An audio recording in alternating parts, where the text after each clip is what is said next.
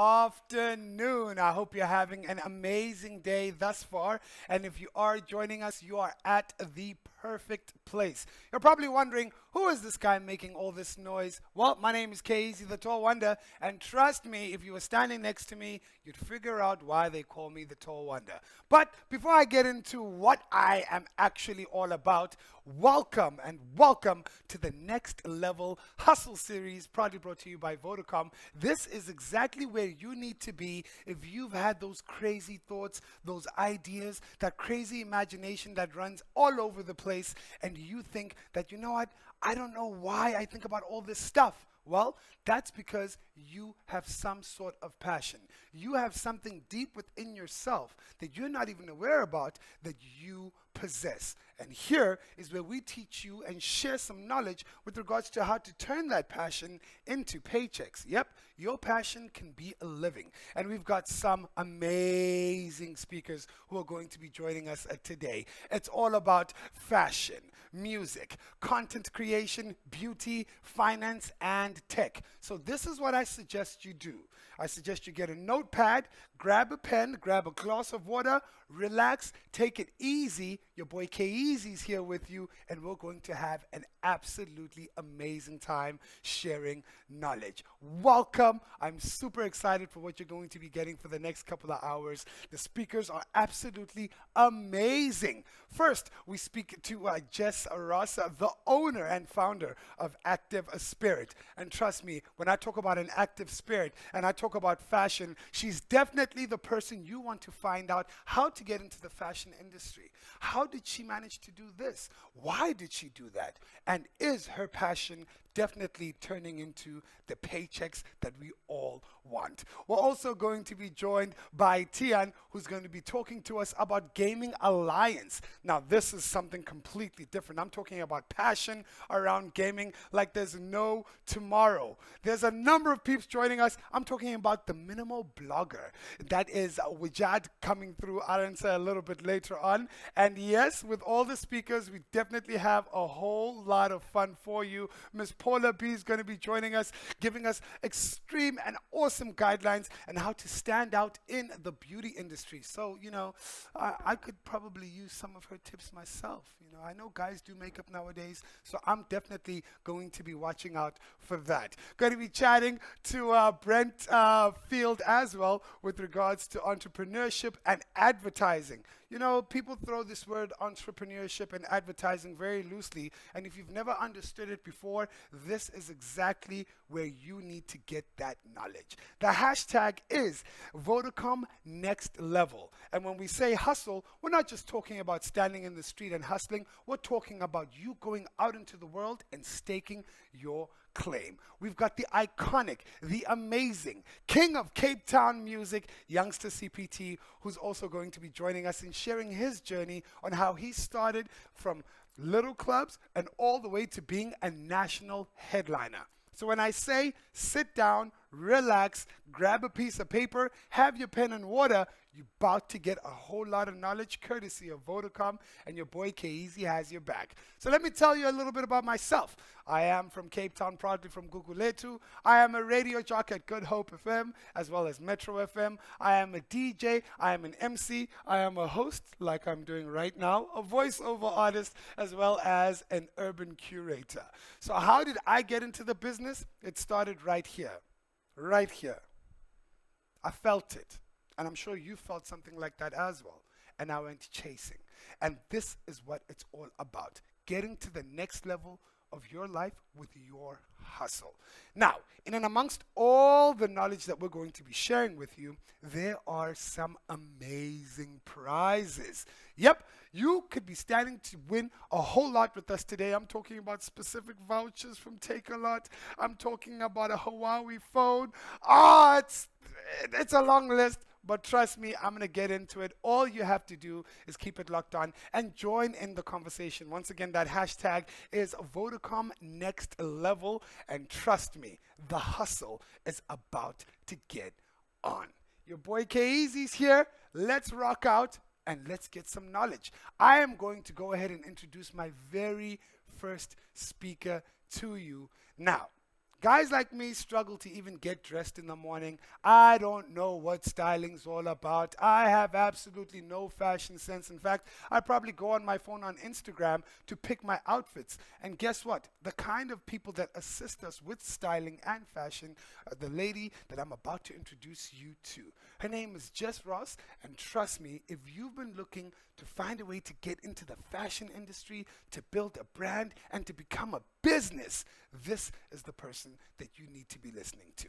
So, in a couple, Jess Ross is joining me right here, live and direct. Now, if you aren't excited already, everybody joining us today stands the chance to win big. Tell us how you're turning your passion into paychecks, and you know what? Getting your hustle on, and you could be walking away with this amazing Huawei Mat Pad, a T8, valued at a 3,000 Rand. All you have to do is tell us your hustle story, and don't forget that hashtag, Vodacom Next Level. And don't worry, there's lots of prizes to be won. All you have to do is ask us a question on Twitter using that hashtag, Vodacom Next Level, and in the comments sections, and you could possibly be walking away with the 500 Rand Take a Lot voucher. Yep, 500 Rand. And if you've been complaining about data, Vodacom would never do something like this and not get you some data in your hand. So there are going to be 100 gigabytes, or not 100, about 10 gigabytes of data coming your way. So if you're trying to save some cash, you want to keep it locked on and join in the conversation. Jess Ross is coming up. And just like that, we have our very first speaker, Jess Ross, the founder and creator of Active Spirit. Jess, look, you look absolutely amazing. Thank you. That goes without saying. I mean, gee, I feel like I'm underdressed now. No. Right? So Just thank you. throw on a little blazer. Absolutely Shoes amazing. everything up. This is what fashion looks like personified in a human being. And you know what? I'm so glad that we've got you here. Now, talk to us about the fashion industry and how you got into the fashion industry. Yes, well, I've always known that I wanted to go into the industry right from an early age. I think around age 15, I was like, no, after school, I want to go study fashion. I even went to my first opening at the college that I went to at age 15. And the principal there, he saw me every year afterwards because I was so eager to go study. And then I finally did. And ironically, my strongest passion was always lingerie. So I couldn't wait to get to second year because that's when we studied it, right? And then, I thoroughly enjoyed it. And then now I'm somehow into swimwear and activewear. We got lost a little bit, but I think I'm now coming back with it. Within South Africa, we don't have the machinery to produce like underwire and the bras and stuff. So I've been trying to find ways and how to get that into South Africa. So, yeah. Absolutely amazing, man. I mean, it's one thing to study. So some people study and then they end up working for other retailers. But you had an idea. Yes. And that was Active Spirit. Yes. How did you come up with that idea? Okay, well, what happened was straight from college, I actually got entered into the AFI fashion competition, and I didn't know what that was about. We had scouts come into our our graduation portfolio entry, and I didn't know that they were even looking. Next thing I know, I got a call and they said, oh no, you're flying out to Joburg for Joburg Fashion Week. I was like, oh, okay, let's do this. I had no idea what I was getting myself into. And next thing I know, my range is on the catwalk with 10 other amazing South African designers, and I ended up being one of the 4 winners. Wow. And with that, I got the prize of, Gavin Raja. Yeah. So I went to go and mentor, or I went to go work with him. And then I got to be in Africa's Fashion Week. And from that point on, I was still a bit lost. I didn't know what I wanted to go into. And I thought, okay, well, let me go work in the industry. So I went to go work for a supplier company where I got into lingerie. So I was very excited to be within that category. And then that department unfortunately got shut down, and they moved me to shoe design. Now, apparel and shoe design are 2 completely different things, and it's not what I studied at all at college. So I thought, okay, I didn't feel like they really valued me as a designer. And while I was working for them, I decided to come up with my own brand.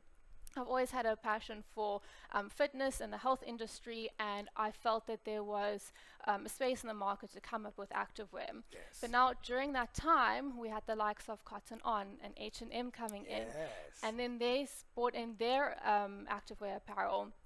They could bring it in at a lower cost because they weren't doing mass production. So being a South African designer, I couldn't compete with their prices.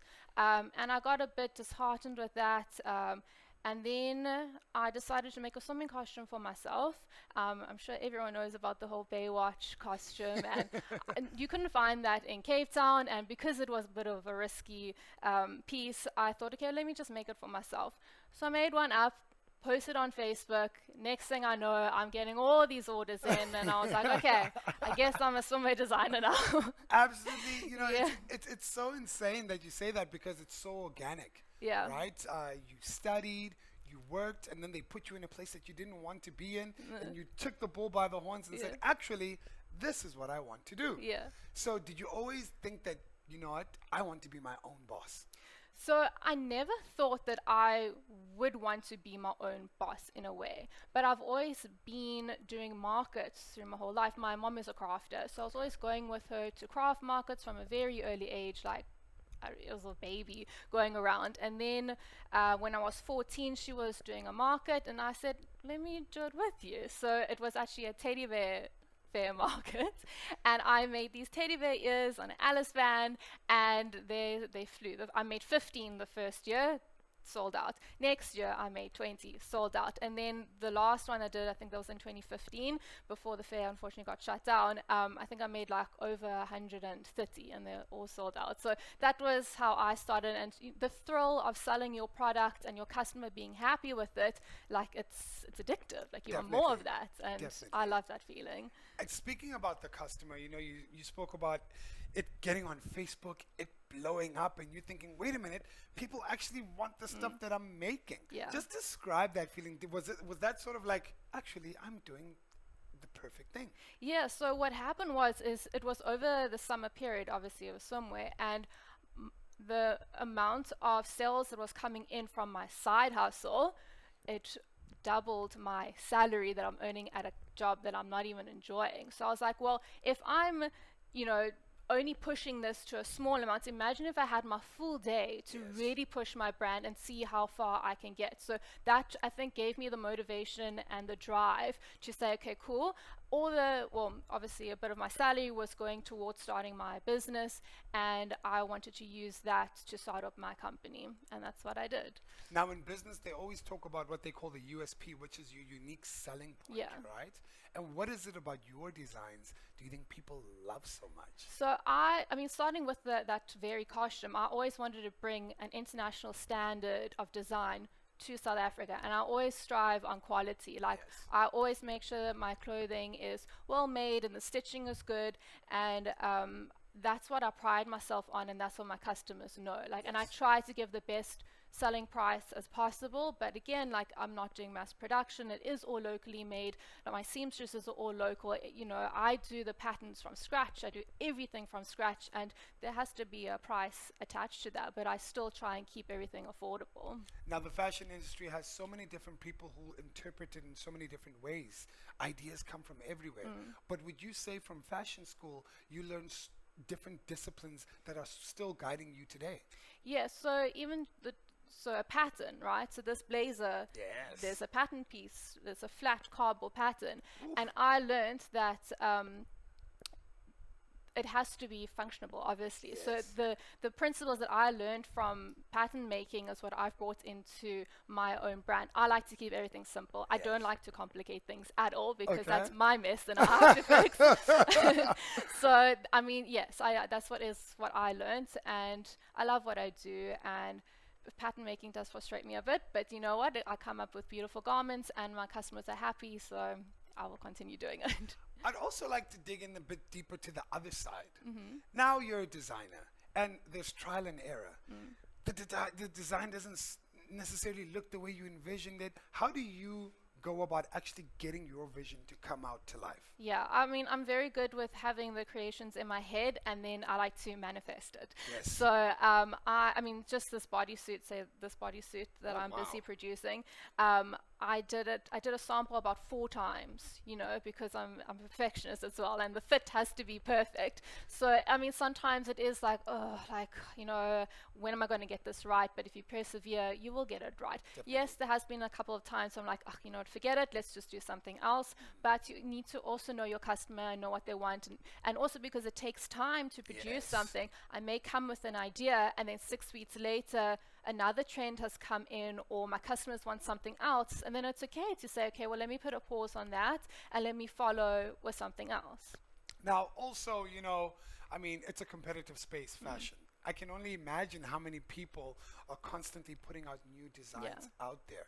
How do you feel about, as being a South African designer and wanting to compete on an international standard? How do you take that in and sort of say, you know what, I can do it too? Yeah. You have to believe in yourself, number one. Yes. And because we also have a lot of smaller brands in South Africa, I've learned not to compare myself to another brand. You have to. I feel there's an abundance for everything, and if you get so fixated on one thing, you're gonna actually like not attract the sales to you. So I try to keep an open mind, and my customers, they know my product, and they know the quality they're getting, and then they refer it to their friends, and then it grows from there. Word of mouth is the most powerful tool. Yes. So yeah, I try not to get stuck in the, oh my gosh, there's someone else doing something similar. And you just have to be positive and believe in your product and just push, push, push, push. They call it tunnel vision, where you're so fixated on what you are doing and you're not necessarily worried about what is happening everywhere else in the world. And that's where you thrive. That's Yeah. what I've noticed where I've thrived. So yeah, you just have to keep on going. And being your own boss, it's tough. It's tough. It's like, no, you think, I mean, I started there and I'm like there, but then I go back, you have to How do you continue. deal with that actually? How do you deal with that? I mean, you have your high tide where people are demanding your product and then it goes quiet. Yeah. What space do you go into when that happens? Yeah, that's where you really have to push hard, and it's tough. I mean, like, yes, I have emotional days as well, but that's also life. And being your own boss, you have the ups and downs continuously, and you just push through because when those highs, they're high, and you love it, and you want to get to that point. So yeah, you just have to carry on going. I know it's easier said than done. And I've had last week, I had an emotional week, but you just have to push through. And yeah, I'm very excited for my new products coming out. And, I made a little post yesterday on Instagram and my customers are excited. So I'm like, okay, cool, I've got this, I want you to talk to me about that exactly. Do you have some sort of philosophy that you live by with regards to, when things are not going all that well? Maybe you might say something, or you might watch something, or you may just read something. Do you have some sort of philosophy you live by? So for me personally, if I feel something's not going right, then I take a step back and I look at myself and I'm like, okay, well, what's going on in my life that I need to maybe just take a step back for me, take some me time off, because I do run the whole show and you can't just work constantly. Definitely. So then I was like, okay, fine, maybe I'll take the weekend off and I'll go away, or I'll go on hikes. And nature is really inspiring. So when I am feeling a bit low, I like to be out in nature, and you never know what you're going to be inspired by. So I just take a step back and I need to do something for myself, or if it's a nice massage or a spa day, you never know what's going to trigger you to get you back onto the horse. Definitely. Now, Jess, I want us to take a moment, all right? Yeah. I want you to get into your imagination for a little bit. Now, I am 18 years old. I'm just finishing high school. I want to get into the fashion industry, and I run into Jess, and you are my teacher. What would you say I should do for me to one day be like you? Yes. So, I mean, if you are able to go study, go find a college to go and learn all the tools. Otherwise, you just need to stay motivated. I mean, Pinterest, go on Pinterest and you find your inspiration. You find mentors that you can look up to and see how, see what you can do with what you have now. And yeah, sorry. I got you. But yeah, I mean, studying is a good tool. It's a crucial one, Yeah. right? And I think a lot of people don't necessarily put a lot of emphasis on studying. Studying is not the prettiest part of the No. game. You're learning and you're making mistakes. Yes. And I mean, you end up like you when you're Yeah, well, consistent. I'm still making mistakes, but at least they're mistakes that they come from like knowledge and experience, you know. Yes, definitely. Yeah. Now, with COVID-19 having hit the world, I mean, it's a global pandemic. A lot of businesses have actually suffered, some have closed. How has that affected your business? Yes. So with COVID, we all know the lovely face mask. um, and my brand was actually one of the first brands to make face masks. So with that, it also came with people like against face masks. I got a bit of backlash, and it was tough. But a friend of mine, she came to me and she said, Jess, like, she's in the medical profession and she didn't want to take away from the doctors and the other medical staff. Yeah. So she's like, Jess, can you make me a fabric face mask? And I trust her opinion. So I said, yeah, sure. Let me make you one. I made one. I posted it on my personal page, and then I started getting great interest. Same with the swimming costume, and then it just kind of blew up from there. And again, being one of the first brands to start it, and Yes. everyone needed a mask, Definitely. word of mouth flew, and then I eventually got it onto the website. And every time Cyril said a speech, like your orders, it was very overwhelming. I actually had to shut down the website for a week just to get on top of Really? everything. Wow. And then another friend of mine, she has very sensitive skin. So she said, Jess, like, what fabric can we use to make a mask that doesn't irritate my skin? So I said, okay, well, let's try and use satin. So obviously I did some research on the fabric and make sure that it was a good choice. I made up a sample for her. She wore it for a week and she's like, Jess, my skin is just so happy at the moment, so I think we have a winner here. And then I put it on the website, and then now they're also one of the hot sellers on the site. So you just have to adapt to the situation. And then with everyone working from home, we wanted to work in comfortable attire. Yes. Then we started making tracksuits. Wow. And you just have to follow what everyone wants. Absolutely amazing. Going with the tide and Yeah. leading from the front. Yeah. And speaking about, the different fabrics and the different garments you've had to make, what is the thought process around creating a garment? What are the steps in designing a garment that you follow? So for me, okay, well, I'm tactile defensive, so Okay. I don't like certain feels of fabric. So Yes. when I'm in the fabric store, like I have a vision in my head on what I'm looking for, and I go run and I run my hands on all the fabrics. So even if I wanted a specific fabric and I didn't like the feel, I won't buy it. Wow. Because I know that maybe it won't be comfortable for my customer. So yeah, that is number one step, is the fabric and the feel. And I'm sorry, can you just repeat the question, because now I've lost it. No. So it's basically your steps in when you actually are designing a garment. Oh yeah. So yeah, I really think of the fabric that is not everyone thinks like that. That's just how my brain works. Is I Okay. see the fabric first, and then I go design around it. Oh, wow. And then I just like things to be comfortable and simple. And again, because I'm creating the patterns myself, I'm not going to overcomplicate them. Do you do everything yourself? Yeah, I do. Start to I finish. should. Yeah, I mean, I have a little bit of trust issues when it comes to patterns. So yeah, I just like to make sure the fit is perfect. I do have a lovely seamstress, and we work hand in hand together.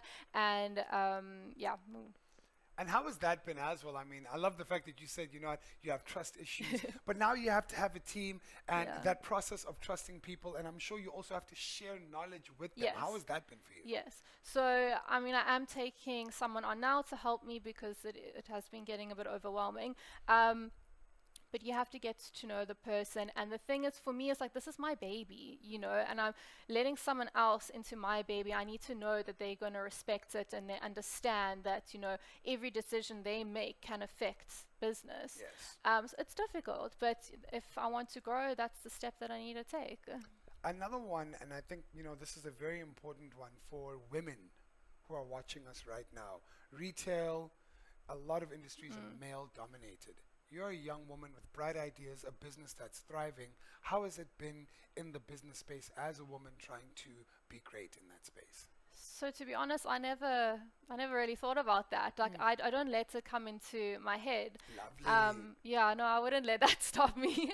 Ooh, I love that, man. You're so direct. You're like, I don't even think about No, that. you I'm can't. focused. I'm going to do my There's own so thing. many other challenges. Why would, yeah, no, I wouldn't put that in my head. Definitely amazing. And I love that because, like we said, that tunnel vision is something that Yeah. you've sort of instilled, and you're like, this is what I'm doing. I don't care what No, anyone you else have has to to see say. your goal and you can't have other distractions come into it. Now, I mean, starting from, swimwear, going into different design facets, how has that experience been for you and what can we expect? Yes, so originally my brand was called Spirit Activewear because I was so much into fitness and I'm a dancer and I wanted to go into activewear. And then I said, okay, but Cotton On came in and H&M came in, and then I went into swimwear.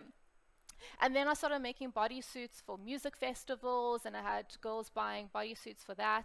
And then I decided, okay, well, activewear, it's a bit of a, I was feeling pressure. People are like, Yes. well, where's your activewear? I'm like, oh, I'm not really making it anymore. So I changed it to Active Spirit. And I also feel that it was unisex. It was a unisex name because now I have some men's swimwear. Oh, wow. Yeah, so that is coming onto the website soon. And I'm seeing where things take me. Like, because of COVID, I've learned that you can't put all your eggs into one basket. So you Okay. have to see where the world is going and what your customer wants. So I'm going to be introducing maybe some dresses, and because I haven't done dresses before. Really? Yeah, so I've only been sticking to bodywear and swimwear and activewear. So yeah, I'm trying out different avenues. I hope you got that point because it's a very important one right there. She said you have to see where the world is going and you have to adapt. Yes, that's how you survive. I think that's how any business can survive. You have to adapt to what is going on around you. All right. And now to the young designers out there who want to do this, who are now inspired, what message do you have for them?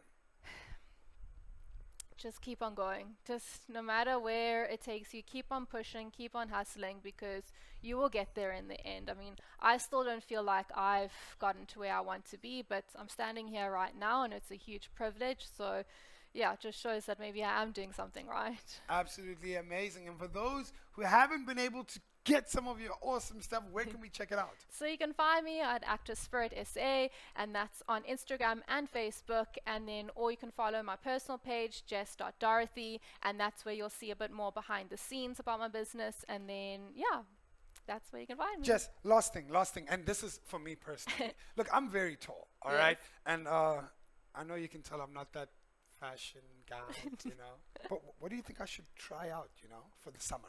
For the summer, we actually went walking through one of the other shops last weekend, and I saw some really cool florals and bright colors. I was like a bit like shocked at first because I don't wear much color, but I think it's quite fun, with some palm trees and Some palm trees. some palm You want to put a palm tree and on my some body? florals. Yeah. So wait, hold on. Do you have a specific design like motto where you're like, if it's simple, it's cool? So Or- I just always go with simplicity is key. Okay. Simplicity is key. I actually wanted to name my business that, Simplicity, but then I found some other brands. So yeah, just keep it simple. Jess Ross, listen, amazing work. We really appreciate you taking some time to actually chat with us. I'm sure there's a whole lot of people right now who gained a whole lot of knowledge, and we can't wait to see what else you have in Yes. store for us, and keep fighting the good fight and keep taking your hustle to the next level. Thank you. Thank you so much for having me. Absolutely amazing stuff, man. Jess Ross, show us some love. Definitely someone you should watch out for. She shared so much knowledge with us, and we really, really appreciate it. Thank Awesome. you for joining us Thank today. you. Awesome stuff. Check this out. We're going to be coming back yet again with another speaker, and we've got some amazing prizes. I'm going to go ahead and share them with you shortly. You just got to keep it locked on. And if you finish your glass of water already, make sure you go grab another glass of water. You're going to be able to have a moment to take a little bit of a break. I still got Brent coming. I've got Wijan coming. I've got Youngster CPT coming. Miss Paula B. It's going to be absolutely insane. And we've got something for the watchers, the scrollers, and the likers, the doers and creators. Vodacom's next level of social tickets lets you hashtag stay connected, turn your ideas into actions, passions into paychecks, and take your hustle to the next level. Stay in touch where it matters the most with epic data deals. Vodacom's next level social tickets lets you stay connected with your favorite social apps like Facebook Messenger, Twitter, Instagram, and now even TikTok. So dial star 128 hash and buy now on my Vodacom app. Stay tuned and stay connected to the best in the biz, as we've got a whole lot more coming your way to take your hustle to the next level. Purchase a 1 gigabyte daily bundle now only for 19 Rand. Simply dial star 128 hash and buy now on the My Vodacom app. The future is exciting. Really? Vodacom. Definitely. Don't forget, we've got some epic prizes coming your way as well today with some amazing giveaways. Tell us how you are turning your passion into paychecks, and one young hustler will get their hands on a Huawei MatPad T8 valued at 3,000 Rand. Tell us your hustle story and hashtag Vodacom Next Level, hashtag Next Level Hustle Story for your chance to win. We've also got some Take-A-Lot vouchers and 10 gigabytes of data vouchers up for grabs. So keep the questions coming. Use the Zoom comments section or tweet using hashtag Vodacom Next Level. We'll be back shortly.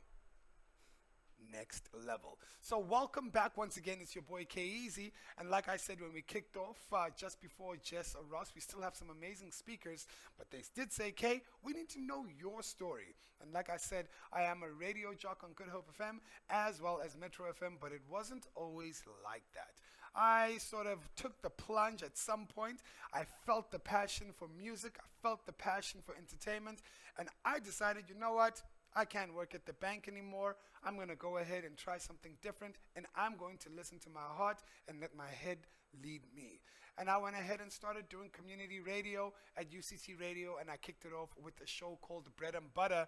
And the objective of the show was simply to take hip-hop music and put it on the map here in Cape Town.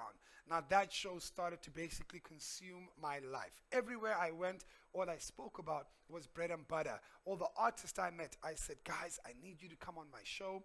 And it started to gain so much momentum, it was actually awarded the highest listenership at UCT Radio at some point. And that's when I figured out that entertainment, without a doubt, is definitely my passion. For some odd reason, which is crazy enough, whenever I'd speak, people would listen. And I thought, wait a minute, there's radio, there's television, and that's how I also got into TV. I was a finalist for the MTV-based VJ search for 2 years, as well as a finalist for the presenter search on 3 for 1 year. And this is the crazy part. In all the competitions I've done, being the Good Hope FM Campus DJ search, being the MTV-based VJ search, the presenter search on 3, I didn't win a single one. So I'm probably a really good winning loser, if that makes any sense. But I lost in order for me to learn how I could win. From UCT Radio, I made my way into commercial radio on Good Hope FM. They eventually gave me a slot, and I started out on a Saturday night between 1 and 6 in the morning. So when you were at the club having a great time, I was on radio talking to my petrol attendants, talking to my cab drivers, talking to my nurses, and that's where I really learned the philosophy around radio. That's where I learned the tricks around broadcasting, by doing the work when everyone else was not necessarily working. From that 1 to 6 slot, I moved on to a 4 to 6 slot every single Monday to Friday in the morning. So yes, I would be probably up at 3:30 to get ready for radio. And once again, I was talking to my nurses, my petrol attendants, and anyone else who's an early riser who was getting ready for work. That's where I started to believe in the idea of doing the work, like I said, when no one else is necessarily paying attention. It always amazes me how the most important times in any hustle are the times when no one else can see you. We like to believe that I'm hustling hard when I get some sort of validation from the world. But really, the real skill and the real disciplines around any hustle or when no one is looking at you and you are working on yourself because you believe in yourself. From that 4 to 6 o'clock slot, I moved on and I was able to do the chart show for Good Hope FM, and that became the biggest chart show in the Western Cape. And the disciplines I had learned from the graveyard shifts that I'd done, I took those right into that chart show, and then things just started to work out completely differently. As well as doing radio, I started to dabble a little bit in TV presenting, and for some crazy reason, SABC3 was like, this is our guy, and I ended up doing a 13-episode series called Winner Home, the second season of that show, and guess what? We had 3 million South Africans watching us every single day. Now, I just got a question that came through. How did I get into the radio industry? The first thing I did was I went to UCT Radio and I actually took notes down about every single show that they already had. Why did I do that? Because it's one thing to go towards any organization, any radio station, and simply say, I am a radio jock. But I wanted to offer something different, right? So I went to the radio station, I took note of every single show that they had, and I noticed that they did not have a hip-hop show. So I said, you know what, guys? I can be your hip-hop guy. Let me do a show once a week. And like I said, that show blew up, and it was actually in such high demand that they asked me to do it twice a week. And then the momentum started growing. Now, like I said, I was at Good Hope, started dabbling in television as well, and my real aspirations were to go from regional radio to nationwide.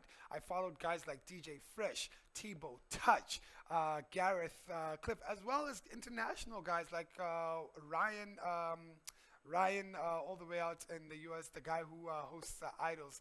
And I mean, having different blueprints really helps you understand the industry that you are stepping into. When you take somebody and you're like, okay, how did they do that and how can I do it in my small scale so that I could potentially grow? There's a great saying that everything's been done under the sun. All we can do is do it better. And that's one of the philosophies that I live by. Also, a saying that I carry every single day, and if you've had an opportunity to tune into any of my radio shows, is simply that greatness is something you practice every single day. So go out there and be great. And the reason I believe in that is because you have to channel greatness in yourself every single day for you to be able to achieve the ultimate goal. Your daily habits are the things that add to the bigger picture. So if you don't have healthy daily habits, they end up actually hindering your future because of the small things that you're not doing right now. And I'll give you a crazy example. I mean, this is absolutely insane, but I've done it myself, and it was for me to teach myself discipline, and I want you to try it while you're at home. For the next 14 days, just try it. You can tweet me and let me know if I'm crazy, right? Make sure if you leave your house with your bed not made, you have to go back home and make your bed. Just try that. Try that simple discipline. And discipline is simply about committing to something and seeing it through without a doubt.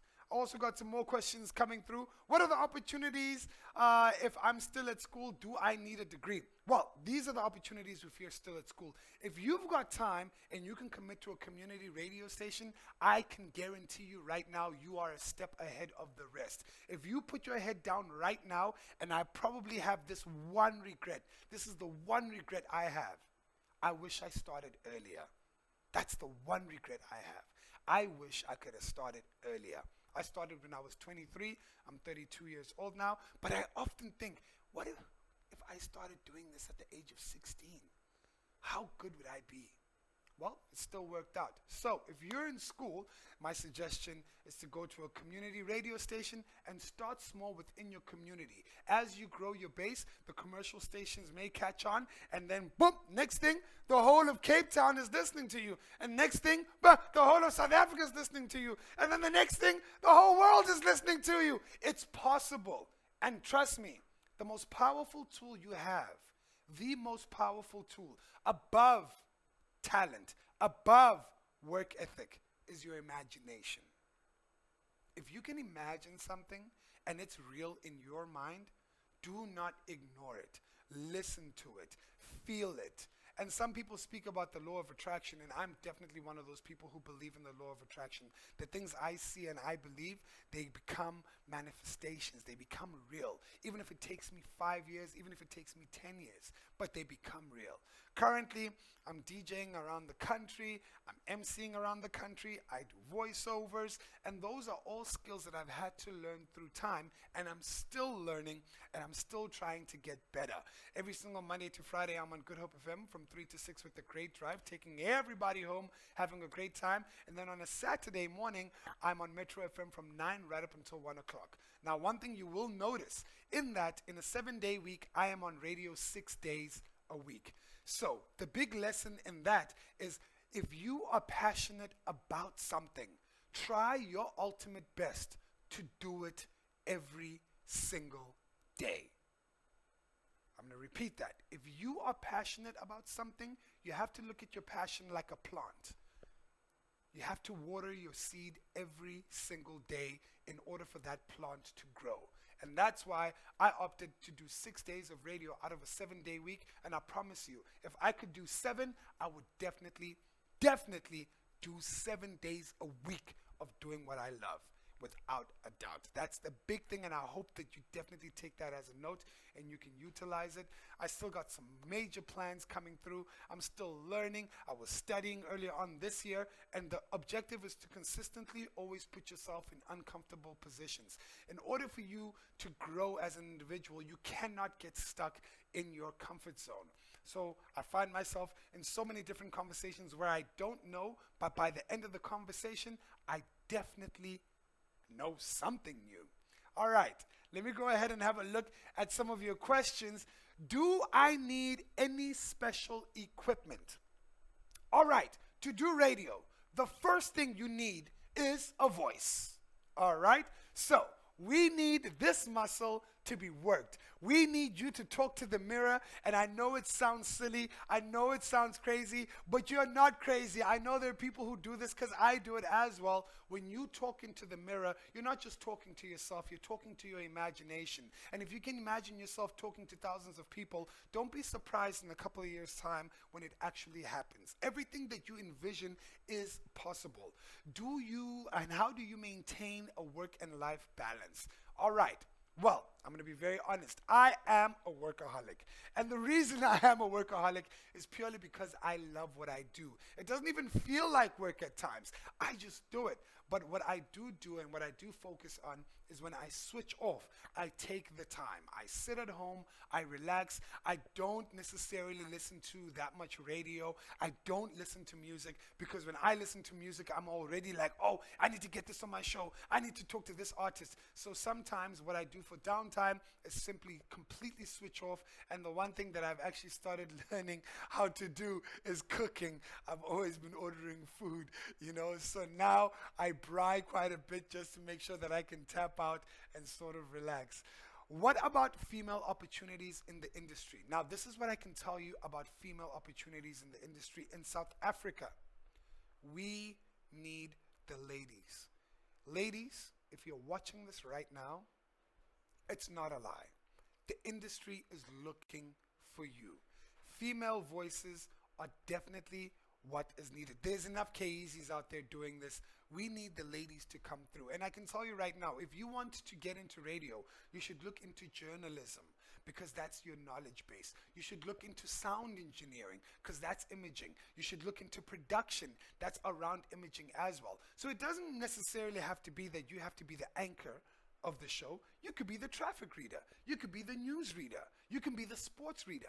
There's so many different facets to radio. You could be the producer for a show. So how good are you with current affairs? How well do you know your music? Those are all different roles that actually create radio shows. So I hope that the ladies who are watching this, that you do believe that, you know what, I could be the next big thing, because definitely, without a doubt, I'm ready to move along if you are ready to take the seat. All right. You can check out my socials for any more information. I love hearing from you guys. It's simply at KYEEZI. Or once again, you can always tune into my radio shows on Good Hope FM from Monday to Friday between 3 and 6, and on Metro FM on a Saturday from 9 o'clock right up until 1 o'clock. But enough about me. We're going to be having some more guest speakers coming through and educating you guys. I want you guys to grab some water. I want you to have that notepad. I want you to have your pen. And I want you to sit back, relax. Your boy Kyeezi is going to be with you. Peace. All right, welcome back. Stay tuned and hashtag stay connected to the best in the biz. We've got a whole lot more coming. Take your hustle to the next level. Purchase a 1 gigabyte daily bundle now only for 19 Rand. Dial star 128 hash and buy now on the My Vodacom app. And we keep it moving. I hope that you're learning quite a bit and you're enjoying this. And yes, keep the comments coming through. Don't forget that official hashtag. Hashtag Vodacom next level. Hashtag next level my hustle story, and you could be winning with us today. Absolutely amazing. I hope you're learning a lot, and I hope you're getting geared up for the weekend. And this is something that's very different. Now, I know you always tell your kids, don't play too many video games, don't be looking at the screen for so long, but guess what? There is a passion and a hustle around gaming.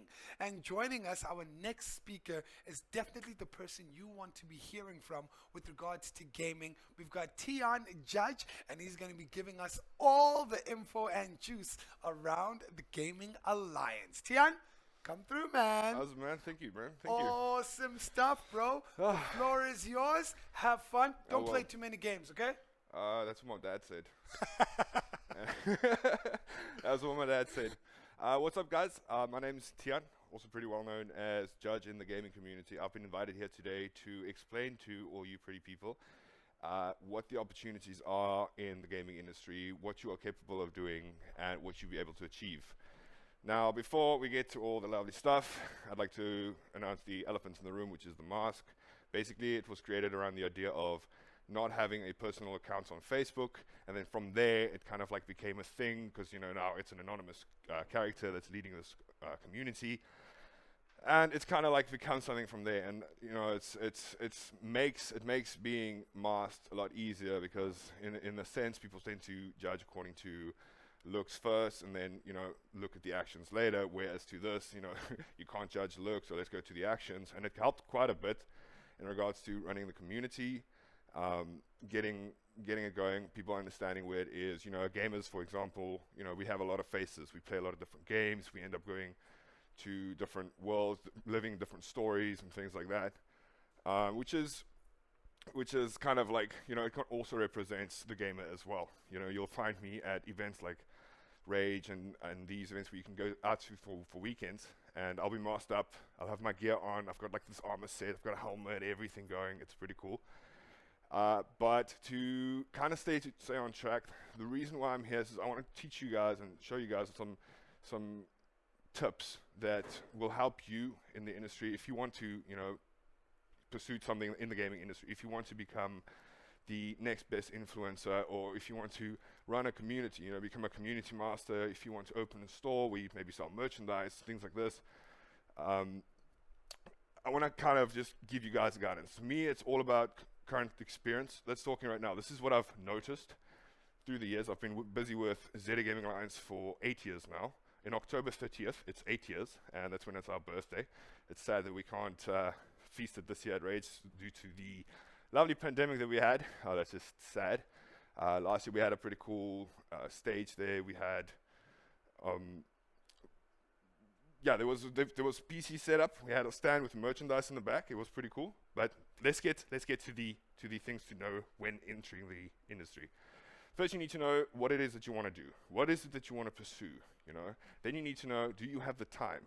Because this is not something that you can. It's not going to happen overnight. I can promise you that now. The average lifespan of a streamer to actually become something pretty good, and I'm pretty sure that there are some streamers out there, some local guys, great guys, that will agree with me, is you need to work for a good 3 to 4 years before actually, it's starting to show. So when getting into streaming, and moms and dads, if you're watching, if your kid says he wants to stream, let him, but obviously make sure that he still keeps his day job, because I wouldn't quit on that. So basically, when it comes to streaming, for example, I'm gonna keep falling back to streaming. You need to put in the efforts, you need to put in the time, and by efforts it means you got your decent overlays that you are running, you got some form of place where you can get money in. So whether it be PayPal, bits, anything like that. Recently, I started back streaming again. Not going to drop the tag, don't worry about it. So there's this thing where you can actually connect a app which runs through Twitch, and then you play the game called 7 Days to Die. And what would happen is you'd allow the user that's watching you to be able to use biddies. Now, biddies at the end of the day is basically coin, money that they convert into being able to spawn zombies. So you'd be like running around chopping wood, and the next second this guy decides, I'm just going to throw 300 rands worth of biddies your way, and before you know it, you are in trouble. So yeah, there's a lot of ways that you can do this, but like I said, you need to know that you have the passion behind it and the time. There's a lot of times where people would say they want to do something, and then 3 months down the line, it kind of becomes, like it disappears. It disappears, which is why where I grew up with ZA Gaming Alliance, I kind of like evolved with it. I grew with it. I learned from it. I realized that a lot of people will come for opportunity to me. They'll ask me, listen, I've got this and this. I just started this online selling company. I've got now PC parts, the whole shebang. I've got it all. And then I'm like, okay, cool. Can I see a website? But, the website's not ready yet, things like that. And these are the kind of things that tells me as a community master, just, okay, cool. Like, I'm glad that you want to do that. I'm glad that you want to, achieve something, but I need to see that you guys have actually done something. You've grown your own community. You've gone through the efforts of actually, pushing your passion. And this is something that I'm very, serious about when it comes to helping brands, helping people that want to become something. I don't have a problem if you have already established your community. For me, and let's say for example, I am the brand. For me, and I see that you have done that. I see that you've got your following. I see that you've, gone through the effort, and your way to communicate with the community. It's engaging. People get involved. People want to know more. Which is great. Sorry, I tend to mingle things around. So when approaching the brand, you kind of want to already have an established community, established business, and things like that. So you don't look like you just came out of the woodwork. Like, here I am. I've got this, and then you just get battered, because at the end of the day, trust me, I've been battered multiple times. But every time I think, okay, cool. They don't like it. Why don't they like it? Then I think, okay, cool. Is my community engaging enough? Yes.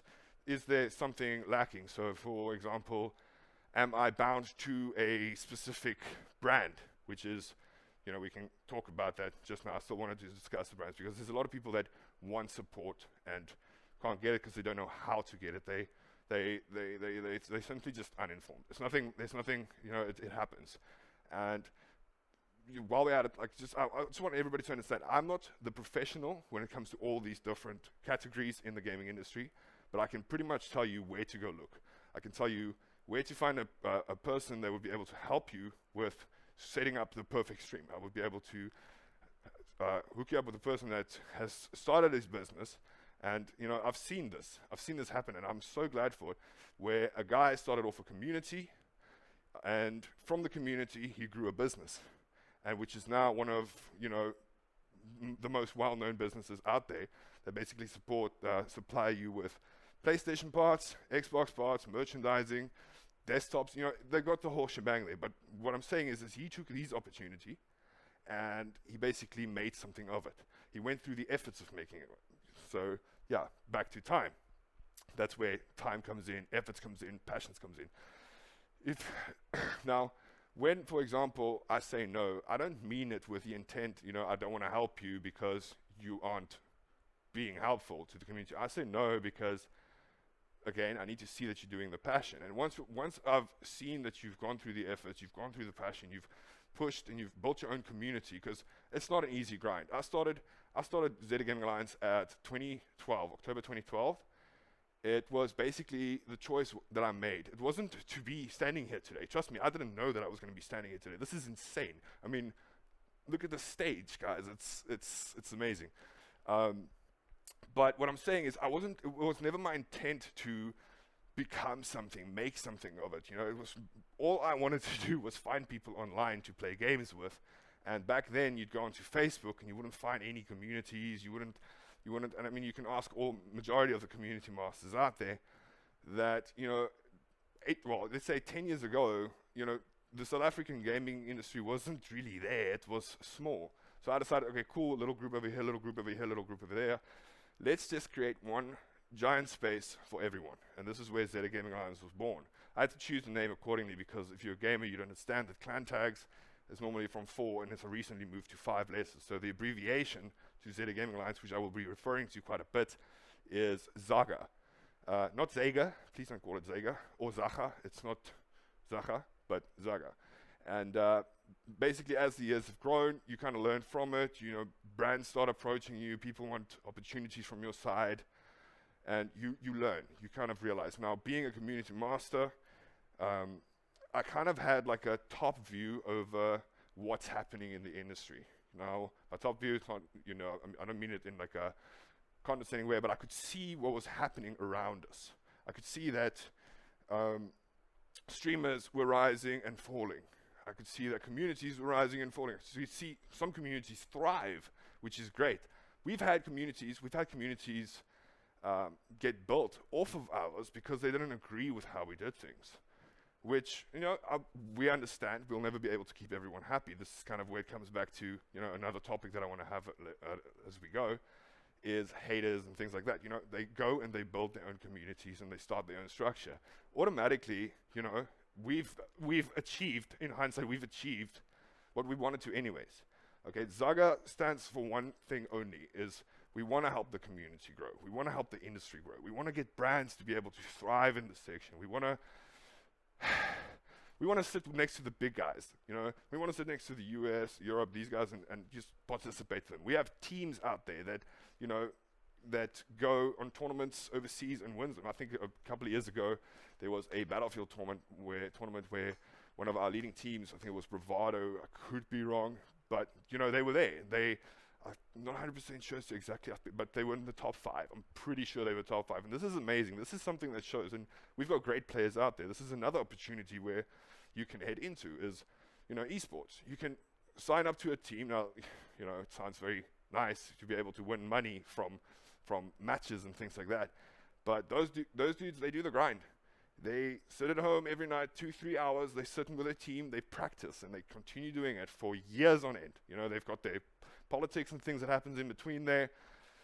It's never easy. Whatever you think of the gaming industry, like how can I make a quick buck, it's not going to work. If that is your case, if that is what you want to do, make a quick buck out of the gaming industry, I would say that maybe you should reconsider, your options, because gaming isn't something that you can just like, ooh, I'm going to take that and sell that at that X amount of price. It's not going to work. It's not going to work. So you need to actually have the efforts and things in between this. Let's just discuss something like approaching brands. Now, I deal a lot with it. Actually, earlier, I got a call from another company that's interested. They're going to actually send me a chair. I was like, okay, cool. That's nice. What now? Basically, they're just going to send me a very nice chair. I'm looking forward to that. But these are the things that kind of come with it, As an opening to my first brand, I was actually in a meeting with them. And while we were talking, they saw a post from me where I shared my gaming chair, which was, those green garden chairs, those normal ones that you sit on, plus 20% to all stats vibes. And they were like, while we're in the meeting, he says to me, listen, is that your chair? I was like, yeah, it's my seat. He's like, okay, cool, we're not going to be doing business with you. We would just, don't worry, we're going to send you something on Monday. Comes Wednesday, and this big box appears in front of my door. I was like, okay, what's this? Open it up, boom, gaming chair. Very nice. I call it my throne. Sit on it, comfortable, love it. But yeah, these are just some of the things that you can gain from it. If you've eventually build up your community, build up your reputation. You've got the influence that you're running, and you'd be able to actually, start approaching bigger brands because you're starting to get things in from it. And this is when I realized, Zeta Gaming Alliance is becoming something. This is more than just a community now. It's become a community of opportunities, and people can actually gain from this. So let's jump to where you start dealing with brands and things. These things aren't easy. Expect a lot of no's. Expect more no's than yeses. Put it that way. Because brands look for specific things. They look for data. They look at your engagements. They look at, how passionate you are about things. Passion is a big deal in the gaming industry, ladies and gentlemen, especially in South Africa, because you got so many people wasting people's times with, okay, cool, I'm going to do this, and then let's say, for example, Zaga has to now send people there. They send them there, and then 2 months down the line, nothing comes of it. Now he's not only wasted his time, he's wasted everybody else's time that was willing to be there and help him. So these are the kind of things that we would need to try and wear out. If you feel that you don't have the time to do it, rather think of something else. You've got a mind of your own, so you'd be able to get to a passion that you think is suitable for you. Okay, and these are the things. So now, let's say, for example, brands approach you. You tell them, okay, cool, and please, I'll ask you guys nicely. Don't be the guy that sends a four-line email with just a, hi, got 60 followers, YouTube video, please sponsor, latest GPU. They are going to look at the email, they're going to close it, and they're going to move on. That is not how you approach a brand. You approach a brand with enough information. You want to be able to convince them that your brand is going to be able to give them the ROI, which is ROI is abbreviation for return of investment. And they would need to know that, okay, cool, their brand is safe in your hands. So now some brands are obviously more strict than others. Some would deal with family-friendly stuff. Others is more okay with the more mature content where people in streams would swear and things like that. It's not too hardcore, but so this is basically how you would start even approaching. This is not if you get to the point where you can now approach brands and you've got your community and you've got your established system. So then, okay, cool, I'm the brand, I'm happy with what I see. I go look at you, I say, okay, cool, what do you have to offer? What do you need help with? You respond, you say, okay, cool, I can push you out on all my feeds. This is my Twitter account, this is how much followers I have, this is Instagram followers, Facebook followers, and you push all this information out. It's important that you give them as much information, as much data as they can. And then you come to a conclusion. Okay, cool, now a brand says, okay, cool, I'm happy with this. What do you need from us? Now, you can decide to either keep the thing for yourself, or it depends on the agreement and how it went. But you can actually head to the brand and tell them, listen, okay, cool, I want to rather do a giveaway and then, get more people on your channel, because it's kind of like a sacrifice. It's nice to have a graphics card, don't get me wrong. It's to get free stuff. But you can utilize that said free stuff. Well, free stuff, technically you still have to work for it, but it's free stuff because there's two transactions that happen when it comes to dealing with brands. It's a financial transaction, which means the money that you get for doing the activation, and then there is the product transaction, which is the product that you would get to utilize according to however you agree with the brands. Then, once you've finally got to the agreement, you finally reach the point where you have the product in your hand. This is where you need to go beyond what you said in the contract. Don't just give them just that. Give them more. Give them something that someone else doesn't maybe have. Like COD. Somebody approached me with a video, a game code for the new Call of Duty Cold War that came out, and we were thinking, how are we going to get them? People said, okay, cool, they can tell us the best story and things like that. These are all engagement posts. These are posts that the brands want to see. They want to see that the people are talking about their brands, what is happening with the brands. And eventually, once you've got everything, like I said, overboost, oversell, so that the brands are happy, so that they can keep coming back. Also, don't call it sponsorship. Don't ask for sponsorship. Look for partners. Look for people that you can carry with you along the way, because a sponsor, here's a bottle. go sell it, or go give it away, and then he disappears. Don't see him again. However, where a partner kind of sticks with you, he grows with you, he helps you grow. Now, this is the one thing about South African brands is they want to help the community, they want to get involved, they want to see that the people have done the efforts of actually getting in there. Sorry, there's just a couple of questions here that I need to... becoming a viable career. Now, this is a little difficult because you can, like I said, become an influencer. How to become a viable career is you can become an influencer, get an enormous amount of brands on board that would be able to secure you in your growth. They would be able to pay for normal things like food and, you know, living space and things like that, where you would you know, just cover yourself in every sense of the word, because I keep saying, don't quit your day job. Don't quit I've got a job. I run a community of 32,000 gamers.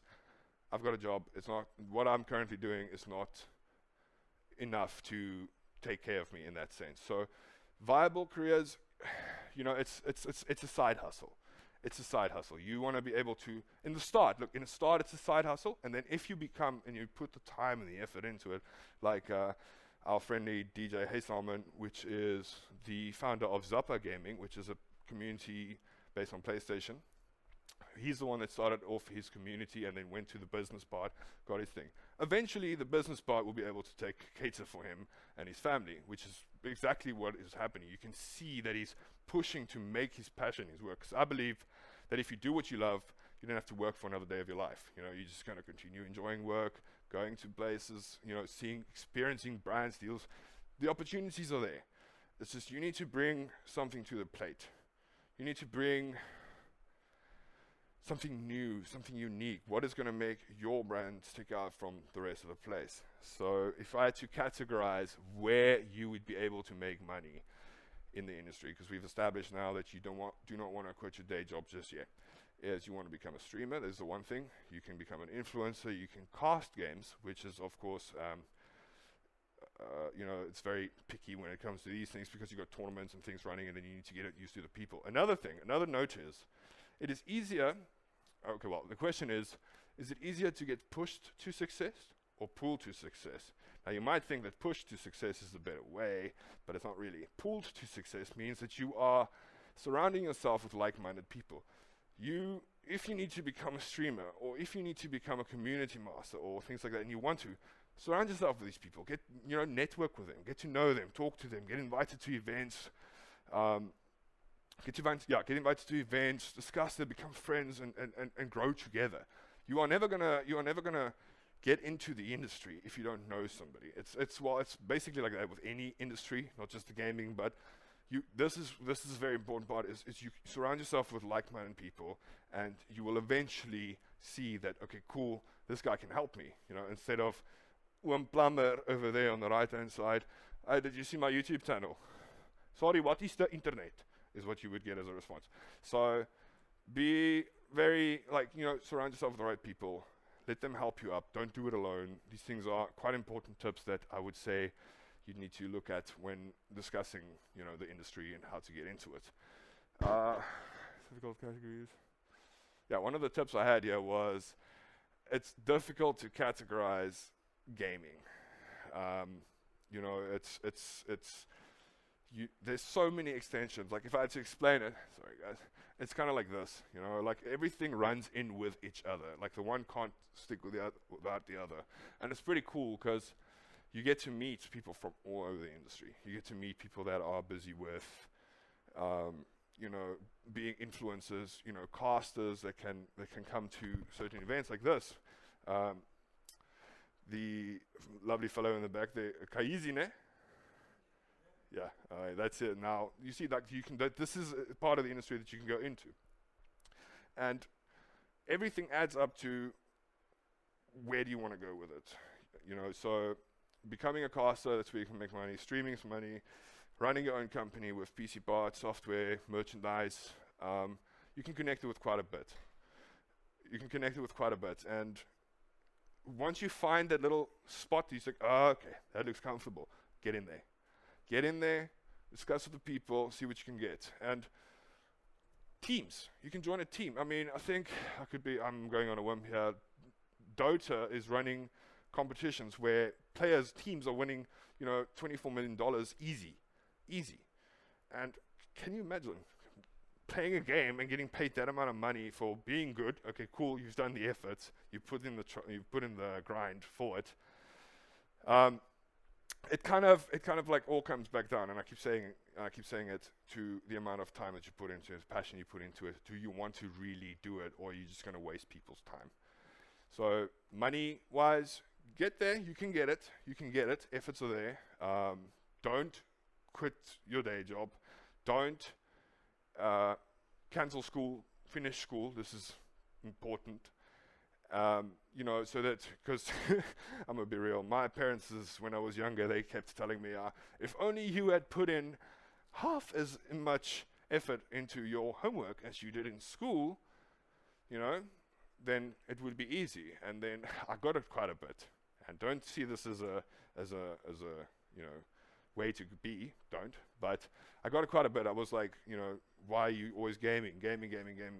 Only to find out later. And now my parents are like, okay, cool, we were wrong. Look what we have now. You've got one of South Africa's largest gaming communities that are growing. And these are things that I feel that, could inspire people. It's you would not expect something to become of it until it actually becomes something of it. So if you have a passion for gaming, own it. Own every second of it, because you can legit make yourself something. There's so many icons. Mr. Grant Hines, for example, amazing guy. He's one of South Africa's biggest Twitch streamers. If you need any information regarding to that, I would suggest going to him. He's a helping guy, salt of the earth, best person, one of the best, to go and find things like that. If you want to grow a business, I'd say go to, for example, Zoppa Gaming, and I'm pretty sure he'll be able to help you guys out with it. So these are all things that you need to kind of look out for, tricks and stuff. Then there's also the more darker side of the gaming industry. So by this we mean, some of the haters. Haters are lovely, because once I believe that once you have haters, that's kind of when okay, cool, I've made my mark. People don't agree with how you do things. Okay, cool, show me how you do it, and then they'd probably show you an empty page of nothing, no efforts. So these are some things that you need to prepare for, is the haters, if you are going to, because a lot of people won't be able to take it. And it does weigh on a person's shoulders. But if you can handle it, if you can walk through it, if you can use that hate, turn it around into fuel, and then basically, fuel your passion with that hate, you're going to become something. I'm going to tell you guys a little story about my first activation that I went to. Well, activation, let's call it more a my very first. Now keep in mind, I was a small fry. Zeta Gaming Alliance was at 2,500 members back then. And I got invited to the Asus Aura reveal, which is, before it actually revealed, they were just introducing it to sellers and people. And she told me, okay, come on over and see what it's like. So I was like, okay, cool, get there, and there's big heads everywhere around me. It's intimidating. You just like, you feel like, okay, he's a attacker. And I remember while we were talking, watching this whole thing, this one chickie came over to me. I would love to name you right now, but anyways, she came over to me and she asked me, what is it that you want to achieve with ZD Gaming Alliance?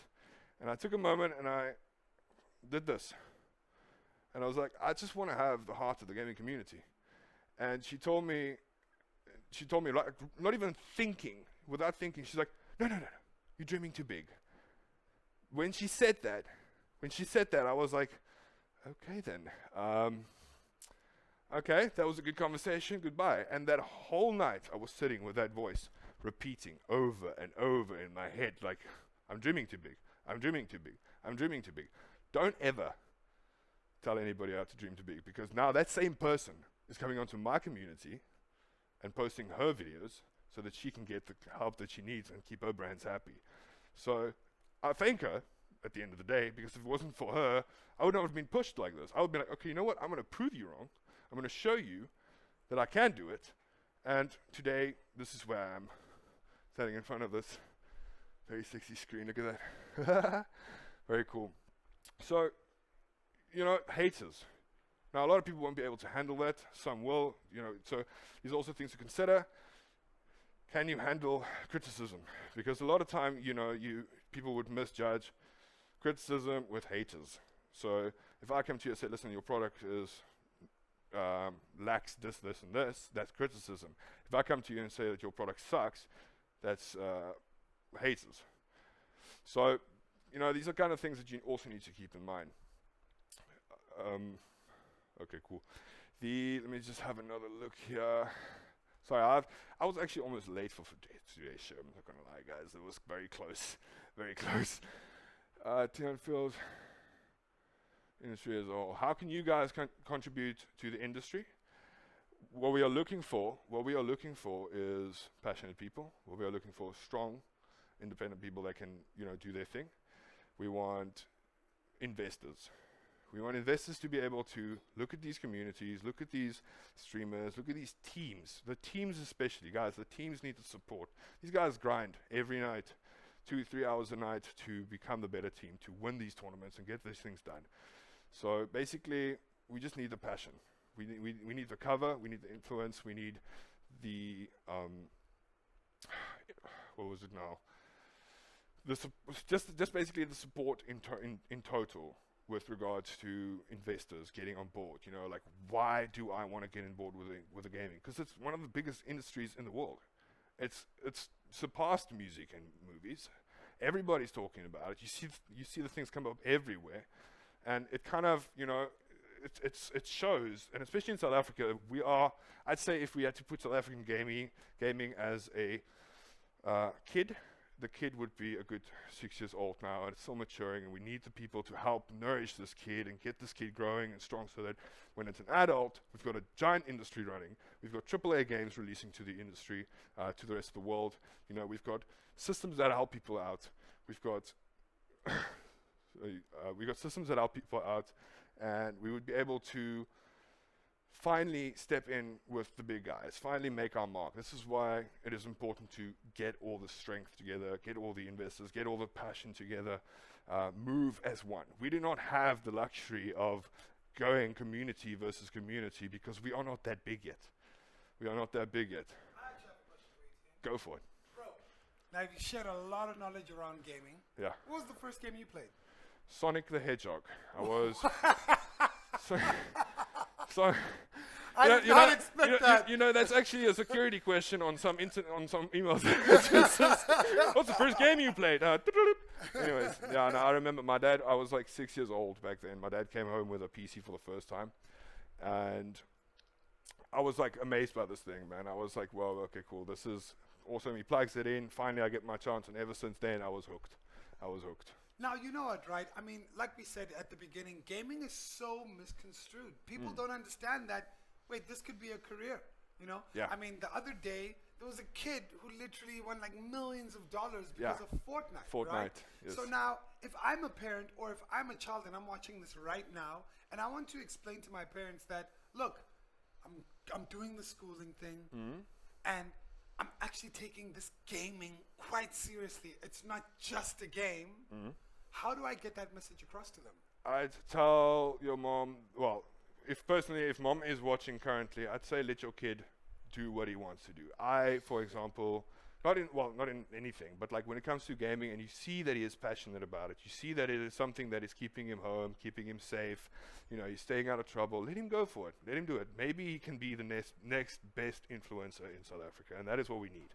That's crazy, man. I'm quite a gamer myself. Oh, yeah? All right, but I play 2K. As you can tell, I'm quite tall. Yeah, Basketball. you are. I am tall, and this guy is like right next to me, and I was like, whoa. But you know what? This is what it feels like. I've never actually joined a gaming network. I didn't know about gaming networks in Cape Town. How do I find gaming networks? Socials, Facebook, I'd say it would be the best place to find them.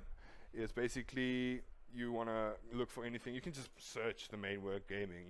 And you'll find, suggested pop-ups that'll show you I mean, Facebook even recently got a gaming tab where you can click and then everything gaming related appears there. So these are all things that shows the industry is there. We just need the support. But yeah, Facebook, socials, definitely go there.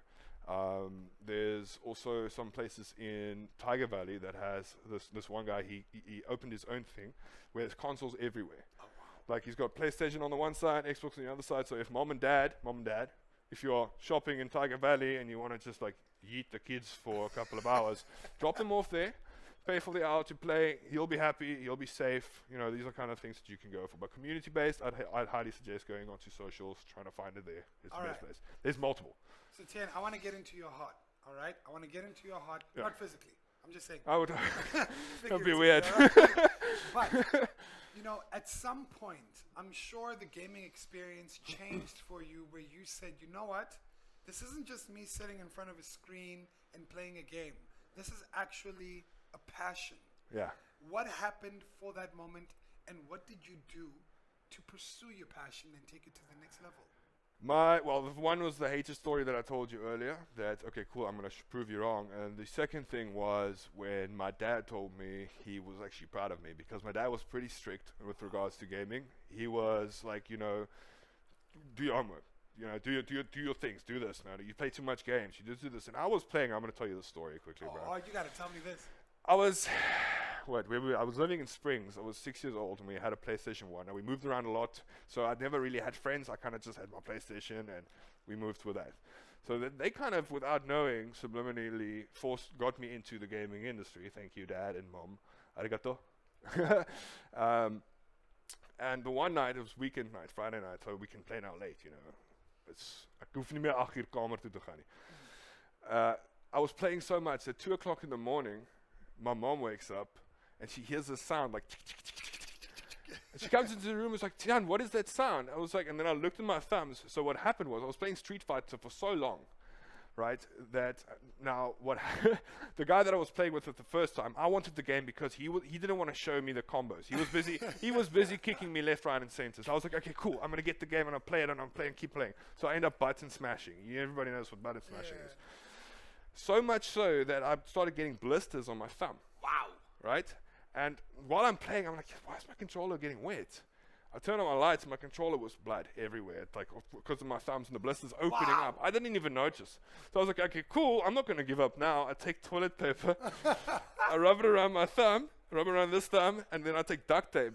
And I just tape that shit. I was like, and that was what was making the sound. That's insane. So, bro. yeah. So this guy literally was bleeding, and then he discovered, maybe I love gaming. Maybe I do. Quite a bit. Maybe I've got a problem. And you know what? One game that's definitely has been in the air for so many years is Fortnite. Yeah. But I want to find out, Cape Town, Fortnite. What, where, how? ACGL. ACGL is a organization that's basically running esports in Cape Town. They are quite active. I would highly suggest checking them out. They've even got their own sites. You would be able to join teams, you know, put yourself up there. You know, people will be like, okay, cool, here's a Fortnite player, let's get him in. But they run the Fortnite things. That's Cape Town.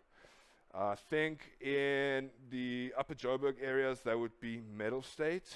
I could be wrong, but yeah, Metal State's also a place where you can get into tournaments, get into teams, help yourself out in that section. Absolutely amazing stuff, man. Look, it's a very unconventional career. When I say unconventional, it's extremely different. People don't think about, you know what, I'm going to wake up and I'm going to be in gaming, right? So for those people, like, I mean, you've shared a number of tips on how to get into the gaming space, but how has your career played out for you? Great. Actually, pretty great. Because the thing is, I didn't think that it was going to become what it is today. All right. I didn't. My intention was never to make money out of it. I was just wanted to connect people because I was looking for, And that's an important point. It came from a pure place, right? a pure place. Yeah. If I had to go, and you know, you have to stay humble as long as you can. You don't want to get a big head in this industry because, you know, they say Rome wasn't built in a day, but I'm pretty sure it can be taken down in a few. It can be taken. I've seen people that get ahead of themselves. They think, okay, cool, I'm the cat, and then the next second they drop. You know, so be careful, stay humble, know who you are, Don't become who you think people want you to be. Just do you. Stay who you are, and he spoke about haters. And I can tell you right now, in whatever it is that you do, in whatever industry, you will get people who are just not on the same wavelength, who may not necessarily want to believe. But I can tell you right now, and this is a promise, if you were doing nothing, no one would say anything. So you're doing something. He knows what's up. He knows what's up. I assume you've got haters as well? Bro. Yeah. Every other day. But you know what? We keep it moving, man. We keep it moving. I think Bonang once said something very smart, right? Yeah. She said they have to speak about you because when you speak about them, there's nothing to say. Love it. Think about that. Love you it. can use Love that it. for free. And on that note, please note that Vodacom can for sure sort you out with all your data connectivity and streaming speeds, man. All the streams you need with the right speed right here with Vodacom. Tian, bro, listen, thank you so much, man, That's for a pleasure, sharing man. the stage with us. All the knowledge. I'm sure there are a bunch of gamers out there who are going to be looking at their gaming completely differently, and they're going to invest some time. I'd hope so. And I love what he said with regards to do your school thing, do your job, build this side hustle until it's something that's feasible for your future. So don't just drop the ball. Just go ahead and build. Start small, and then maybe one day you can stand right next to him like I'm standing. Ta-da! We're going to be back in a couple of minutes, guys. Go grab some water, go take your bathroom breaks, and keep it locked on. Now, right here, right now, something special. She's absolutely phenomenal. You've seen her on your screens as an actress. She doesn't just only act, she's also a TV presenter. She can drive fast cars, and she can pack a punch without a doubt. Gentlemen, am I talking about the dream? Yes, I am talking about the dream. She is here. She's going to be joining me. Please welcome the beautiful, the amazing Nicole Bessie. Oh. Hi, I want to hug you so bad. No, But social distancing. social distance, Can we please. can you please, do that? Please, Can you do that? please. How are you doing? Good. How are you? I'm doing great. It's absolutely How's today amazing. been? I've been watching. I've been keeping up with everything. It looks good. Have we been learning some stuff? I've been learning a whole lot of stuff. I've Yeah. been learning a whole lot of stuff, and in learning, we can only do better. Yeah. And it's absolutely amazing to have someone like you come onto a platform like this because you've got a very unique story. Nicole, I've known you for a number of years. You know what? Before we get further, I need Yeah. to take these off. You It's take the messing with earrings the off. sound, and I'm messing up with the sound here. I feel She's taking off the earrings. Look, I it's getting understand. real. That's how real it's getting. I understand. Cool. But like I was saying, you know, Yeah. I've known you for so many years. You're definitely one of the people who are so disciplined with regards to their craft. You're always so focused, and you do it with a whole lot of grace. And you know what? When we talk about taking your passion and making it into paychecks, you're definitely one of the people who's been doing that for a number thank of you. years. Thank you so much. I it's- appreciate it's that. very lovely to have you. Thank you. Oh, good, man. So are you ready to learn something and to share some knowledge as well? I'm ready to learn lots. I think when you stop learning, you stop growing. So I really wanna learn as much as I can. Absolutely. Now, Nicole, you dabble in a number of different fields. Yeah. All right? Yeah. I'm talking about acting, Yeah. TV presenting, Yeah. boxing, Yeah. driving cars, Yeah. and you do brand partnerships. Yeah. How? Funnily enough, I studied none of those. I studied law, and I spent a semester of my time studying law at Harvard Law School. So for me, turning passions into paychecks couldn't be more closer to home. Kyeezi and I actually started together in radio at UCT Radio. He had the bread and butter show. I was on the morning show. So it's you know, the funny thing is that I always knew what I wanted to do. You always will. We just get to a certain space in our careers, in our lifetimes, where it becomes that age-old, will this feed my soul or would this put food on the table? Wow. You know? Wow. And only recently in the past couple of years have I learned that it can be the same thing, because you could fail at something you don't like doing. Wow. You could fail at something you hate. Wow. You still could fail at something you hate, but when you do what you love, you never work a day in your life. And when you do what you love, for me at least, I think that I can find a blessing even in the worst day. Even in the day that's hard. Because this industry, let me tell you, it's ruthless, it's brutal, it's tough on the easy days. So can you imagine on the days that aren't really a vibe, they aren't, the days where you were praying for bigger and better, you can always find a blessing in that. So my journey started, coming out of law school, I'd always been an actress. I was since, I like to joke since I was born. But I was doing movies that went to the Cannes, Berlin, Los Angeles film festivals when I was 15, 16. And the age-old thing came to my folks of, right, colored folk out there, you know what I'm talking about. Colored kids out there, your parents go, what are you going to be? And you answer, they're like, hang on, you only had 2 options. I don't know what you were going to say, but you had 2 options. Lawyer, doctor, choose one. So I was like, yeah, I'm clever. I could do law school. And through that, I still pursued my performance on the side, because that was always going to be, the end goal. For me, my acting was never going to be plan B, but it was the end goal. And I really I'm thankful to my folks for doing that, because now today I decided I'm going to major in intellectual property, in entertainment law, and copyright, and now I write my own contracts. Ooh. So, Excuse me. Woo. yeah. Wow. So I draft my own contracts, and especially with those brand partnerships, which can be tricky sometimes, I like to believe that I'm one step ahead of the game, and I'm doing that from the comfort of my passion. So that's how I've turned my passion into paychecks. Your question about the adrenaline, action, skitskop and donor kind of things, I think at a time I was getting typecast just for what I look like and my energy, and I found myself playing roles that required a particular set of skills. They could give me the job or not give me the job based on if I had those skills. So can you fight? Can you drive a fast car? Because this character requires that. Or are we going to go with an actress who can? So I had to upskill. So when you get, and I think this is one thing that the youngsters out there always tell me, my passion, like you're going to be happy every day, like it's going to be easy every day. It's not. Oof. It really isn't. There are days where you have to upskill, where you have to learn lots, where you have to keep learning. So at a stage in my career, it was like I needed to upskill. So I decided to start fighting. I decided to get my firearm license in AK-47s, Glocks, 9mm, drive fast cars. I'm getting like revved up as I'm speaking about it. It's so great. And that's how I turned my passion into my paycheck. One thing I will say on the passion versus paycheck thing, I think we're missing one thing with the passion versus paycheck debacle. And this is the cool thing, where your passion goes, profits will always follow.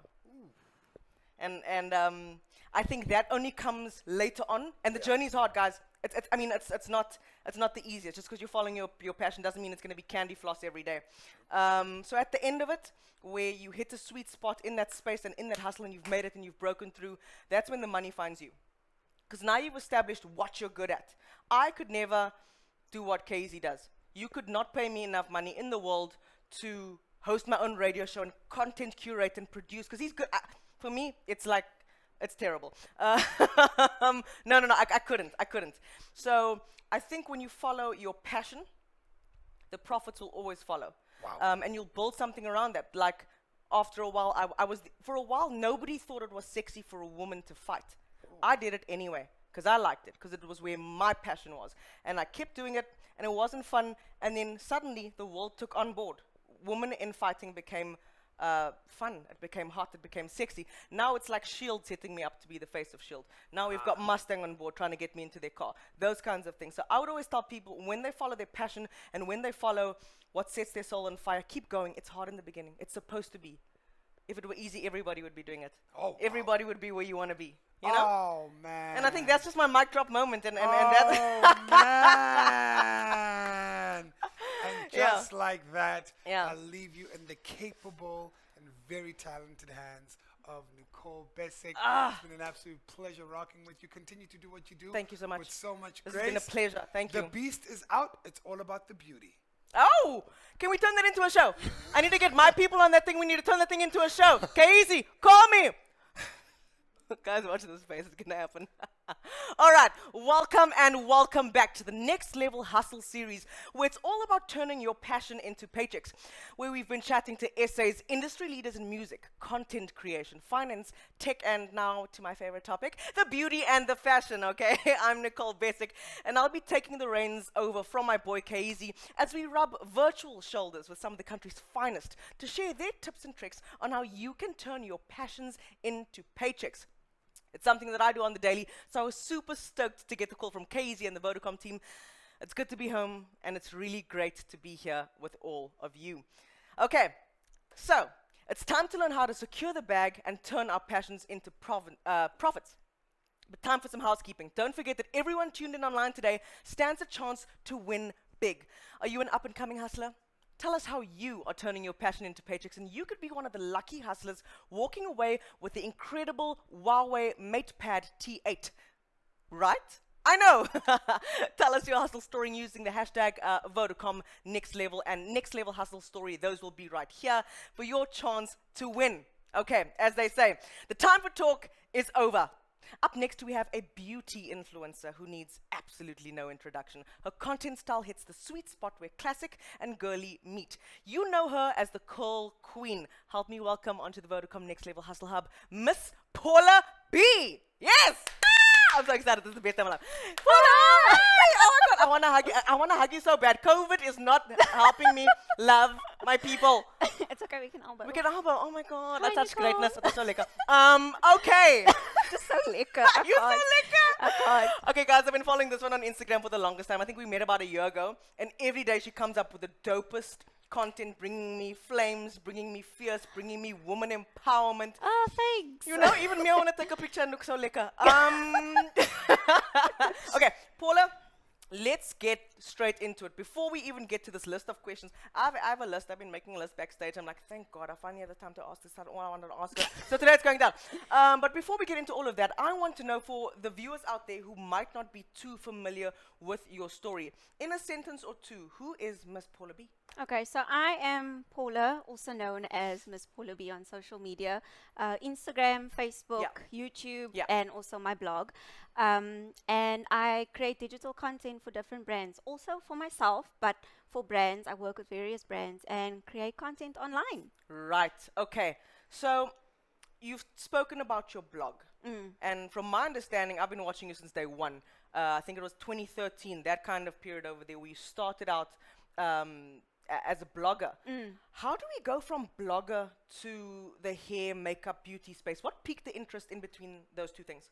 So for me, when it comes to content creation, the blog actually started, like you said, 2013, 2014 time. Right. And I needed an outlet, a place to share those posts. So naturally, I would go onto Instagram and I would actually just say, hey guys, go check out my new post. And I started noticing that people started taking an interest in that more than my blog actually. So YouTube and the blog sort of like stepped back a bit, and then Instagram became a thing as well. So then everything just was like, it became one big sphere that I started working with, just 4 different platforms. And that's where beauty and lifestyle content creators started. In 2014. 2014. So that takes us to 2014, moving out into that beauty space, onto the gram. How do we then go from the move onto the YouTube space? Why YouTube from there? So for YouTube, okay, I'll actually go back to when I was in school. Do it. Let's go back a bit. Okay. When I was studying, obviously in high school first, when you go in grade 11, grade 12, I distinctly remember telling my brother, I wanna go into YouTube. I wanna I wanna do what these girls do. Why? And I wanna share my passion. Yeah. Because everyone knew in my house and my friends and family, everyone knew I loved fashion. Everyone knew that I loved makeup. I would always put makeup on like my cousins and whatever. And I distinctly remember this conversation with my oldest brother, and I was like, I want to become a YouTuber, but I have no idea where to start, how to go about it. And also, I would be doing this while I was studying. So, and what were you studying? Psychology? Yes, so when I started studying, I still felt like I needed this outlet, a place to share my love of fashion and makeup and hair. And that is where the blog started. And then going from the blog, I felt like, you know what, I'm still going to stick to that passion that I told my brother about when I was in grade 11. Amazing. About starting YouTube. Yeah. So I plucked up the courage in 2017 and I was like, I'm going to post or create my channel and then post my first video. Nicole, this video, if you saw this video, it's still on my channel. I was just about to ask. It's still on my what was that first video? It's still on my channel. What is it? It's a beauty video. Okay. But about what? Awkward. About what? Is it about a... No, a makeup video. It was a makeup video. like a tutorial vibe. It was a tutorial. It was... Sorry, oh my word. it was a tutorial on a step-by-step, like a date night makeup look. Okay. And I was so like awkward. Yeah. However, I was proud of the fact that I started. I had this passion when I was in grade 11 and I started it. Can I just stop you right there? Because I'm sure, I know I get this question a lot, I'm sure you do too. A lot of youngsters or a lot of up and coming content curators, because, you know, anyone can start at any time, at any place. They always have the feeling, can you just send a message right out there right now? They always have this feeling that their first piece of content needs to be able to compete with people who've been doing this for 50 years. The first piece of content, in my experience at least, will never be perfect. You will look back on it in a week, a month, a year from now and cringe the way Paula feels maybe some things weren't perfect or the way she would do them now. Yeah. They should start in any case and get going today. There's no time to get started, am I right? Because am I correct by saying the Yes. first piece will never be perfect? Exactly. So Yeah. I always go by like almost like pieces of advice, almost like you said now. My Yeah. tip, a good tip that I would give you is to just start. I Just just start. mentioned now my first video that I ever put up on YouTube, or even my first blog image or my Instagram post. If I look back now, I'm like, ooh. However, I started. So that to me is important, is to just start. The content will come later, like the quality of it Sure. and things like that. As you grow, naturally, you look back at things and you're like, I need to actually get better. So you will grow. If you start out everything being perfect, then it's not. Where are you going to go from exactly, you don't grow. Yeah. So Okay. my piece of advice is to start that Instagram page, launch that YouTube channel, And just get going. and get going. Cool. So now I've decided I want to get going. Okay, I'm trying to start my YouTube channel. What are 3 pieces of equipment that I need to make those dreams a reality? Okay. First of all, a camera. Do I need to go buy the most expensive Canon, Nikon, something, something, something? Will my phone work? Nigel, you can use your phone. Okay, greater, You fine, can use fantastic. your Phone. So you can use your phone to record it. Just make sure that you have a camera. So and- camera doesn't yes. matter. Doesn't have to be a professional thing. We don't need millions. Just a No, camera. just Fine. the camera. Second. Secondly is something to edit your video on, or your pictures. So that be like a phone or even a laptop if you do have a laptop. Okay, but now So that software, I've seen that software as by a deer. It Is is. do we have options that we can work with from the ground up? There is Great. options that you get, that Yeah. is apps that you get that's actually free. Okay. And you can just download them and you can edit your videos you go. and as you go. And Perfect. So I need a camera, some video editing Editing. software that we can find for free. And number 3, that tool is lighting. It's lighting. lighting. It doesn't have to be like studio lighting. Natural lighting is so important, especially for the job that I have, which is beauty creation. And I don't know what that is. Natural lighting. What does that mean? sitting in front of a window Okay. and you're getting beautiful natural Okay. lighting showing Letting nature work for you. Yes. Right. Okay. Cool. Camera. editing, software. Lighting. You guys are gonna watch me after this. I'm having a YouTube thing. Okay. 3 favorite tools that you use to create your beauty content. Yeah. I've got it. Okay, cool. So I want to know, we're now at this point where you are putting out that content. You have used your 3 pieces of equipment to push out these contents, and you get this title of the Curl Queen. Okay, obviously. Hey. Hey. Hey. See, look at my hair. Looks like that when you put me in water. It's, but it doesn't look as good as that. I don't know how she maintains it. Put me in water now. If it rains and I'm outside, it's over. Okay. Okay. So anyway, Curl Queen. How did this come about, and how have you used this this feature that for a long time before, like let's take 15 years back, we were all relaxing our hair Yeah. within an inch of its life. Yeah. So for now, there's this movement where people, other people, not me, because I don't know how to do that hair thing, they are embracing this thing which takes hours in the day. They're embracing this thing that makes it these beautiful curls. How did that come about, and how did you use that thing that was new first to market in certain spaces, people embracing their natural curls, and how did you use that to differentiate yourself from the game? So I do like this story. I do enjoy Okay. telling this story. I enjoy listening to this. So when I started in this industry, Yeah. I didn't think that it would be what it is now. So when I started, my hair was curly, but it was actually not kind of, very damaged from Because of that straightening, relaxing, or whatever girls do. constantly Yeah. using heat on my hair. Yeah. And I actually had no one to like refer to look up to. on social media, even family, my family or my friends would just be like, it's okay, just use conditioner. You know, I don't know if you know that story. Use When you conditioner. wash your hair, right? So you wash your hair, you put the conditioner in, and you leave it there, and you pluck more on to make it more and more curly. That story, I still do that. Is that not what? Oh, Nicole! oh, we must talk after this. I need tips. So, I need tips. So bad. so when I started, there was no one giving tips locally that I could find. For sure. So, Using South African products and what we have available. exactly. Yeah. So I would look to international girls, but all the products they would mention, I could never find it You in could never my source them here. my No. my Pick and Pay, your local Clicks, your whatever. system. I couldn't find any of I that. don't know if Clicks is still a thing, but okay, yeah.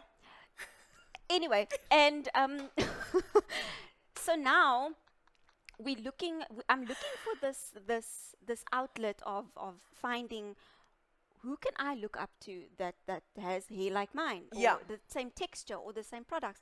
And so I decided, you know what, I'm gonna go on this journey and share whatever mistakes, even obviously An honest journey. Honest a journey, journey. That highlights the pits and the peaks and everything. exactly. Okay. And that's where it started. Yeah. I started sharing my tips. I started sharing what didn't work for me, and I Uh-huh. think that helped a lot as well. For sure. Sharing the lows and the highs, and I started making videos as well to show girls this is how I do my hair, Yeah. and that is just how I think that is the differentiating factor Mhm. that helped me stand out from a lot of girls. Is because I embraced my curls as well. Yeah. Okay. You must give me tips because I'm still doing that conditioner. we thing. can It's talk not after, necessary. we Yeah, can- we must yeah. talk after. Okay. So, curls. Is it one of your favorite beauty pieces to do? It's one of my 3 favorites. What are your 3 favorites? Tell me. So I would say curls falls under beauty. It's the So is aesthetic beauty like my face and my skin and my your hair? Fine. And then I Learning. love fashion and I love decor. I love decorating. So, I'm a fan. This woman has moved maybe 47 times Gosh, I can't in the help it. past 3 months. She's moved homes. How many times have you moved homes? I've only moved thrice. In the past year, only thrice. Well, we all like trying to dodge COVID. She's just buying new homes and moving and doing the No, things. You oh know what my I'm saying? word. Anyway, Yeah. so 3. So we've got beauty, fashion, decor. You don't choose between children, but I'm gonna make you do that. Which one is your favorite? No holds barred. You're only one. You can only pick one. I would Only one. let's go with the decor. The 'cause decor. it's something that Okay. sparked recently and I'm like so excited about it. Okay. So decor. Right. Okay. So now we've got the decor thing. You're up and down doing that. Well, at least this is what it looks like from my point of view. Up and down doing the decor. You are curating your content, living la vida loca. But I feel like social media and what we do in our daily lives isn't always as accurate as it happens. What does a typical day in your life look like? Okay. Yeah. No day in my life looks the same as the day before. Maybe Monday and Monday's the same? Or is Monday not the same like it was last week? It will never be the same. Yeah. So a typical day in my life, if I have a deadline with a brand and it's quite like urgent, I will start the day with answering emails and get to those if it's urgent, like I said. Yeah.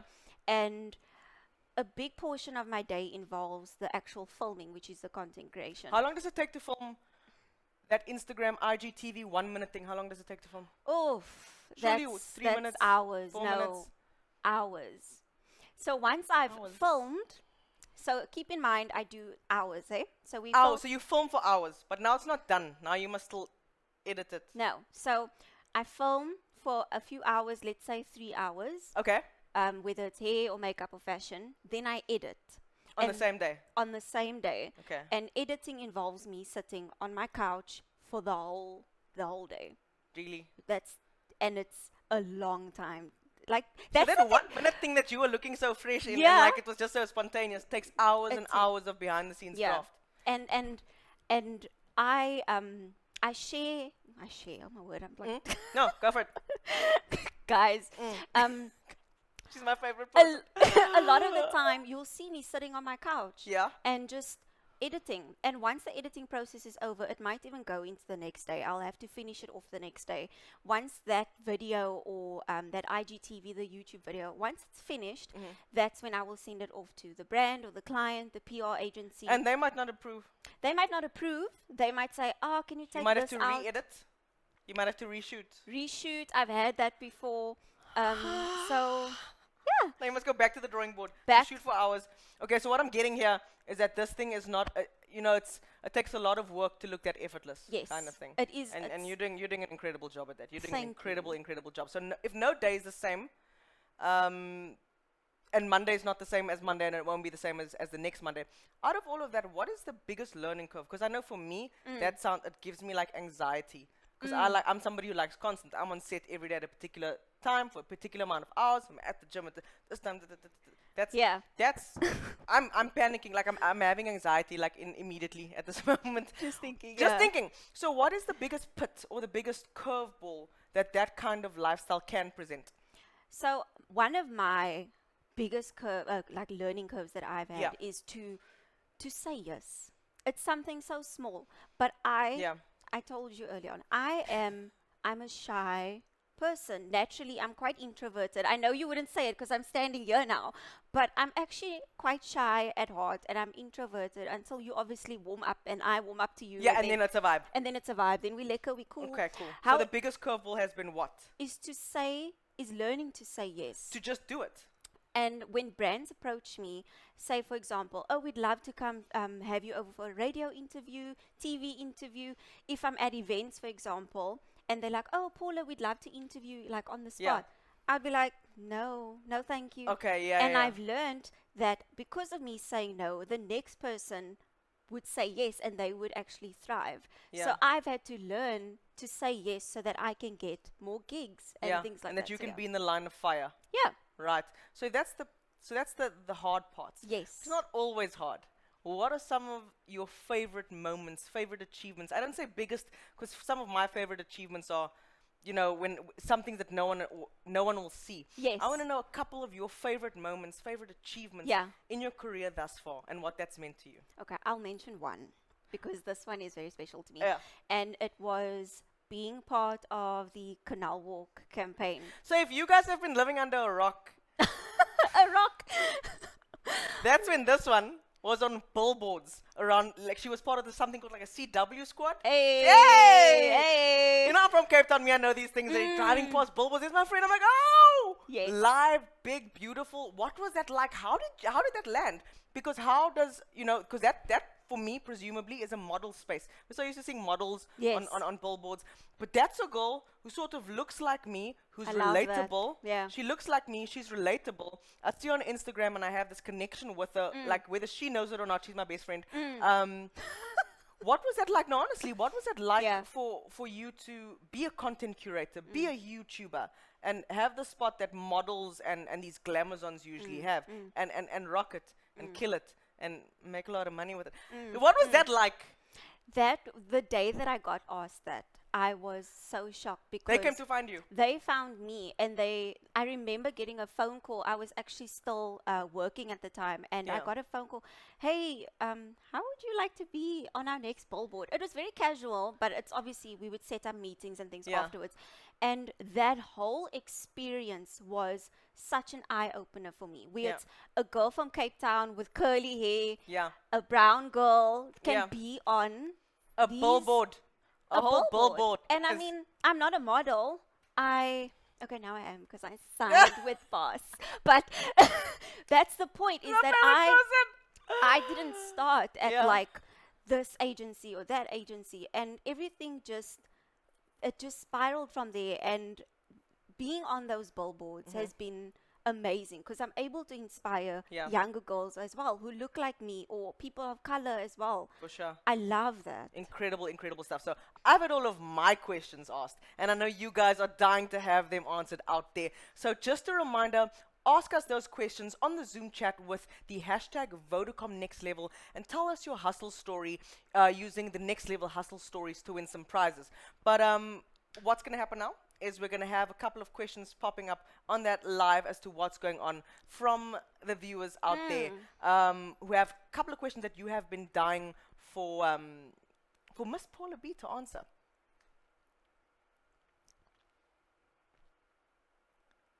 Wait. Before we go into the viewers' questions, I feel like do you want to give out a prize with me? Oh, Is that yes. something that you want to do? Okay, Okay. so let me tell you. So Sure. we've been handing out a couple of vouchers and phones throughout the day, and today I get to do one. Yes, Kyeezi. I thought Kanye was going to give them all away. Okay. So I have an incredible hustle story that was shared with us by @Sonti M. Okay, her hustle story is as follows. After completing my course, I had to look for an apprenticeship, and that was stressful. So to cut the long story short, I do customized water bottles for any occasion, and I'm pursuing a degree that I've always been passionate about, customized water bottles. Wow. That's a dope one. Sonti M, I feel like today's a day to bless the hustlers and bless your journey, and big ups to everything you're doing.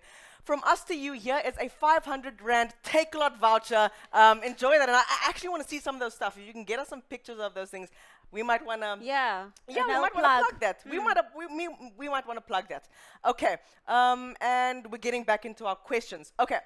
So these are coming in from the chats as they happen. Okay, cool. So everyone out there wants to know the following. Number one. Ooh, good one. So without any beauty qualifications, what are the steps that an aspiring makeup artist would need to do to ensure market success? The first tip that I can give is to actually post your work. Post your work. A lot of the time people think that they need this portfolio, but in actual fact, your Instagram account can be your portfolio. For sure. So sharing your makeup looks on Instagram and actually tagging brands that you would want to work with, I feel like that's very important. That's actually something that I started doing, is when I wanted to work with a specific brand, I would go out and buy, let's say something simple like a fixing spray, and I would use that fixing spray in a post and tag the brand, and the brand would essentially see that, and then that's where it would actually follow. Okay, so you made the first move on the brand. You didn't wait for them to come to you. Nope. You made the first move. You make that first So there you move. have it. Make your first move, post your work, develop your digital portfolio. That's something we could call it, eh? Yeah. Digital portfolio where everyone can have access to your work. Question number 2. What made you decide to pursue a career in beauty? You have a psychology degree. I do. That's what you're working. What made you want to pursue that? So, a lot of people actually don't know that I have a psych degree. I do. I'm a fan. I'm a super fan. Anyway, continue. So when I was younger, that was actually when my passion actually started. Right. You know, when you're small and you're like, oh, I play always with say that makeup. you know from a young age what you want to be when know. you're playing around, and so that was it for you as well. That was it from me. I told my parents from a young age, I either want to work in fashion or I want to work in beauty. So I knew from a young age, and that's what helped me pursue. Yeah. And when I started posting things as well, like I mentioned on my blog, I noticed that people took an interest in that. Yeah. So Instagram and YouTube naturally followed from there. Amazing. Okay, great. This is a good question. I've been meaning to ask you this earlier. Earlier we touched on how do you juggle, this busy life of being a content creator. How do you juggle over and above that your work and your personal life? Great question. It's a good question. So I will be honest with you guys. I do struggle to switch off or take that one hat off and put on wife or okay, Paul. Oh it's guys, time I'm so to sorry if you guys are tuned in. She's off the market. She's married. She's got the whole thing.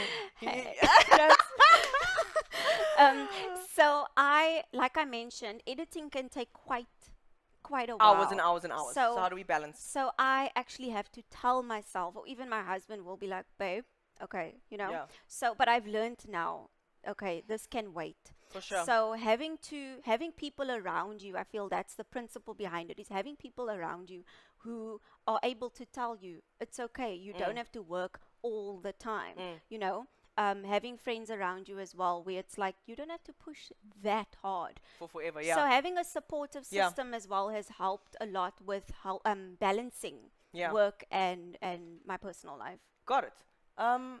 What would you change about your career journey thus far, if anything? It's okay to say no, I wouldn't change a damn thing. I'm doing well. I wouldn't change anything. I love what I do. I absolutely love it. Knowing what you know now, would you have started sooner? Would you have changed that? There's one thing Yeah, that I yeah. wouldn't There's change. always that one thing. No, but There's it's always that one not. thing. It's not my career. It's when I was in my final year of my honors in psychology. I took off that entire year from social media just Really? because I didn't want clients following me, and it's just, Yeah. because it's completely different spaces. Sure. And I think taking off that 1 year did a lot of, not a lot, but it knocked me down a little bit. That is the one thing that I wish I never took off. Right, so you didn't take your foot off the gas, is what No. you're saying. You wish you didn't do I that for that 1 year. wish, yeah. You wish you pushed forward Yeah. for that 1 year and tried to make it work somehow. Yes.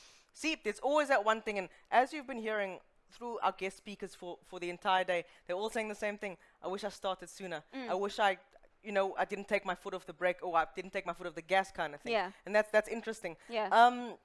So now, talking about how hard that year was for you, there are a couple of other things in the game that are just equally as hard. You know what I'm going to say? It's the H word, haters. I want to know, how do you deal with that kind of negativity? How do you deal with that kind of deconstructive criticism? Let's call it that. Because that's what that is. It's deconstructive Yeah. criticism to pull apart. How do you deal with that? I think in the beginning,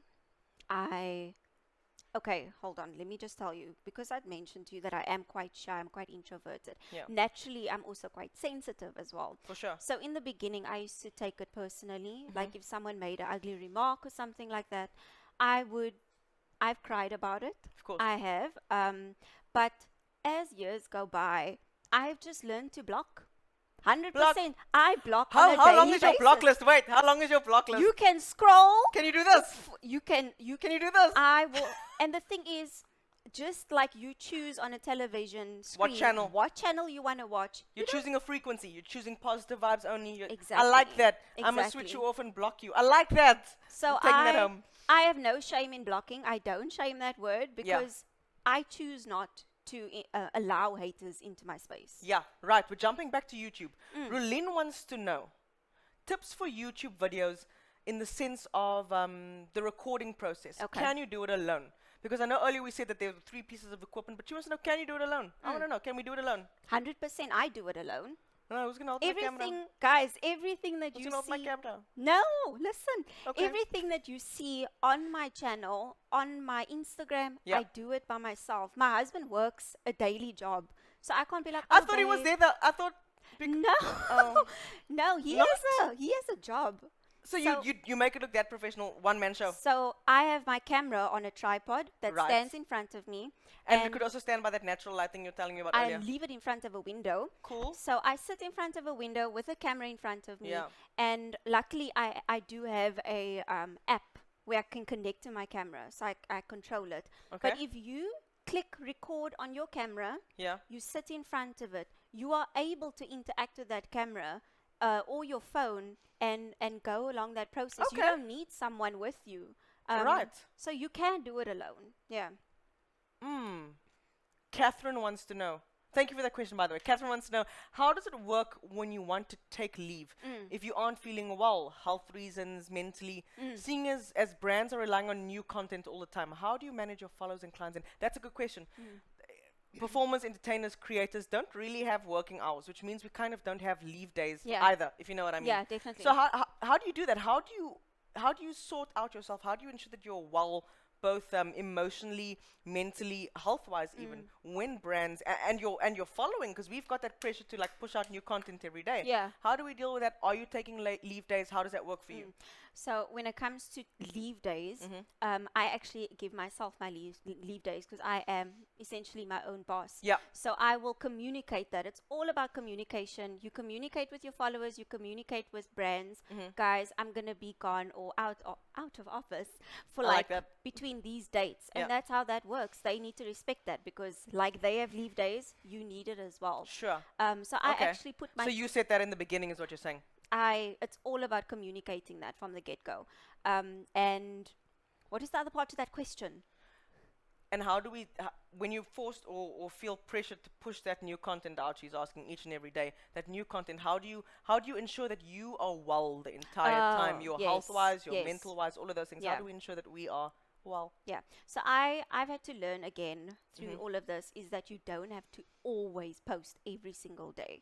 You need to obviously take Yeah. care of yourself because even in the content creation space, there is such a thing as burnout. For So sure. that can be physically and mentally. So you need to recognize those points when you feel I'm actually not doing well. I'm comparing myself to people or I'm exhausted. Yeah. Deadlines I'm are burning out. tight. Yeah. So you need to recognize those points and start realizing, okay, things are not How do we feeling get good. one step ahead of that? Do you have certain content planning strategies I in place? I do. So Okay. what I do to ensure that I never burn out is that I will shoot way ahead of time and make How ahead are you? like Honestly. like a week and a half. So you already know what you're posting Monday next week. 100%. Can I you- know okay, what's so going you- on next week already. Great. So that's how she looks after her mental health. She makes sure that she's planning ahead. So that provides you with a level of comfort as well, knowing that Exactly. you've got everything sorted. You can take off a day if you want to sit in front of the TV and just Netflix your life away. Yeah. You can do that too sometimes. Which I'm I sure. do. And I have no shame in taking a day where Yeah. it's like I can just chill, Yeah. you know, because I know my content is done already. Sure. The brand is happy, I'm happy, cool. And we're Netflixing. Great. Okay. One last question before we close off and unfortunately say goodbye to Paula. I love doing makeup at home for me and my friends. They say I'm really good at it. Okay. How do I fine tune this skill and take it to the next level? Practicing. Okay. And obviously, if you want to, you can enroll in a school. But I would personally, because I'm self-taught. Is to Are you? Yes, I never went to a school. Anyway, I didn't know that. Cool. Yeah. Do my makeup after this. Yeah. So I would say practicing. And because you do your makeup on your friends and you do your makeup at home, practicing constantly that's how you're going to fine tune that skill. Right. That's what I did. And over the years, I mean, going back again to like 2014, if you look at that makeup looks, oi, Right. Okay. And it goes practice. back. It goes back to that thing that we were saying at the beginning. Your first piece of content or your first piece of whatever you're doing, anything won't be perfect. It's not supposed to be. It's about growing. It's about getting the skill. You know, you're gaining the skill, you're practicing, and no one can take that from you. So once you start and you start practicing, you will become good at it. Incredible. I want to know one piece of advice. Let's not talk about these skills, just from a point of inspiration to the youngsters out there. Even if they don't want to do what Paula does and do the makeup thing, if they want to turn their passion into a paycheck, what is your one foolproof tip for everyone at home today? I think let's go with make sure that whatever it is that you're going to be doing, make sure that you're passionate about it. So a lot of the time, I'm just going to speak from content creation sure. perspective. Yeah. I have to make sure that I'm passionate about it if this is going to be my daily job. Right. So you're saying you shouldn't do it if you can't see yourself doing this exact thing every day for the rest of your life. When you wake up in the morning, You must wanna do that. your job needs to get you out of bed. It needs to make you excited. You Yeah. need to feel like, oh, I can't wait to do this and edit that, or, you know. Yeah. Like for me, I love editing. Like it's just, Really? I don't know what it is, but I love editing. You're the first person in the world who has but I mean, she's doing the right thing. She's in the right line of work. I so love you're saying it. make sure, be sure, pursue surely. Yeah, I love because that. like you actually said earlier on with Kyeezi as well, if you follow your passion, the profit The will profit follow. will follow. It always Exactly, and does. It that's, always does. that is a very good tip that I would give. Perfect. And where can we find you? You can find me on social media. All my social media handles are at Miss Paula B, and on TikTok as well, Instagram, Facebook, at Miss Paula B. One more question, Okay, because I need to know this. okay.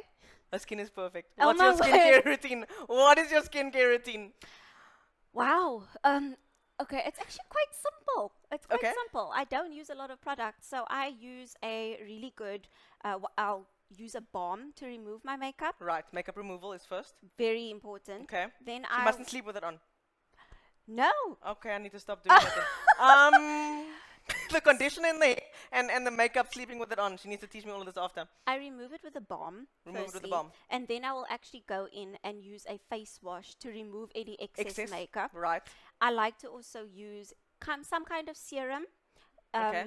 before I put on moisturizer. So it's 4 products that I use. Okay. So balm, Balm, wash, wash. serum, moisturizer. I need to write that down. And Can then, somebody just write that down that's- at the back? They need to do this afterwards. I need to get it in and do later. That's my skincare routine, guys. 4 steps that I do, and that's what I do every single day. Her skin is this perfect up close too. I promise you, it's not the grading on this video. Her skin is that perfect up close.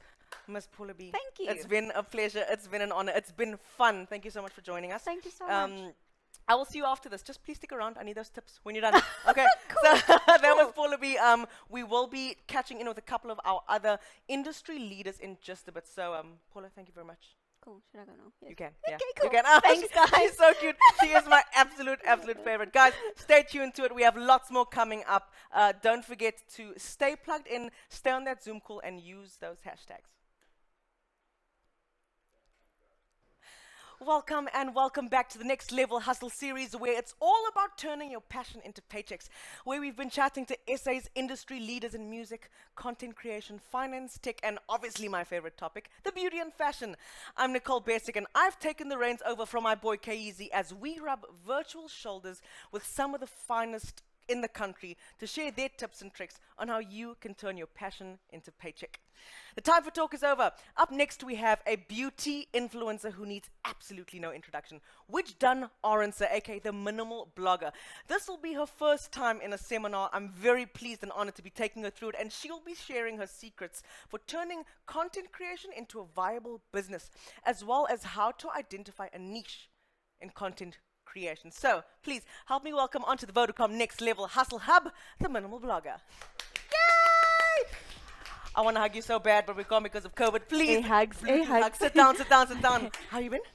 I'm good. Yeah, you're Just good? going through the motions. Going through the motions? Happy to be here? I'm very happy to be here. Let's jump right in. So, the minimal blogger, you know her from Instagram. You've seen all of her incredible stuff. But today we're going to get into it, really jump into it, and understand how you've turned the beauty of Instagram and the beauty of the online space into a viable business.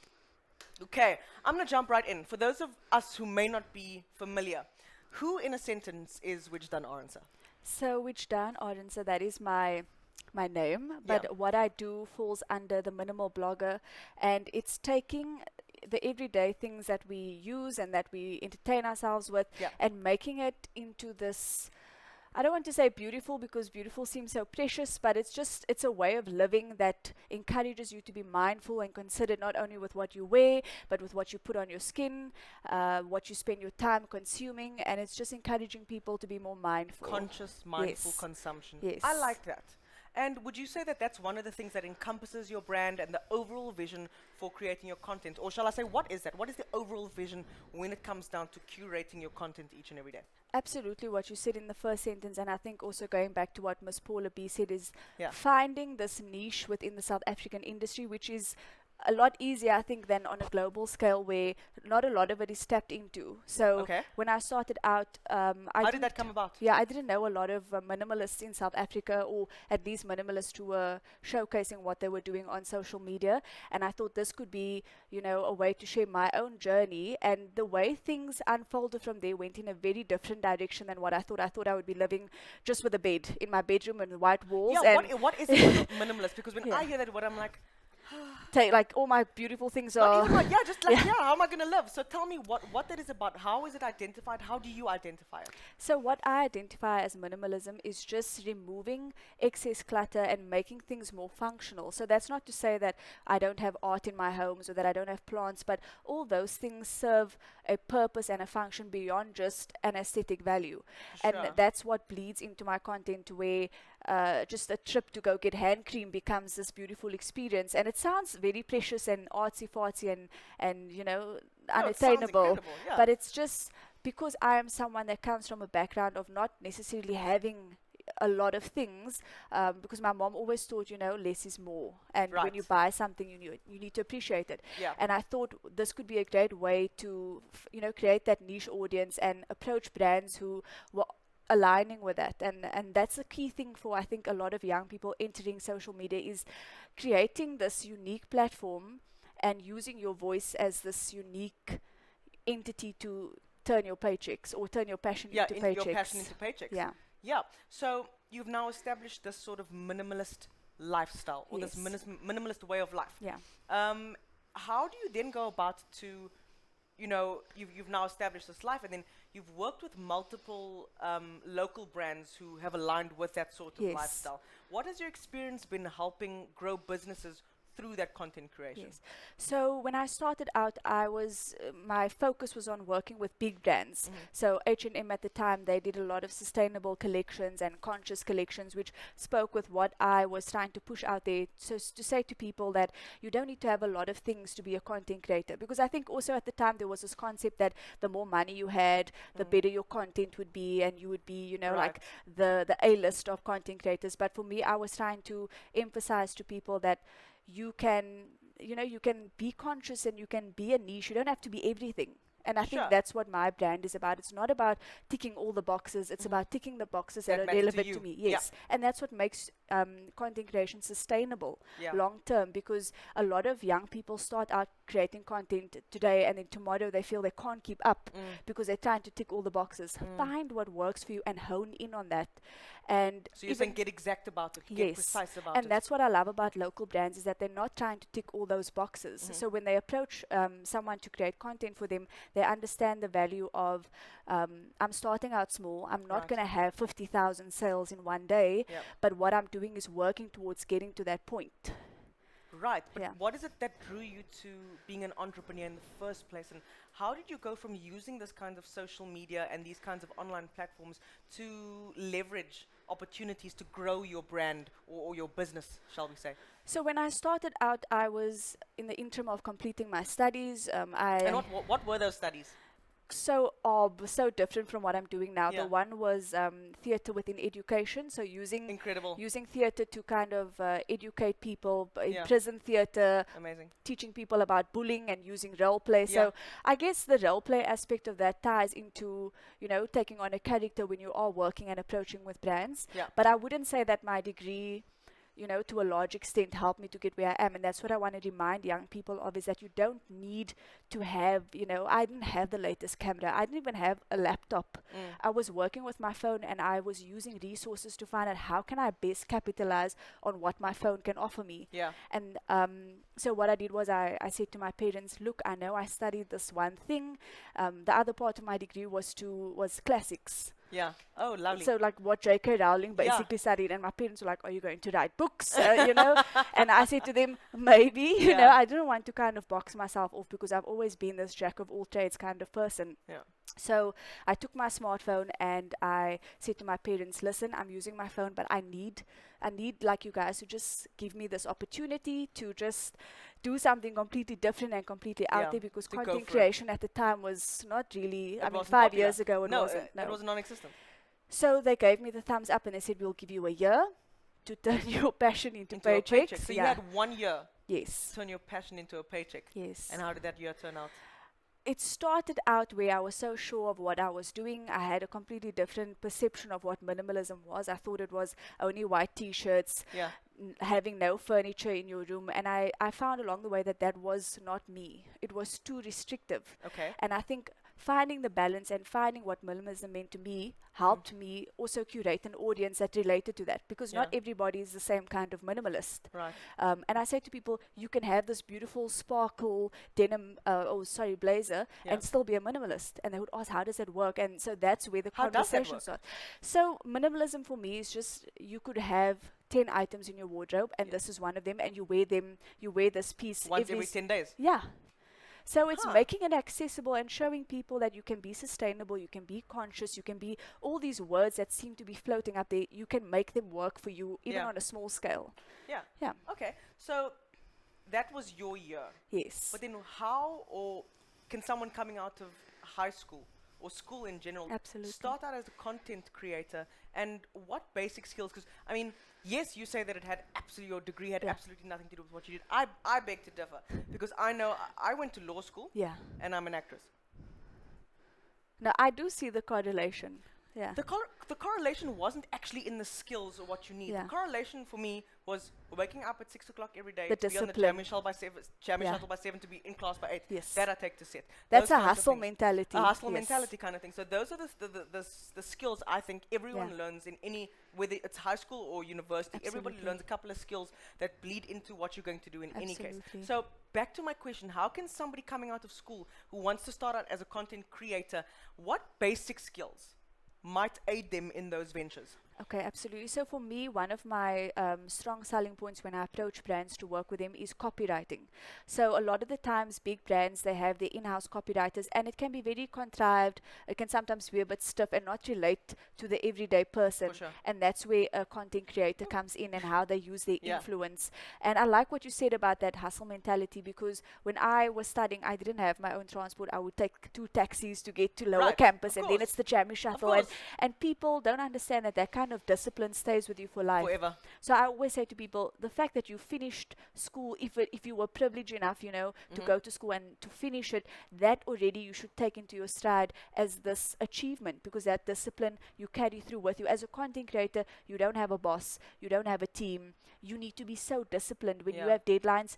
There's no one else Nobody that else you is can gonna hold you delegate to. accountable. No. Yeah. And you could lose a client if For you're sure. not disciplined. For sure. And also another thing is read as much as possible, whether you're reading online, whether you are reading Facebook notes, you know, wherever Yeah. you can read, absorb as much information as possible. And you will find that through the different jobs that come your way, that information that you thought was useless, somehow, you know, it's not just for 30 seconds when you're playing the game and you're like, where's all this random trivia coming from? Right. It actually applies to so many different facets. And when you come out of high school, your mind is still in a space where you can absorb a lot, absorb as much as possible. Even when you think you're speaking to someone and what they have to say doesn't relate to you, absorb it. In any case. Yes, be a sponge. And then another basic skill I would say is if you have a smartphone, it doesn't matter if it's an entry-level smartphone, if it has a camera, if it can have all the apps.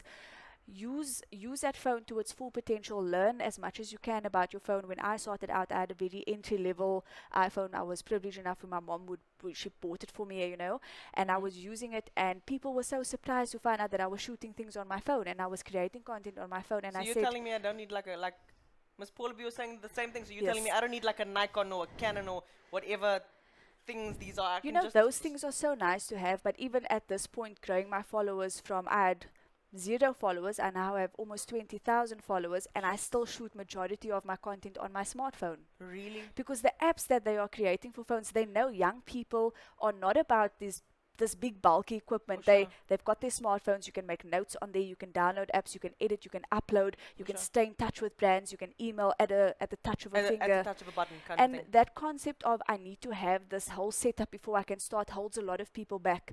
And I'm always trying to emphasize when people message me saying, do you have tips? How can I get my page to look like yours? What equipment do I need? And I said, you need a smartphone.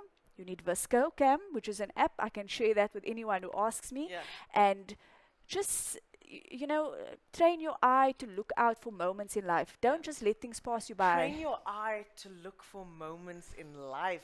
Bars drops mic. I love that. So what Thank moments you. do you look for? For me, I've gotten to this point now where I curate my feed according to a color palette, which just so happens to coincide with my wardrobe and my Okay. home and things like that. And And those I- colors are like neutrals. yes, neutrals. Whites and neutrals. I've seen Yes, your page. I lots love of it. beiges. Gorgeous, yeah. And people always say to me that, you know, the content doesn't just live in that one post. They will come back to your feed when they're feeling, you know, down or they need some inspiration, and they'll just scroll, and your page becomes this bookmark that people can always come back to when they need inspiration, when they need advice. And that's what your page should be. It should have longevity. It shouldn't just be this is happening, it's What's hot in the trending. moment. Yes, because as amazing as that is, and as amazing as a lot of content creators are tapping into that, it's not always sustainable long term. Yeah. So those are the basic skills. I know it sounded like a whole chunk, but No, that was actually quite. I'm thinking of what I'm gonna go create after this thing because that sounds incredible. So we're finding out that we don't need the best camera, the best equipment, the biggest of the best to start out with. absolutely. Those things are gonna become, you know, you would. As think that with that's- anything, you yeah. know, you start out even with in a law Mhm. sphere, you start out and you have basic experience, you have the equipment you need for that. But with any role, with any job, as you grow, your tools and the resources that you use will change as well. And Right. it's also understanding what is, for me, I don't need the latest camera to create the kind of content that I'm creating. So it's also assessing every year. I assess and I say, what does my business need now?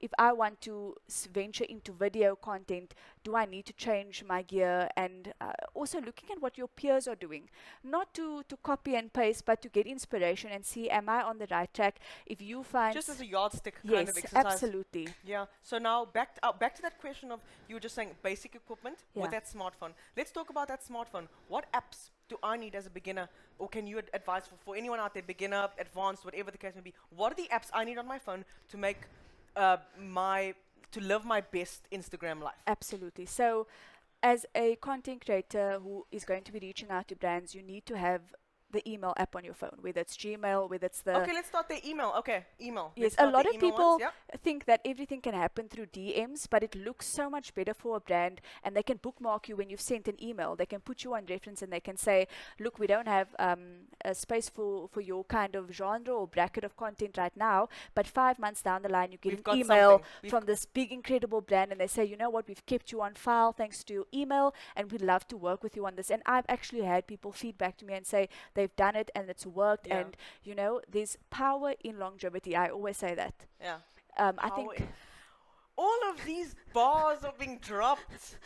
I said I feel like Steve Jobs, and I'm just Never mind Steve Jobs. I'm waiting for the mixtape. These are bars. Like, I love these. I used to rap. I used to freestyle rap. You're but that's- lying, did you? that's I can my- tell. I it's can my tell. past life. I It's can my actually past tell. life. After this, you must just put bars there at the back for me. I want to just record something like youngsters Make a coming later. mixtape. We'll see. Youngsters coming later. We're gonna see if we can do Ooh. something.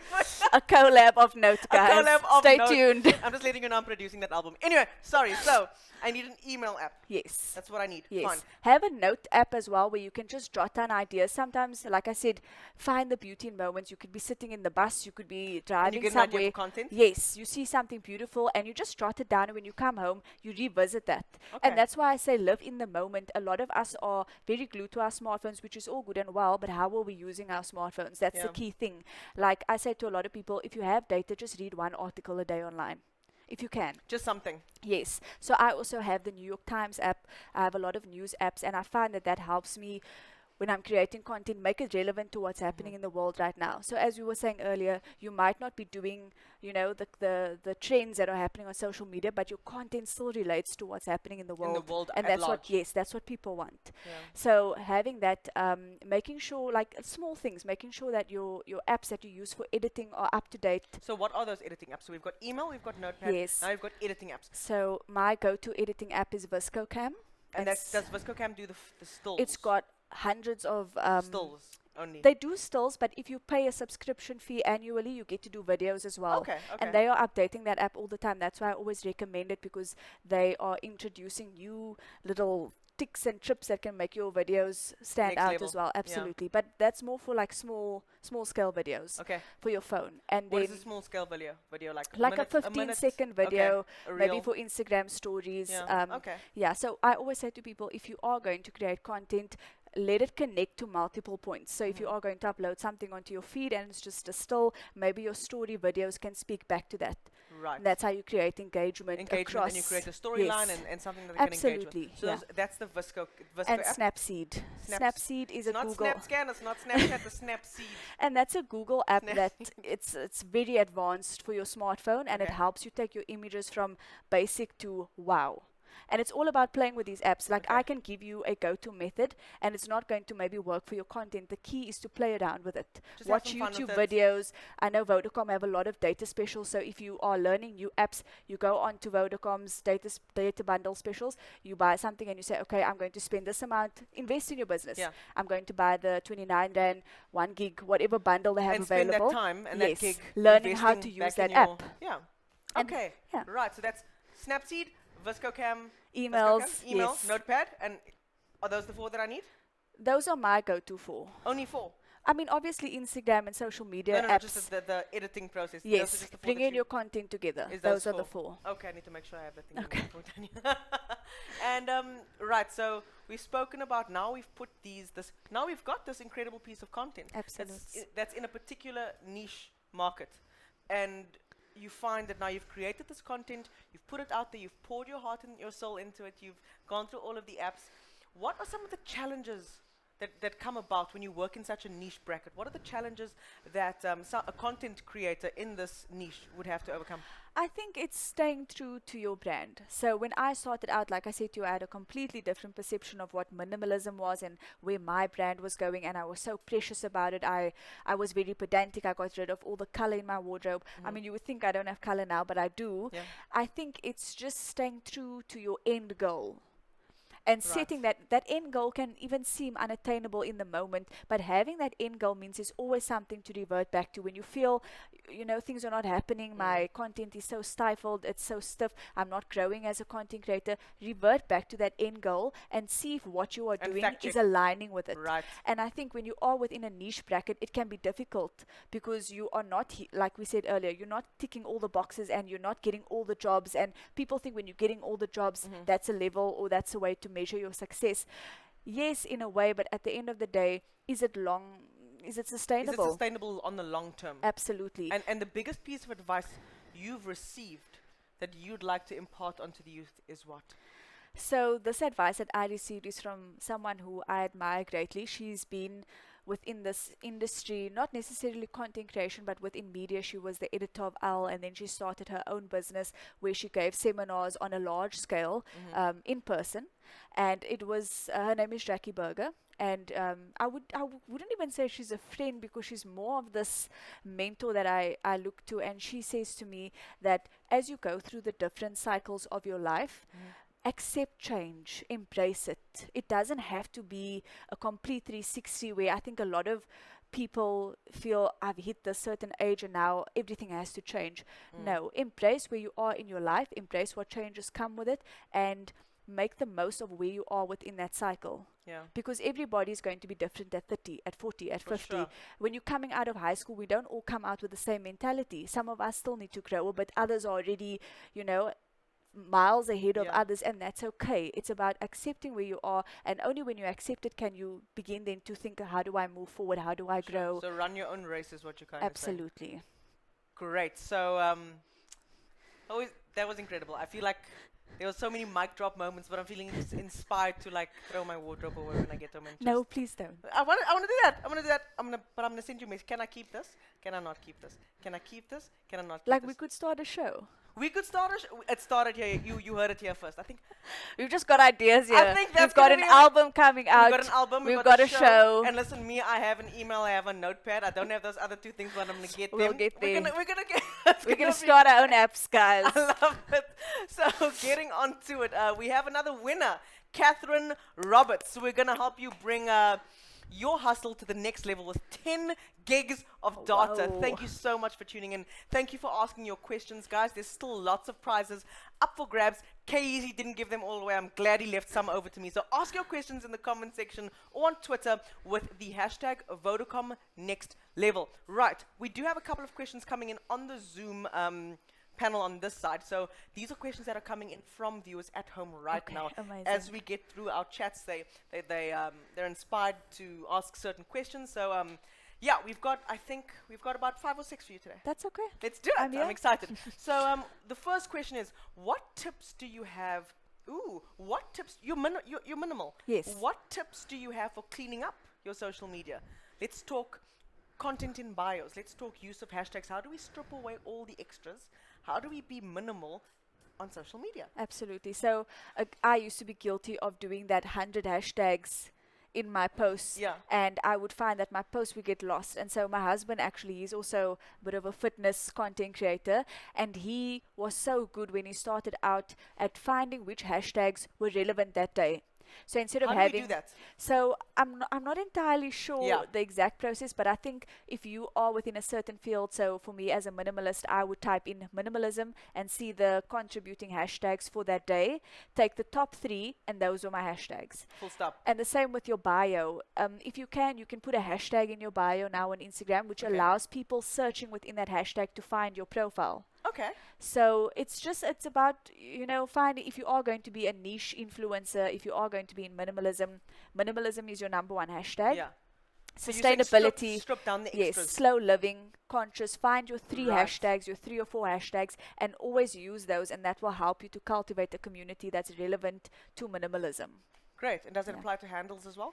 Don't tag every brand in everything and all the time? Yes, yes. I think also, like Paula was saying earlier on, is buying from brands you want to work with and Yeah. tagging them when relevant. Going to the brand. Absolutely. Going to the brand. That's how big brands have found me, because they've seen, Same. you know, Same. she's wearing that. Same. She already loves the brand. Yeah. It's a good fit, and She that's already, how. she already yeah. gets us. Authenticity goes miles in this I think industry. so too. I Yeah. think so too. Next question.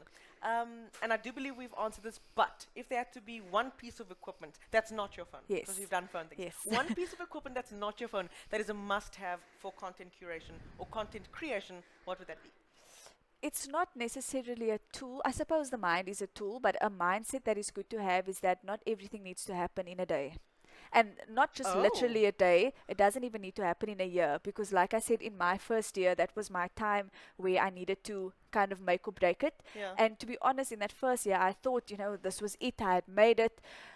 Don't know why You I hadn't thought that. started. You hadn't started. I learning hadn't it. even begun Yeah. within the field that I'm in now. And I think only now, I mean, I'm 5 going on 6 months pregnant, and I feel that my She pregnancy. doesn't look like she's 5 months going on 6 months pregnant. She's looking like me when I smell bread. You are such a skinny mini. She literally looks like me when I smell It's bread. all there, guys. There's nothing here. She walked in and I'm like, what do you mean you're pregnant?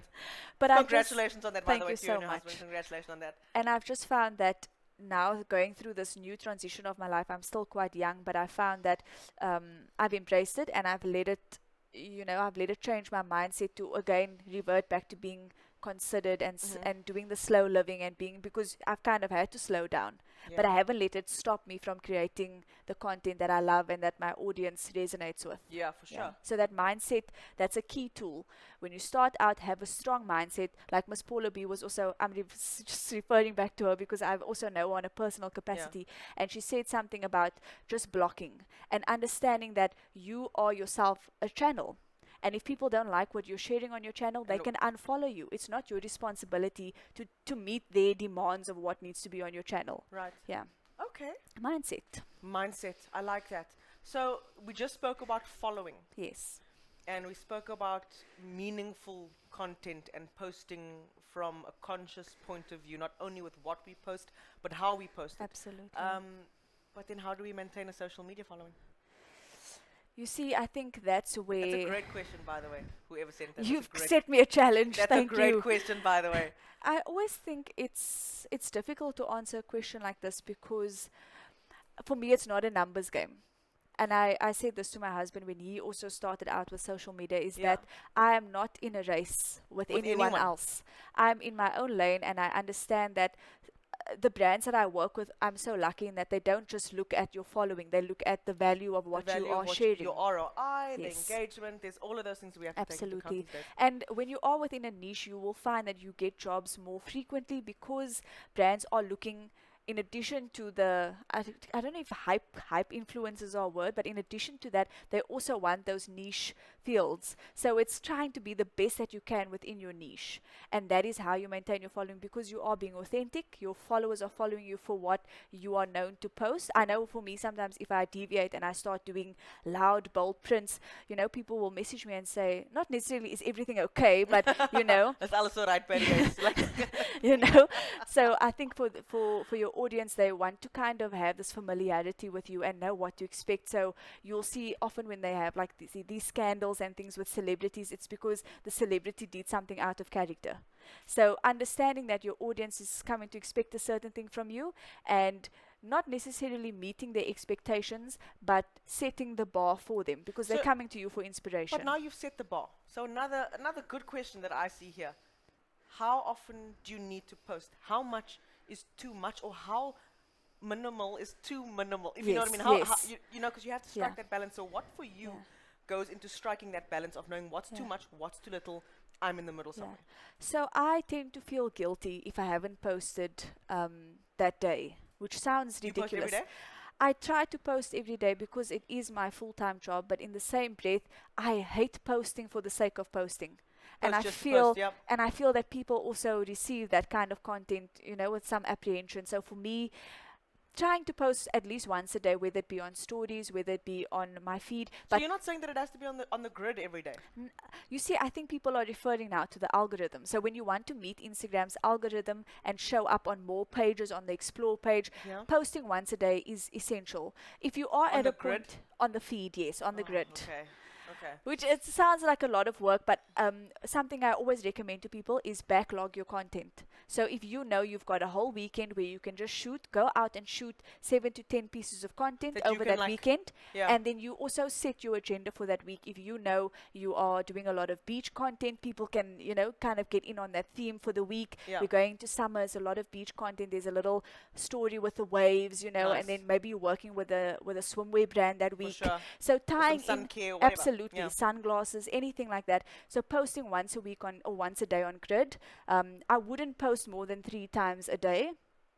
And if I am going to post 3 times a day on the grid, I will space it out by 4 to 5 Time, hours. yeah, a Yes. morning, You don't want afternoon. to overwhelm people, and you want to give each post that chance to really resonate with people. For sure. Yeah, Again, back to meaningful content. There must be a Yes. meaning to post 3 times a day. Something absolutely. must be happening. Great question. Ooh, nice one. How long did it take you to gain your first 1,000 followers? It was a while ago. It took so- me forever. No, wait, it took me forever to get I to know my when first I 1,000. reached there, I was like, we're doing a Hallelujah, huge yeah, giveaway, you're getting a thing. You're getting a thing. Look under your seat. You're getting. I remember I actually gave away a pair of Vogue sunglasses, and When you hit 1,000 followers, you gave me a yes, and my mom was like, we've supported you. Why didn't we get the sunglasses? And I was like, this is my job, There's no favorites. Yeah. Everything has to be fair. But I remember that feeling of, I'm doing something right, and nothing for me at that time in my life brought that same validation as.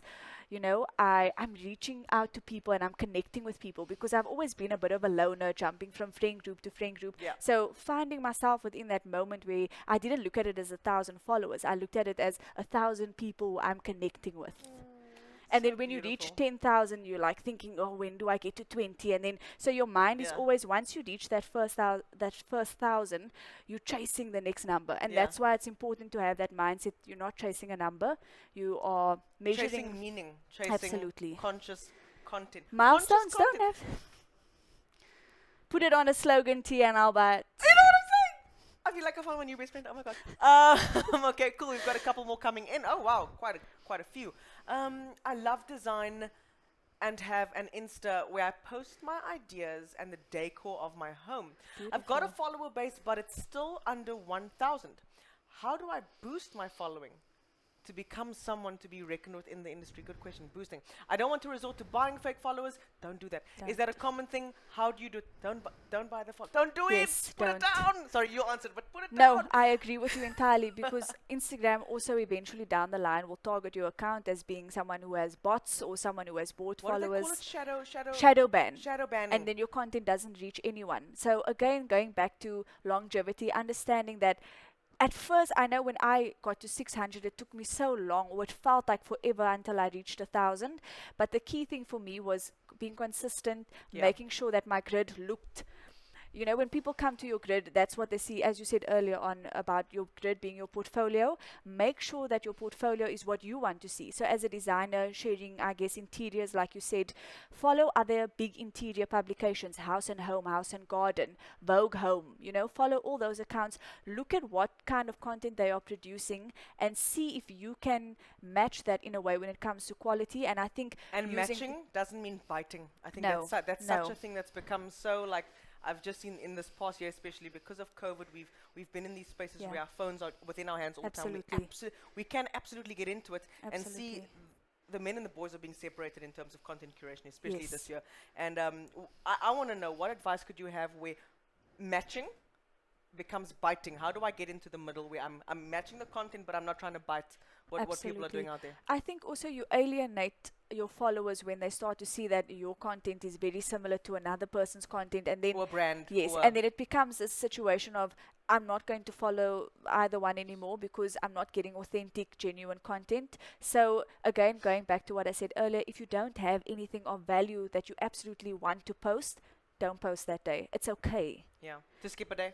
skip a day, post something on Grid. If you find a meaningful quote, share that on your stories, and that can resonate with people. If it's something about design, again, back to the previous question, I love interior design, and sometimes when I don't have design content to share with others, I find meaningful quotes from prolific interior designers or architects, and I just make a post with what they've said, and I share it, and people save it, people come And back you to credit it. that, and you credit Absolutely. that as it's due. Great, Yeah. incredible. Hi, Wijdan.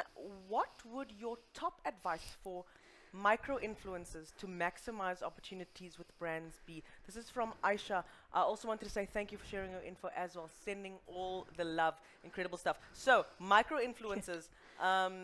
Micro influencers, You guys are the future. and you are in a position right now where you Great can power. make the rules. You, well, not make the rules in the sense, but there's a lot of leverage within micro influencers, because more and more brands are seeing the value of working with influencers with a following under 5,000 and under 10,000, because they are still kind of garnering their audience, and so the content that they are creating is reaching a lot more people. Sometimes you'll find influencers with a mass amount of followers, but the engagement is so low. And I think that's what is supposed to happen. I think as not is supposed to, but Yeah. that's the general trend. Is that It happens. as you get into the millions of followings, your Yeah. engagement is like 2% or It happens, 3%. and it sucks as the person on the receiving end of that low engagement. But as a micro influencer, I found that my engagement was really high, and this was my selling point to brands. I would say, you know what, I don't have a lot A of billion followers, followers. but the people who are following, they Follow me, comment, they they mean like, it, they they subscribe, engage, yep. they want more, they purchase the brands that I'm wearing. And also what I've seen a lot of influencers doing is starting a hashtag that says so and so made me do it, or so and so made me buy it, and this allows you to then gauge that feedback and show it to brands and say, I've influenced 1,000 people to shop more consciously, and you could pitch that. Which then made me do it. I'm doing it later. Great question. How do you maintain your brand's voice? From Sine Nsanta. Thank you so much for the question. My brand voice changes all the time, and I embrace that and I accept that. And what keeps it authentic is the fact that I share those changes with my audience. Yeah. I'm not an oversharer. What are some of those changes? So when I got married, a lot of people said, I didn't even know that you Had a were boyfriend. engaged, Yeah. and you know, like how. And I said it's because there are certain moments in my life that I keep private, but when I know that it's something that will impact my content in the long run, like Yeah. having a husband who actually who helps me shoot a lot of my content, I knew that he would have some role in my content, and so I shared that with people, and a lot of people were celebrating with me and congratulating me, but not in a way that overstepped my own personal boundaries. Amazing. Yeah. Okay. Good question. Good answer. You're knocking these out the park. How do you work with brands? Do they come to you, or do you have to reach out to them? How many followers before they take you seriously? What other criteria do they look at? Let's go one for one. How do you work with brands?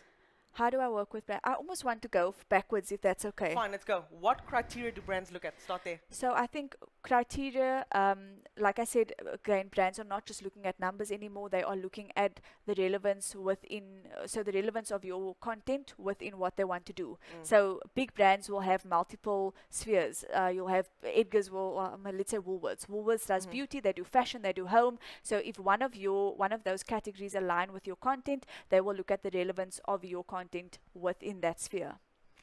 Right, so that's the criteria. Yes. How many Relevance. yeah, that's the criteria. Yeah. Now we're talking about it is, you know what, it is about following sometimes.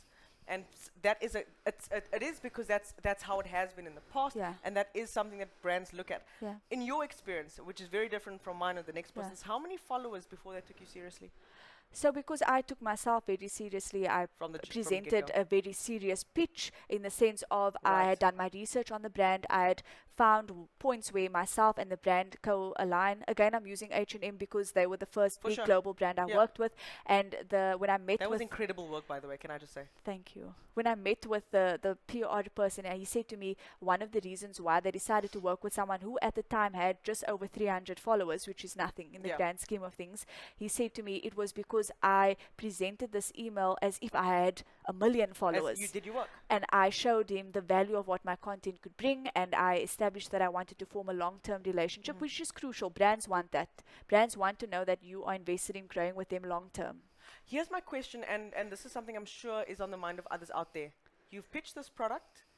I have 300 followers. This brand has looked at me, but it's okay for the beginning, in the initial, for that to be a trade exchange or Yes. sort of a collab piece. That was mine Yeah. for the first year, and that's why I asked my parents to kind of financially with me. support me, you know, Yeah. and bear with me as I figured out this new terrain of content creation. And it was just trade exchanges, and it got to a point where you have to say for yourself, you know what, I've worked with this brand for a year now. I've produced incredible quality content for them. I've been consistent. I've been kind. I've been well mannered. You know, all the boxes that you tick when it comes to For how sure. you interact with people. I've met all of those requirements. It's now me taking the initiative and saying, I'm ready to start charging. And then you do your How research. do you know? How do you know when you're ready That's to the start? tough question. So there's no, Because I that's a big guess, question that we all get on social. Yeah. How do I know when? I mean, I still have that thing where I'm like, how Is do I this know? too much? Is it this too much? Is it little? too little? How Yeah. do you? How do you?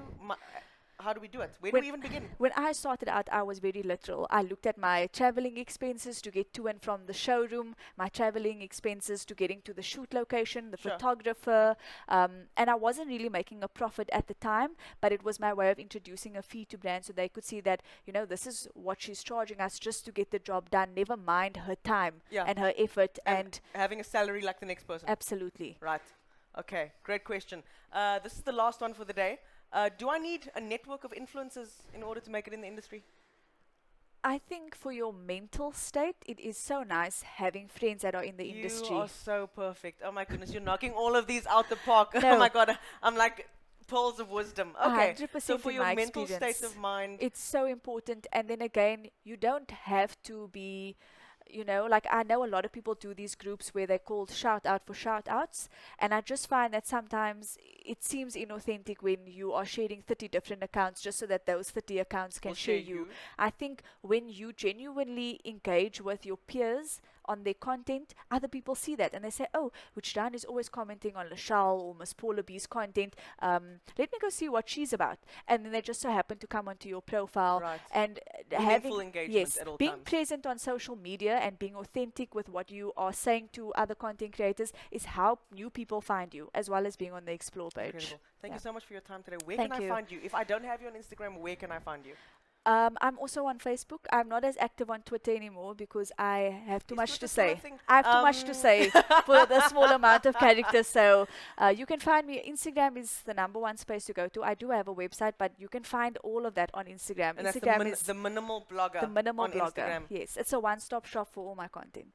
Thank you so much, Wichdan, for Thank coming you. through Thank you today. so much for having me. Yeah. You're an amazing host. We've you got so all our collabs in the We've got all our pipeline. collabs in the mix. Stay Thank you for tuned. coming through today and teaching us all these valuable tips and Thank tricks you. on turning a passion for content creation into real life paychecks. And all the best to to our youth out there as they Yes. pursue their passions. Yes, I'm I'm rooting taking- for you. I'm taking some of these with me today myself. Never mind the youth, also me. You are the youth. I am the youth. Yes. The youth. Thank you so much for Wonderful, coming thank through. you so Guys much. out there, stay tuned for our next speaker, Brett Field. He's talking to us rather about his own entrepreneurial journey and sharing some key tips and tricks for all you young hustlers out there. Stay tuned. We'll see you on the other side of this. Welcome and welcome back to the Next Level Hustle series, where it's all about turning your passion into paychecks. We've been chatting to SA's industry leaders in music, content creation, gaming, tech, and now to the topic for the hustlers out there, entrepreneurship. I'm Nicole Bessick, and I'll be talking with some of the country's finest to share their tips and tricks on how you can turn your passions into paychecks. Please welcome CEO of Onnit Studio, entrepreneur and serial investor, Brett Field. Brett, hello. Hi. I keep saying this to all of my guests. I want to hug you so badly, but COVID. Please have a seat. Oh, Welcome, nothing more welcome. than to hug you. Oh, welcome to. Thank you. That's so kind. Brett, how are you? Firstly, I'm doing fantastic. incredible stuff. So Thank you. I've heard a lot about you. I just want to know before we get into it, what is a serial investor? Well, there's a technical way to explain that, but my way is I can't not see opportunity, specifically in people. And if I see opportunity and I see people that are passionate and they've got a great idea, and Right. all they need is some guidance. Right. I You're love, there. I love to get in behind them, help them out, if it's cash or just pointing them in the right Yeah, direction. or just, putting them in the right direction. Incredible Absolutely. stuff. I'm going to jump right in. For those who might not be all too familiar, what is your entrepreneurial journey? Well, entrepreneurial journey actually started at a very young age. At the time, I had no idea that I was being entrepreneurial. I was probably somewhere around grade 3, and I saw that people had cricket bats and people that had signatures, which at the time I just saw as squiggles, those people were getting a lot of attention. So I saw that there was attention based around this thing. So I said to people, look, pay me £1 and I'll draw a squiggle on your bat. And I just did that. It wasn't actual signatures. Right. Later on, I kind of realized that I wasn't actually selling a product, but I'd seen that there was an attention attached to this particular little thing. And then later on, I mean, I got a job on my 16th birthday. I was working in a pet shop, and very quickly there, I realized that fish tanks were all standard sizes, but people's demand, especially in Sandton where I was working, they would come in and say, well, we've got a cabinet, we've got an opening that's this side. And I said to my boss, why aren't we Do something customizing custom-made, it? yeah. And he said, well, I don't know anybody who does it. So I said, well, I can build fish tanks. I'd never built a fish tank in my life. I had no idea how to do it. You didn't know where to start, but you were just like, they have a need, I'm going to fulfill that need. 100%. I Right. went home, I looked up on YouTube, and I kind of got an idea of how this thing's supposed to work. I bought the goods, I went to the glass shop, I bought everything I needed, went home, absolutely flooded my bedroom. Oh, Because I just crud. wrecked it. It was an absolute disaster. We had a client the next day. I had to get this thing out. I'd promised my boss that this tank was going to be so there. what did you do? I worked through the night and I worked it out. Oh, nice. And we got it done, put it in There was a there. happy ending. And then I got almost kind of like a contract with him, and I built this little business Right. that was doing really great. And I carried it on and built up a few extra services around it. And then I went the safe route, and I got a job after school, and I ended up taking a 50% pay cut because I was earning, just in my little hustle when I was at school, twice what my first job paid Goodness. me. And to this day, I wish I'd kept that business. That's a 2 million rand a year revenue business all day long. And I kind of just shut it down Yeah. because, got his job, started studying, did all of those things, and I what kind we're of, supposed to be, society had told me what yeah, we're supposed to do, be doing. and Yeah. it felt safe, and I learned a hell of a lot. What I did use my time as when I was working is I just latched onto mentors, and I've had some incredible mentors. They absolutely shaped me into the entrepreneur I am, but it was only because I found those people, and I absolutely, like daily, multiple times a day, would sit in the highest positioned person that would let me sit in their office. I'd bring them coffee and I'd ask them a million questions, and I wouldn't leave until they said, Brett, please get out. Get out. Yeah.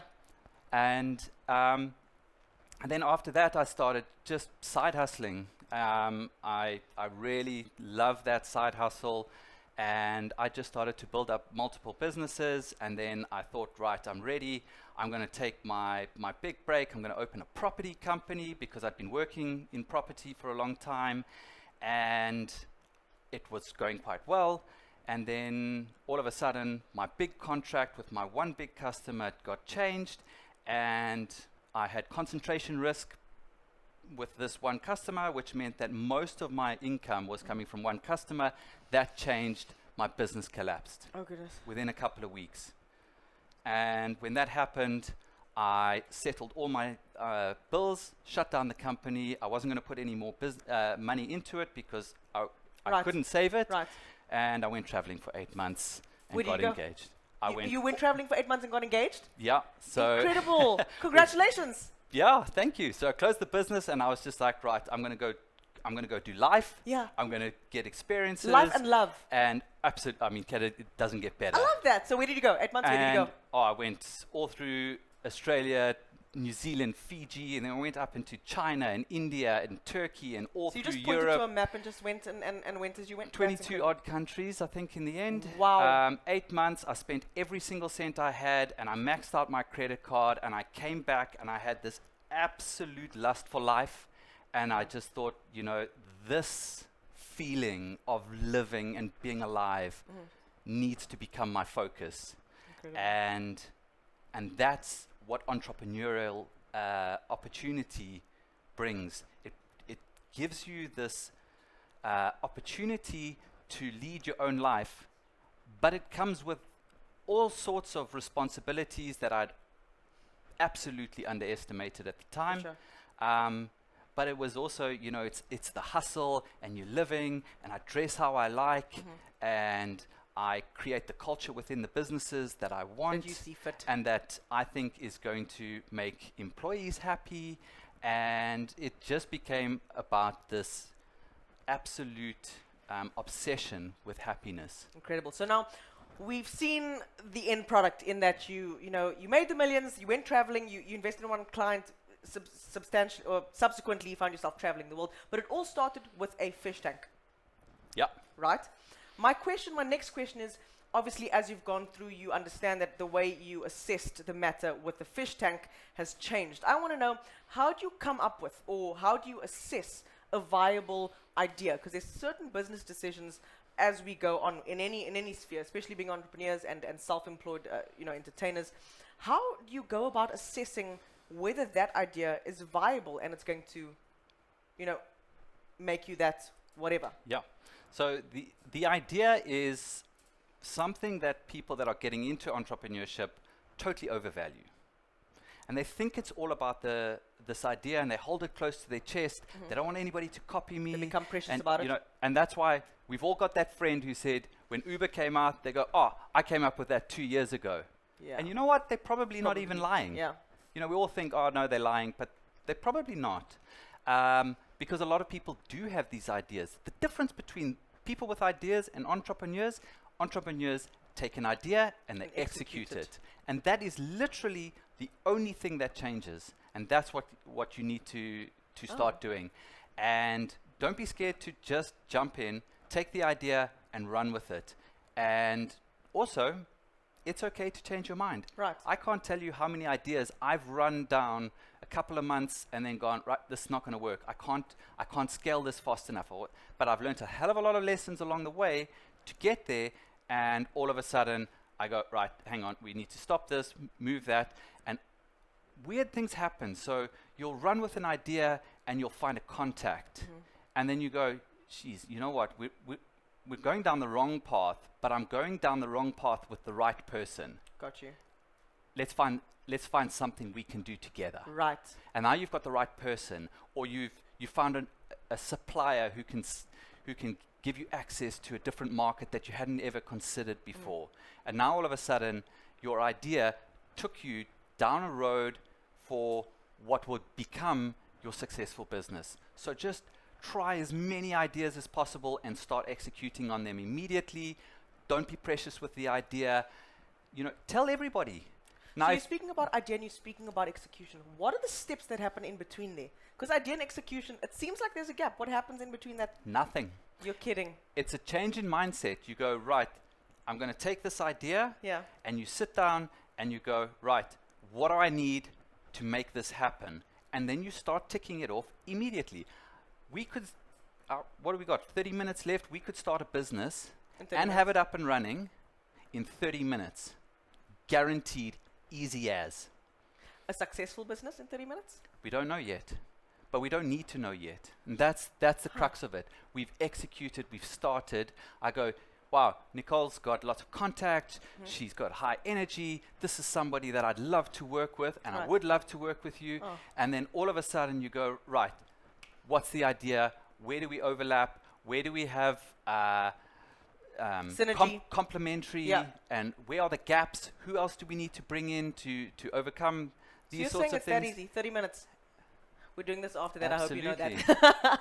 But a Done. business cannot be you can't build a house without any foundation. And when it comes to business, that foundation is expensive. It is cash, it is capital. How do young budding entrepreneurs, whatever age they might be, go about raising capital, no matter how big or small that capital is? So capital and cash is always one of these areas that entrepreneurs, they'll start to execute on their idea, and then they'll stop because they think they need all this cash. And this is when it becomes like you need to be the hustler. You need to hustle. You need to use what you've got. You can't change the situation you've got. If you've only got a little bit of cash or no cash, then how do you make cash? Are you going to go onto Facebook Marketplace, get whatever free stuff you can find and flip it? Are you going to double cook whatever you're cooking for dinner that night and sell it to your neighbors at almost nothing? You know, if you've got the patience to get there, you can raise this money yourself. If you've got an idea that's big enough or has enough interest and that's by not being precious with the idea, you start to realize, hang on, I'm gaining traction here, I need to scale it faster. Well, then you speak to investors, a serial investor, or your friends, or your family, and every rand that you take that so seriously. This is somebody else's hard-earned money. Right. It Treat doesn't like it's your matter own. if no, treat it better than your own. Oh, wow. Because I can lose my own money, Right. but if you give me money, I need to take that The more pressure's serious up, yep, the pressure's than up. I take my own cash. Got you. And that's when you start to build rapport with your investors or people, and you start to get a name for yourself as, even if it's not that idea, this is the person worth backing. And then those investors, they small circles, they start to speak, and the money will find you. Money will always find a good idea and a good business if you're prepared to put it out there. Money will always find a good idea or a good business if you're prepared to put it out there. Mic drop moment, again, mic drop moment. We need to write a book. Can I just is there a notepad at the back there? I need to start making my own damn notes. I feel this is incredible. Right, so now we've got our capital. Yep. And we've got our idea. How do we get to actually translate that into a real business? Because this is all good and all. We've got the stuff laying here. We've executed. We're talking about this. How do we get this into a real business that booms, that makes money, that moves and shakes? So it changes depending on what type of business you've got. Is it a service-based business? Is it a product-based business? But you've got to test it. You got to make sure that people want it. You've got a rapid prototype, and that's easy these days. You know, if you want to print one T-shirt because you want to start a fashion line, you can print one, and you can go take it to somebody and show them. You can put one up, and you can go do your shoot. You find a young starting up influencer in the fashion industry, and you take that one thing and you get them and you go do a photo shoot with them, you collab, and now all of a sudden you've set up your store and people go, right, you sell one. You sold one, make 5. Sell 5, make 10. And now you know that you've got a viable product. Once you've got that line nice and established, then you start testing with other things. You know, social media has made it possible to take your passion with almost no money and turn it into a business. In terms of marketing, you don't need it. Yeah. It has never been easier To get in the something out history of humankind to start a business than it is today. Because I've got access to market, I've got access to marketing, and I've got access to consumer feedback, direct, immediate. Real time. Exactly. If I put something out there and somebody says it's horrible and disgusting and they hate it, love them for that. Yeah, you've got because it, they might have just saved you 6 months of one work. year Yeah. of wasting all that money Right. and you got nowhere, but you would have previously had to put all that effort and money Go through that into it, process. get to retail, only to find out nobody wants to buy it. Yeah. So you're speaking about access to market. I have a personal question. We're talking about access to market. What about businesses that aren't first to market in saturated spaces? Because me as The somebody best. no, Yes, can't be. it is. Can't be. There's a saturated market. I'm not first to the market. It's this wheel has been reinvented a million times, but it's something I'm passionate about. I'm out there and I want to, let's say, make a T-shirt. There are 1,000,005 T-shirts in the world made in one day, kind of thing. What? I started a retail fashion brand now during the pandemic, Yeah. right? And you've got the ability now to take anything and put it into the market and test it, right? And that's where you're going to find your uniqueness. And if you put yourself into your product, nobody can be you. You are the uniqueness. You are what differentiates your That product. thing in the saturated market. Got it. Exactly. in the same way that celebrity influencers were used to sell fashion forever, you can now command an audience and a community, and they want to buy stuff from you. They want to support it. Just think of the people that you follow. You wait for them to put out some merch and you buy it, right? You make it And sound so easy. because it is that easy. And talking about first to market, absolute misconception. First to market has to educate the market. Right. They have to create the market. Because Right. if you're the first there, now it's expensive to teach people what a new market is. It's expensive to create this new market. The second person who arrives validates that market, Okay. right? So the Test first that one, theory, well, essentially. well, the first one was testing it. The second one is validating it. It's saying, Yeah. look, This there's guy was more onto than one something. player. Yeah. We're onto something. Yeah. Third to market is actually the sweet spot because they've paid to create this market. You've been sitting in the wings and you're going, right, what's working? What's not working? I can follow my competitors. I can go to my competitors and read every single comment, right? Thousands of comments on every single post. And know what to do and what not to do with yours. And Going immediately There I you go. work out, right, this is what's wrong, or this is what people are complaining about, and I can develop Be my mindful of that. positioning Yep. statement and my brand. I can build it around this idea. You know, we've seen it in the beer market where one beer brand arrived and all they did was made it about beer being cold. But beer had been around forever. It had always been cold. But this idea that they had cold beers and they made sure that their beers were in their own fridges that were colder than a standard fridge, Yeah. they recaptured this huge amount of the market in a very saturated, highly competitive market. Right. So you're saying, if I'm understanding something, that it's all about selling. If you want to hustle, What's you've the got to trick? learn to what's, sell. What's the trick? What's the trick to selling? What makes a good seller? You've got to get out there and you've got to sell. You've got to sell face to face. If there's one thing you want to learn as an entrepreneur or a want-to-be entrepreneur, learn to sell, even if you don't become the salesman later on.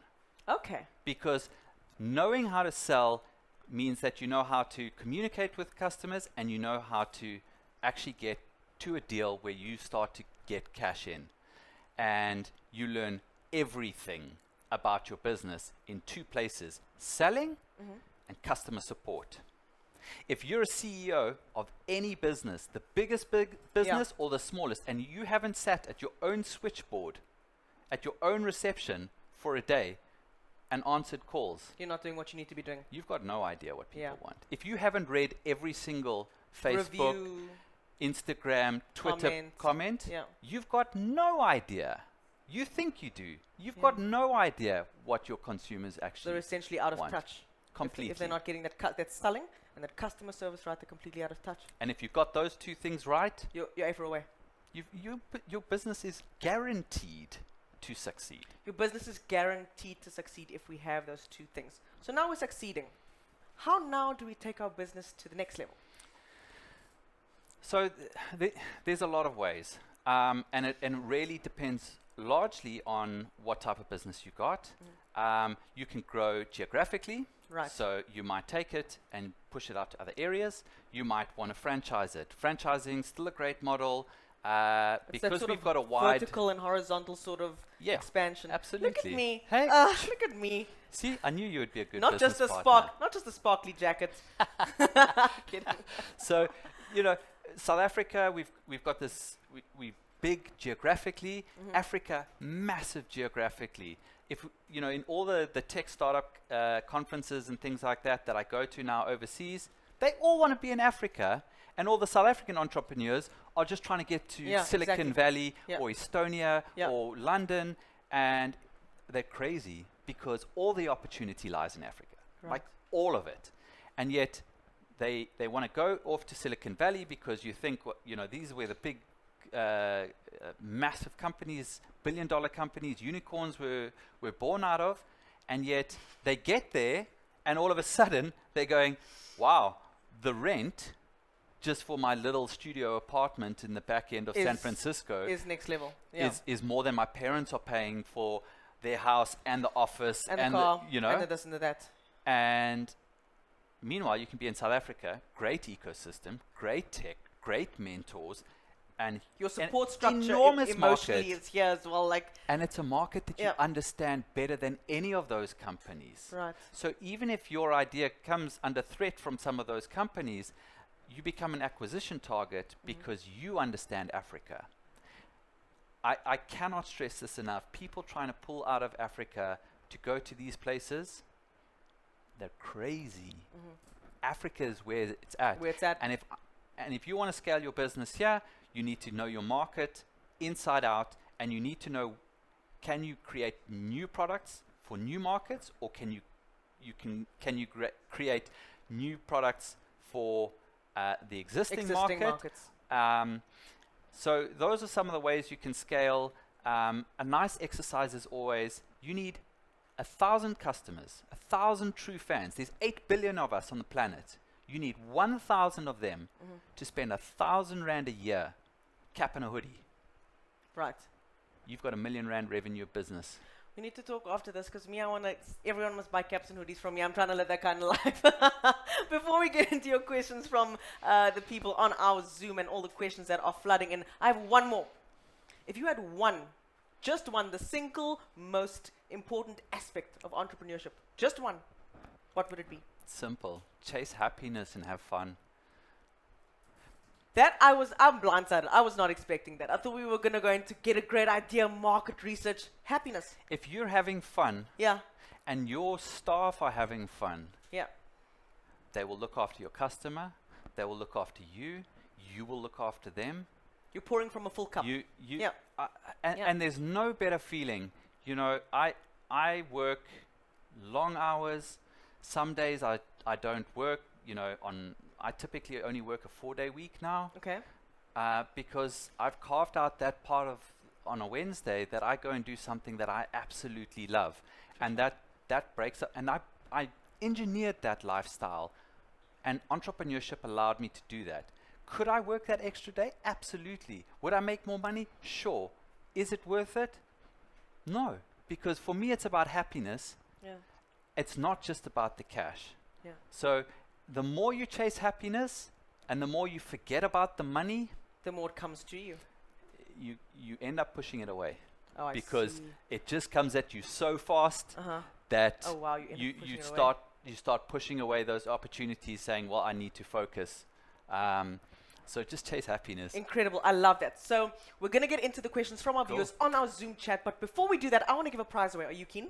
Yeah. Yes. Okay. I'm so excited. I really thought that Kyeezi gave away all the prizes. I'm so happy. I get to make people laugh and smile and be happy and win some stuff. Yes.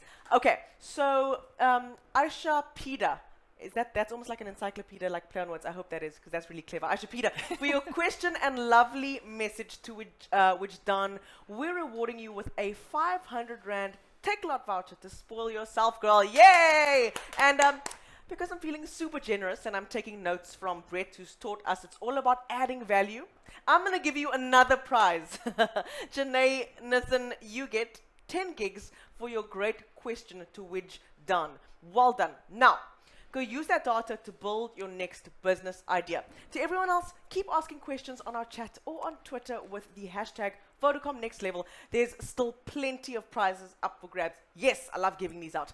Also, keep telling us your hustle stories with Next Level Hustle Story. We will pick one hustler to receive a brand new Huawei MatePad T8 to bring your hustle to the next level. Okay, let's jump right into it. We have a couple of questions for you, Brett. Great. Question number 1. When, not how, when did you decide you wanted to be your own boss? Can you pinpoint a particular time in history? No. I've always had this sort of entrepreneurial feeling. I never forced it. I never knew I was being entrepreneurial. Looking back, I can see all these moments in my life where I was acting entrepreneurial. But the first time I decided that I wanted to be my own boss was when I started that property company. That was an absolute failure. Yeah. The difference is that because I was entrepreneurial, that even when it failed, I took away so many great lessons. I still reference them today. from that failure, and I've had way more failed businesses and ideas, like thousands of failed ideas. But I wanted to be my own boss. I tried it and it failed, but I still liked the idea of being my own boss. Correct. And commanding my own lifestyle and chasing my own happiness. And I never gave up on it after that. So you never decided it was just always an innate thing? Yeah, I think, it will happen differently for different people. Right. I'm the sort of extrovert type of entrepreneur, Yeah. but there's plenty that are very introverted that would be a lot more calculated than me, and they would have probably far less losses than me. And they would calculate it and decide very deliberately down to the day and time when that's going to be, and that's also cool. Got you. This has been this question has been coming up a lot today. I think all of our guest speakers have had this question. I'd love to hear yours. What is your biggest regret or lesson that you've had in your career thus far? Biggest regret, none. If I look back, there's more lessons from failure than anything else, so I don't regret any of that.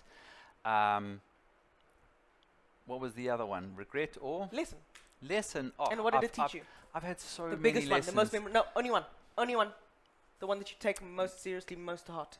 That you can lose your, that first property business that I built was, Yeah. it was everything. I'd put everything into it, Yeah. and it failed. And what I learned is that you can come back from that. And when you learn that you can fail and you can come back stronger, you are unstoppable. Ever away. What philosophy do you live by? Chase happiness. Chase happiness. Who's your role model? I've got so many. Top David Attenborough has a very special place in my heart. I loved Desmond Tutu. I just think he's just the most magnificent man. Yep. Sure. One more. One more. One more. I love Stephen Fry. I Really? think he's hilarious. Really? But I wouldn't say he's a role model. Yeah. But you can draw something from him that you find. I've had a lot of mentors along the way that wouldn't necessarily nobody would know. They don't have celebrity status, but they've changed my life. Got you. My biggest single person who probably changed my life and formed it early on was a art teacher Incredible. in high school. In high school? who rewarded effort, and she put out this ridiculous task on the first day that she arrived, Yeah. and then the next day she just said, right, how far did you get? And it was an impossible task, Yeah. and I was the person who had gotten the furthest. What was the task? Self-portrait A1 overnight, and I stayed up the whole night and I'd finished it, and she said, guys, what I've done here is I want to know who's putting in what amount of effort, and I'm going to match that effort to you. Oh, wow. And just that ability to look past everything else in academia. I wasn't a good student at all. I'm sure you would have guessed that. No, I wouldn't have. Oh no, I was a shocking student. I wouldn't have. That's incredible. I Shocking, wouldn't have. absolutely shocking. Yeah. I repeated Standard 9. I was the worst student, and she didn't look at people from that. She only arrived in Standard 9, and what she did was she said, right, I want to know what your effort is so that I can match it, and that stuck with me for life. Incredible. And I still use it, and that's how I build culture in my businesses as well. Absolutely incredible. I love it. Okay, a couple more questions from the viewers out there on our Zoom chat. How do you get a loan from a bank or from investors? What are they looking for? What are the steps? They want to see value, so you have to value and track record. So if you can establish those two things, and that's where patience comes in. People too quickly want to get cash, and cash is a burden. it comes with massive responsibility, and cash costs money. Investors costs don't money. Yeah. invest Yep. because they've got too much money. They invest because they see the opportunity to make a return on their money. The bank Yeah. is the same thing. Right. So don't go looking for cash too early. Make your cash grow slower, and then when you've got this great track record, then you're going to get a loan, and you're going to get a loan from multiple, or a loan offer from multiple places, and then you can play them up against each other to get better interest rates and those sorts of things. So take it slow. Don't go looking for money too early. Got you. What makes a good salesperson besides a sparkly gold jacket? Obviously, kidding. Perseverance. Perseverance. Yeah, absolutely. If you in this game, in selling, you're going to get ignored most of the time. If you're lucky, they're going to tell you no, and why. Yeah. If you're unlucky, they're just going to tell you no, and every now and again you get a yes. And if that yes, Yeah. that win state Makes is it- enough for you, Yeah. Sales is then you're a salesperson. Got you. Got you. Okay, so now we've got a couple of questions coming in, some more from Rulin. How would you say the best way is to start networking, to build contacts and perhaps distribute your products? What is the best way? Great question, to network. Absolutely, fantastic question. And we are in the age of community. Yeah. So we've had some fantastic speakers. The Minimalist blogger was on here Yeah. earlier, and if you follow some of those, I mean, really great tips Yeah. of how she built up her community, that's networking. Yeah. And if you network within your niche or within your product lines or within your interest areas, and you really put in some effort, not just like go onto 5,000 posts and put up like a waving face, like actually engage. Get in there. And very quickly you will rise to the top of that community. And that's not a status thing, it's that you started to command some influence over that community, and the people at the top that are currently at the top, they start to take you more seriously. Then you can start to get meetings with the right sorts of people. People can introduce you to buyers within the e-commerce space or retailers. So I would absolutely focus on social media, but not like at scale, but at scale with meaningful engagement. Got you. Andrea wants to know, her comment says, I have a really good idea of a service that doesn't really exist yet. I'm not at all an entrepreneur, and I'm living off a basic salary, so I never really thought I could do anything with it. What's your advice to someone like me who knows absolutely nothing about beginning or starting a business? Might not like the first part, and the first part is you think it's a really great idea, and it might be, but it also might not be. So you need to get that idea out there, and you need people to give you feedback. Start with a group. Be careful of friends and family. They love us too much. They lie to us. They tell us our ideas are fantastic, even when they're not. Yeah. Because they can't bear to see us upset if you tell them something bad. But keep the job and side hustle it. Start to build a community Nice. without knowing exactly what the idea is. There's absolutely a content play. No matter what the idea is, there's a content play, and I would work that. I would keep your job, build it over 5 years, and keep the safety of your job, and then really start to test. And I would use social media to run polls and get as much consumer or user feedback as I can to really then refine that idea and test how good it is and if I need to tweak it or not, and then turn it Incredible. into a product or service. So much knowledge, so much wisdom, loving it. The next one comes from somebody who's taken a hit during lockdown. I'm a small business owner and I've taken a hit during lockdown. How can we get more people to support struggling independent local businesses, especially during times like these? Ask. It sounds like wishy-washy advice, but it's not. The more you ask, the more likely you are to find somebody who's going to help you. Humility in entrepreneurship is massive. When you take a hit, become humble. Yeah. And what often happens with entrepreneurs is often they fly high in their community, and then they want to hide the hit Yeah. Don't hide the hit. Be vulnerable. Be humble. Tell everybody what's happened. Share the story with your community of the hit that you've had. Yeah. And Be then open about it. And then when they start to understand that, they might bring more support. Because right now there's a human element if to it all. if you're going out there and going, Yeah. wow, you know, everything's fine, I'm great, perfect, and you know, then you switch off Instagram and you're in tears because you don't know how you're going to make your next payment. Rather be online saying to people, wow, this pandemic's absolutely annihilated my business. It's wrecked me, yeah.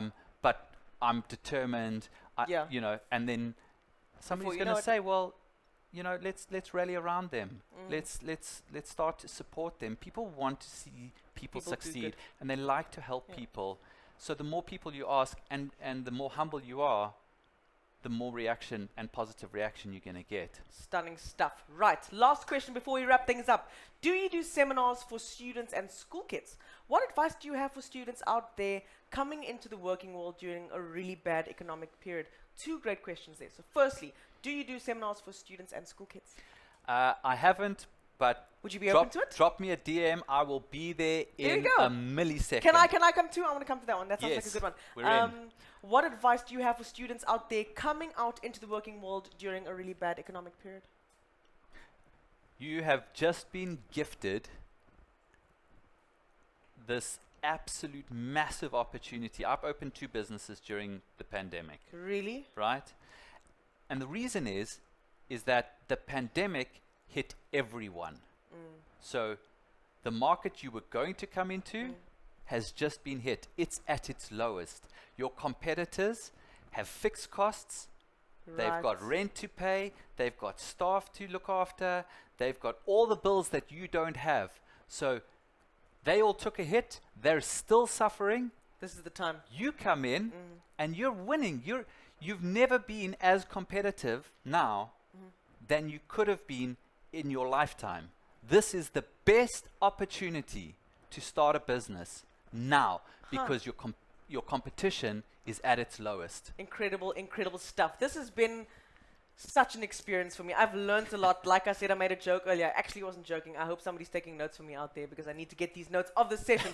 Thank you so much for your pearls of wisdom, Brett. I feel like, yeah, if you missed it, don't worry. We'll be sharing the recordings on social media.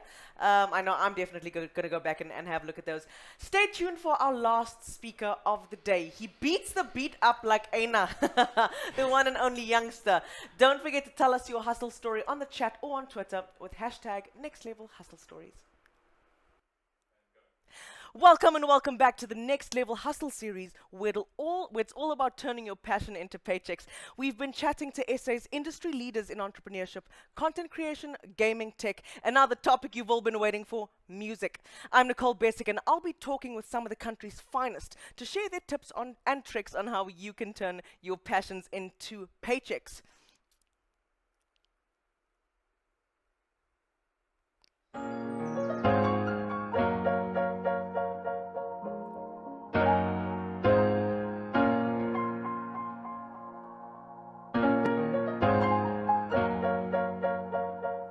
Things take time. Rest in peace to all of those we lost along the way. They're going straight up to God, I'm going to Charlemagne. A girlfriend of mine just recently passed away. So if I fail once, then I just have to start again. I moved out with the Red Sea because we parted ways. And now I'm separated from my lady Marmalade. It's all business, no play, so it didn't work. I didn't party with her, I'm kind of an introvert. I take apart the beat and create the masterpiece. That's beyond belief, I am far past elite. I feel like I'm supreme, a young OG who's living in a time machine. And cash rules everything and makes sour cream. The mother city is the kingdom where I found the queen like a sunflower seed. And plus she had a wedding gown on, still ghetto, so I call a lotus river flower bomb. I pay my soul on these verses but still keep the crown on. And to call myself a king of just really sounds wrong. I wrote the song in the early hours. Our women don't like that there's a lot of girls around us, a lot of fish, and now they all wanna hang on the rod. It sounds odd when I tell her it's part of the job. Messages from Mother Kunna, she found a clump. I tried to justify it but it just sounded. Lyrically inclined, you can call him Calvin. He needs no introduction. Help me welcome onto the Vodacom Next Level Hustle Hub, Youngster. I do this with all my guests. I can't hug you even though I want to, full yeah. since COVID, so we'll just... No, salute. There we go. Cool. Have a Bumped seat. my elbow. I forgot the CPT though, no? If I can just tell you. Oh, sorry, the That is CPT. the most important part of this name. The youngster CPT part. I thought it was a silent thing. No, I Please say got the you. Next time. CPT. CPT. You thought it was a silent CPT. I thought it was a silent CPT. Yeah, no, that happens sometimes. Yeah, no, I don't have Nicole basic CPT, but I must work on that. Mine's silent. Mine's silent. Sorry about that. Youngster CPT in the building. How are No you? doubt. I'm good and you? Good. Under the circumstances, I'm good. Under Let's the say that. Yeah, circumstances, because yeah. obviously it's a new normal. There's a new So normal. there's like a few things we have to get used to. Still Yeah. sanitizing, we go wearing masks, being checked, filling in paperwork, temperatures, and so on and so forth. So Do you know what it was like to fly here? I had to be at the airport like 2.5 hours earlier. They do like the checks and everything. It feels like I'm like a prison break. But anyway, I want to jump right into it. You've been doing a lot in the past few, even during COVID, you've been quite busy actually. You've been Quite. exceptionally busy, and today we want to hear all about that. What's the journey been like being an independent artist and on top of that building a brand and business? not easy, and a substitute for the word not easy would be KAK. We won't say that word, but what I just want people to understand also is that it is not a glamorous ride. It is not a fantasy world Yeah. that you're gonna, just achieve overnight success. And sometimes it happens like that. Yeah. But as quickly as you reach the incline, is just as fast as you will decline as For well. sure. As soon as you hit that peak, the glass ceiling almost, your trajectory is gonna go right down after that if you don't have anything to sustain yourself, Got or you. if you don't have some sort of a drive or willpower to push yourself and keep going through the difficulty of being on top. Because once you're on top, it's like everybody wants that spot, so you're constantly in competition with those who are trying to, fill that place that you're in. Yeah, and know, those who've been there before And you. those who've been there before, they Yeah. might want their spot back now that Exactly. you've moved there, Yeah. So it's very difficult to keep that momentum going once you have it, So I've just been fortunate enough to have a solid team of guys around me as well, and Yeah. it's just people who are committed to this cause, of Yeah. saving Cape Town almost. I'll say that proudly. That's why I call myself the Cape Crusader. The I Cape believe I'm Crusader. here to save this place. Yeah, so I think we all know who the Cape Crusader is, but No doubt. we want to hear who is the man behind Mm. youngster CPT, Not Silent. Tell us your story. How did you go from all of that to the man that you are today? What has the journey been like? A very difficult one. One Yeah. of self-discovery, self-discipline, also self-teaching Yeah. as well, because there's nobody in my family who was involved in the music industry or could have given me tips on how to Or survive entertainment it, in general? and entertainment as well. Cool. Look, I'll say my mother to a certain extent was in the entertainment because she was a model. Yeah, for sure. And being a model in those days is not the same as It's being different. a model. It's different. My mom was too. I know exactly Okay, what you mean. It's different. It's different. salute. I got Okay, now you. you understand. So rehearsals, ramps, yep, the costumes, the wardrobe. So The things colored of that. people telling them they couldn't be anything. Thank The people you. telling them, Oh, I got you. Okay, I no, got that you. saves me a long Yeah, explanation. yeah. So I would say, aside from her, there was nobody else who was involved in this lifestyle. And even now, like, my mother looks at it and she's like, I'm almost sad that you have to endure this new age that we're in, where technology rules everything. Like, Okay. you can have all the talent in the world, but if Yeah. your marketing is on par, No. you will beat the guy that has more talent than you. That's what I like to think of it as, though. Like, if we think of ourselves as entertainers, as CEOs, for instance, you can have a great business idea, that talent, you can Yeah. have it. But if you don't have a marketing department, what's going to happen to you? She's right. It's going to be another good idea gone to waste. Exactly. So Exactly.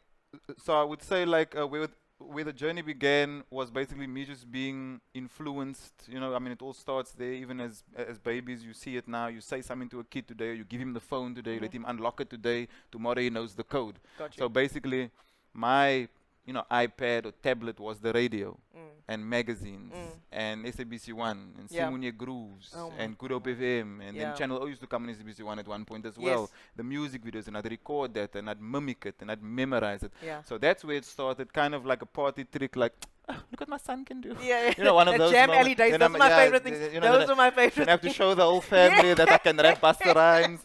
They weren't blown away, but Yeah. they thought, like, wow, this is quite cool that a child like of that age He's taking to it. is taken to it, he memorizes it, does it that good, and then you always get a line was, yeah, my kind of schoolweek is so good. You know what I mean? Yeah. There's always that line, and I still Ek hear weet it jy kan today. jou skool Yeah. And like I still like that with the kids that come to my shop nowadays. So Yeah. so I would say that, look, it began off as like innocent fun, Yeah. and just me picking up what I was basically always surrounded by, which was music, and thanks to my mother also with the Yeah. modeling and stuff like that. So that turned into then an obsession, a great passion, Yeah. and something that I continued pursuing even in the dark even when no one was watching, even when the family wasn't there and no one was in the Amazing. lounge and no one wanted to hear me rap. You were still doing I it? was still doing it in my room, you know. Incredible. And that's what I had to make my mother understand when I wanted to pursue it as a career was, remember all that time? I'm taking it Yeah, seriously. I'm going to do it now, you What know. were you like as a lighty? Very, I was naughty. I was Yeah. naughty, but I had respect and I had self-discipline. Not always the discipline that was needed for me to be seen as the apple of the eye, but sure. I had enough discipline to tell myself when it was wrong and when it was right. Sometimes I do things that was wrong, Mm-hmm. knowing it was, so I still had the consciousness of that. But as a kid, I was pretty, you know, I was pretty mischievous. Let's use mischievous. I like that word. I like that. And if you could speak to that mischievous Mm. version of you, what would you say to him about the music industry today? Prepare yourself. Prepare yourself. Because I thought it was just going to be a whole bunch of rapping. I Yeah. thought I was just going to rap You're every just gonna day. rap every day Yeah, of your I'm life, going to yeah. rap every day of my life. Yeah, And be I'm in going to studio, mix it up, do your be the thing. best rapper that Yeah. ever existed. And actually, So what's a day like? so the rapping now is only about 30% of the day or 20% of What's the day. 70? What's the 80? Admin. Don't My you have a team for that? favorites. I Don't do. you have a team for I that? do, but at the same time, because I am the head of the pyramid, Yeah, I have to be involved in all aspects of the business 100%. now. You You know have what to I have mean? your hand on I every have pulse. to have it on everything. So it's like there's certain things that I'd wished I'd pay more attention to in school because now it's actually coming up in my life. But then there's other things that I was like, I'm so glad that I was paying attention in these Yeah. like certain lessons that I had, you know. So economics, business, English, maybe computers to a certain extent. But like I say, the digital age has it's kind of tainted everything. Sure. Everything has Sure. been touched by social media in some way, whether it's music, Some way, shape fashion, or form. art, away. So it's just like that part of it. I told myself as a kid, like, just get ready for this monster called the internet. It's gonna Yeah. swallow everything, Yeah. and you have to make sure that you are ready for that. So and you'd say surf be that wave. prepared. Be Be prepared prepared. for the internet, my son. Yeah. That's what Ada gave me. Be prepared. Okay. Yeah. And in South Africa, you are respected as the mixtape king with about 30 plus mixtapes. How Correct. did you grow your passion for making so much music in that kind of volumes? Where Yeah. did you get that drive? Because that's a lot of mixtapes. Bro. That is, and that also, what is. advice could you give to aspiring musos in Cape Town who are struggling with that? Yeah. Like they're not turning out as much as you For sure. did. I mean, what I'd first say is we're all inspired by someone. I didn't just wake up one day and you know become this lyricist overnight. And that's why I was saying, and when we spoke earlier, and I said like the influences were SABC1, it was the radio, and it was magazines, cassette tapes maybe, but that's as far as it went. It was like Yeah. those three medias was all I had, and yet it gave me so much. Because I had to use my imagination a lot without seeing these things. I was listening to it on CDs and the radio, so I mean, it gives me these visual pictures in my mind, and then I kind of, how you can say, imitate that. Yeah. You know, so then I started writing about my day and my life based on how I had heard these American rappers do it. You know, so if they spoke about chilling on the corner, I'd apply my corner to their life and same say concept, yes, yep. and be like, okay, these are the similarities. yeah. So this is my, you know, that's kind of my subject matter. I'm going forth. And then there was guys like Lil Wayne that came and like showed us that the music industry had so many rules, and that he's going to kind of shift it into his preference, you know. So Lil Wayne started recording like a large number of mixtapes in the late 2000s and starting to come into the 20s.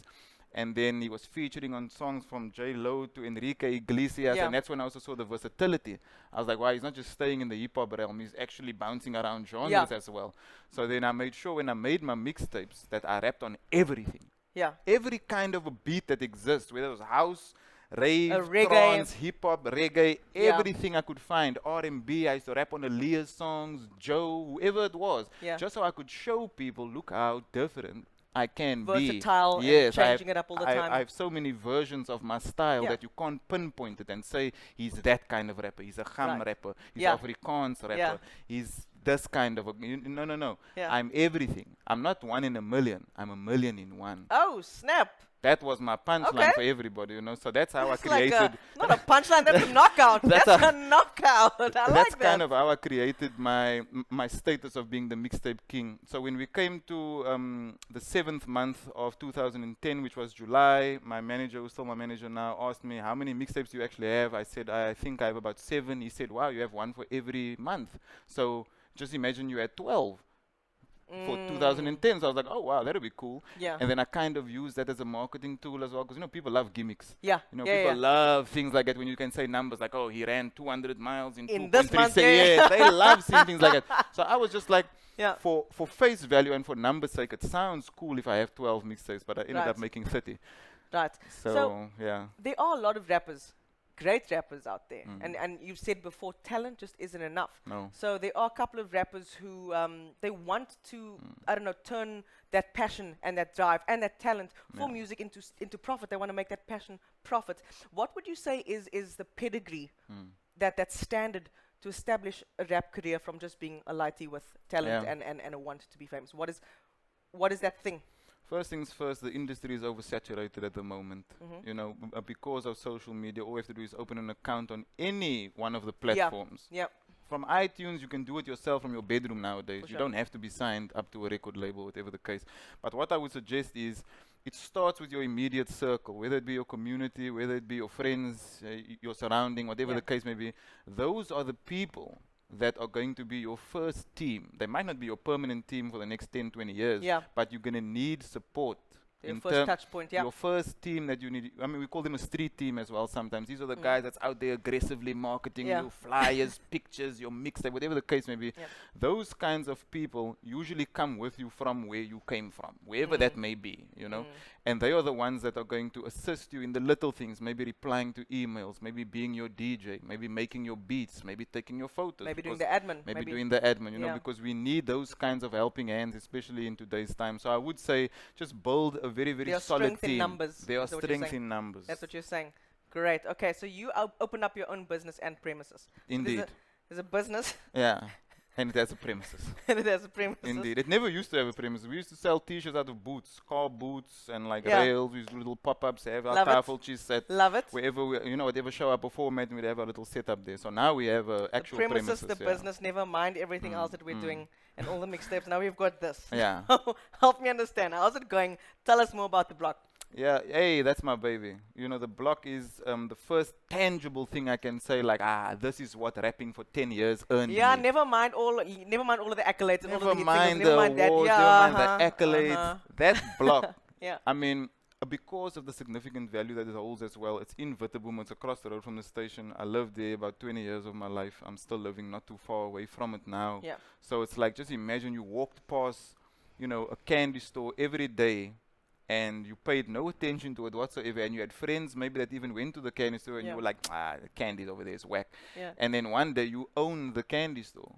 And that And many years from now, not like in a sudden short gap, like many, like we're talking about 20 years, maybe 15 years from when you actually had that thought of, oh, there's the candy store. And now it's yours, so it's like, I have a big responsibility, but also at the same time, the upliftment that it has brought to the community in that 1 year that it's been there, because only 1 year. Yeah. We're only 1 year old. So it's like, baby still. so young. yeah, Yeah. that impact that it has created there, I mean, the way it has even changed the area itself, And just how that people- piece. yeah, how Y- people how feel they there. feel there. Yep. They feel a bit safer. They feel like there's more excitement, there's more engagement, there's more youth. We're basically bringing back life into that part of Wynberg. I'm coming to visit Please before I do. leave. I'm Please coming do. to visit before I leave. Wear your mask and sanitize. And temperature. How has lockdown affected your business? Tremendously.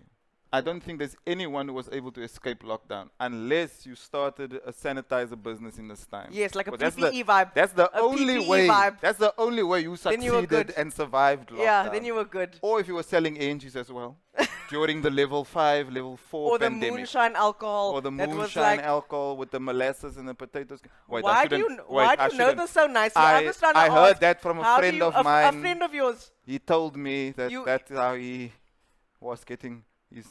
Okay, he No, was making okay, a yeah, living. yeah, Anyway, yeah, yeah. so I will say the impact was hectic. Obviously, didn't Yeah. expect it, didn't see it coming at all.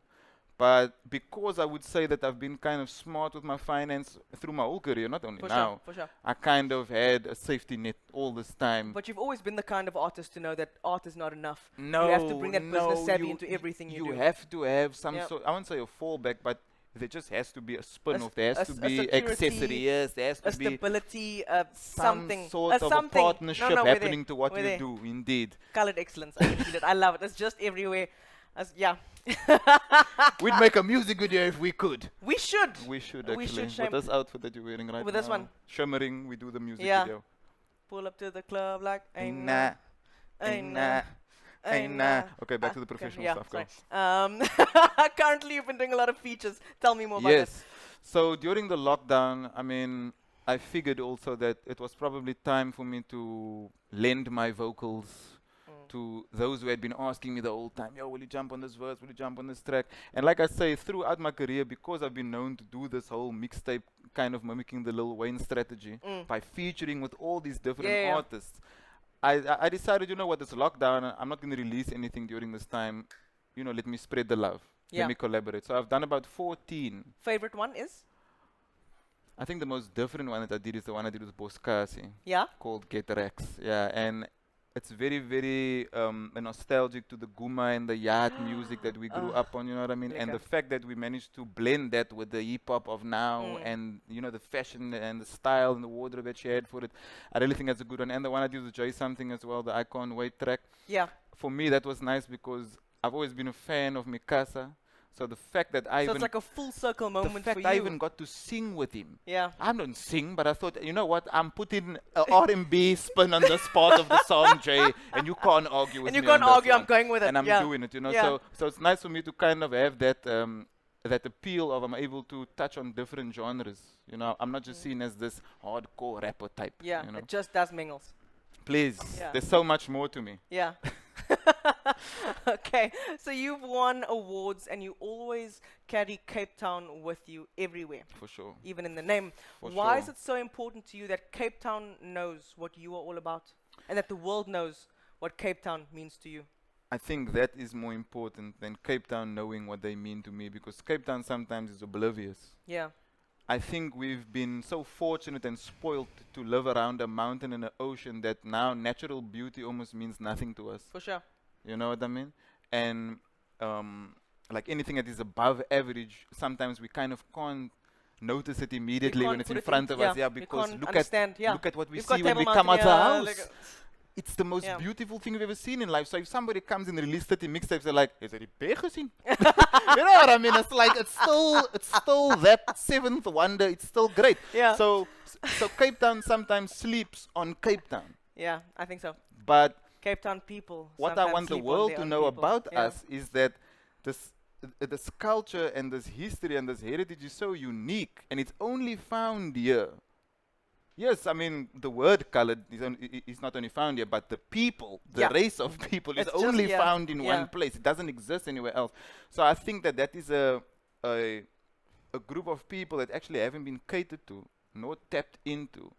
And I'm sorry to say it like this, but they haven't been exploited yet.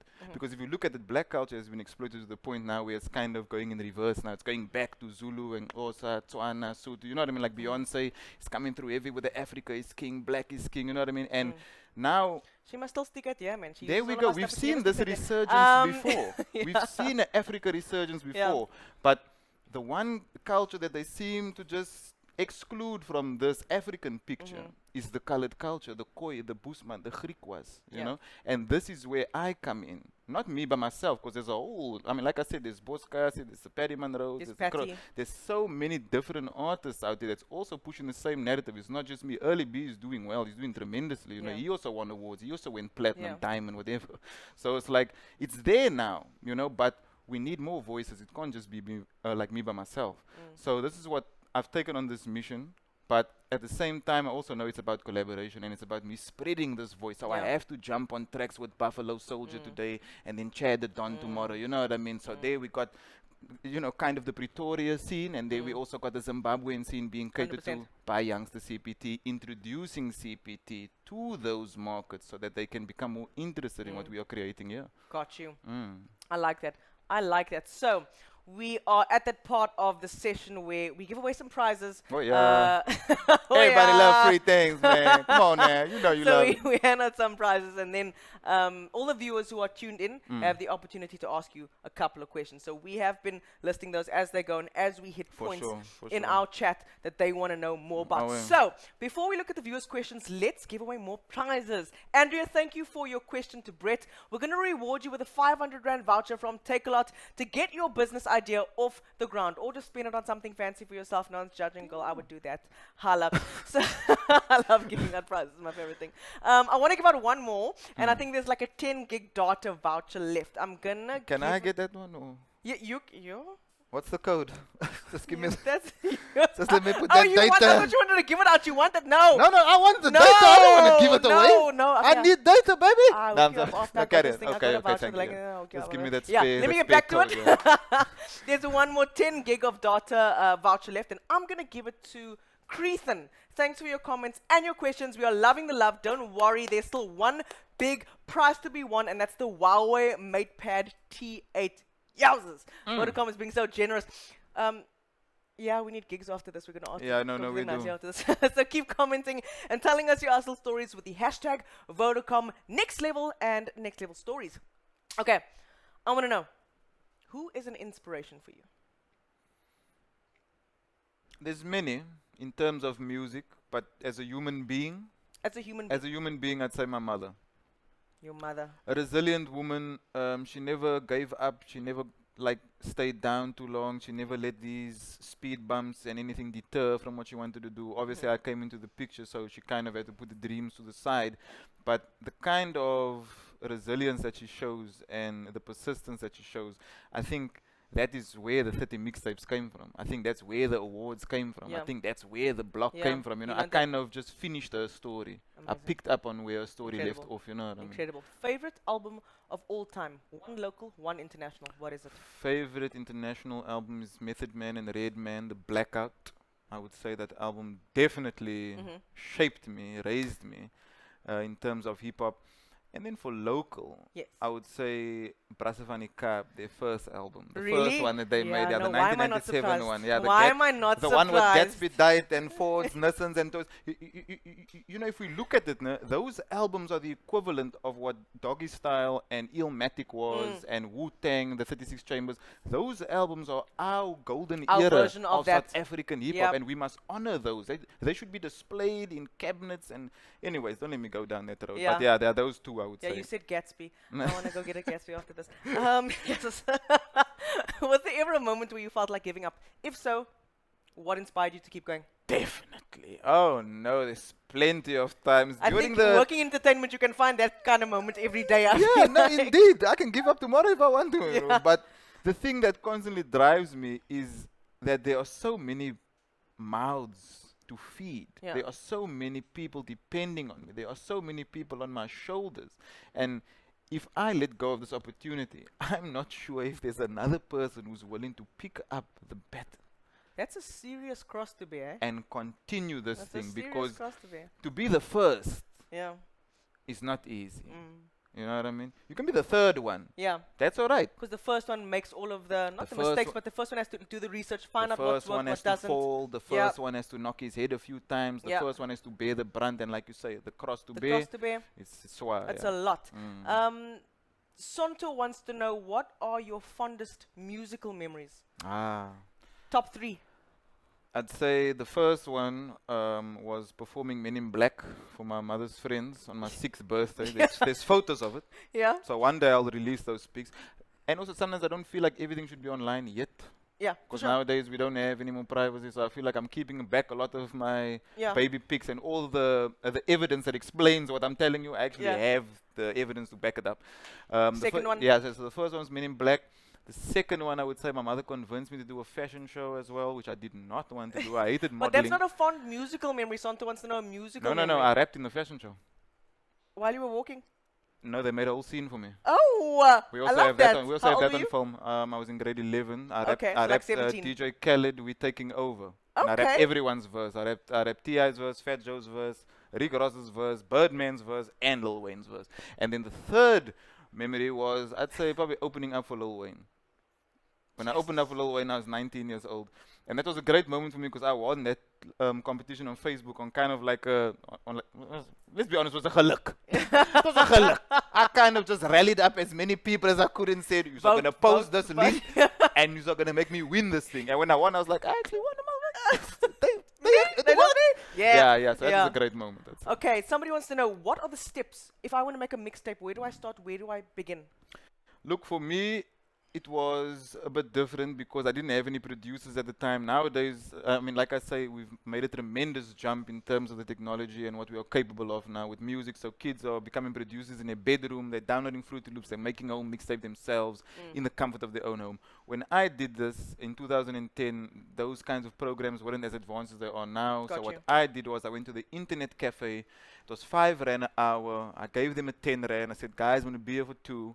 I'm going to download as many beats as I can, instrumentals from the internet, and then I'm going to rap on these beats and distribute them as mixtapes for free. So I did not make any money off it really. Yeah. I gave it out free of charge in places like Long Street and Claremont. Wherever I knew there was a lot of young people partying, instead of going to the parties, I stood outside the jail and handed out my CDs. Myself, Jerry, and the Muffin Man.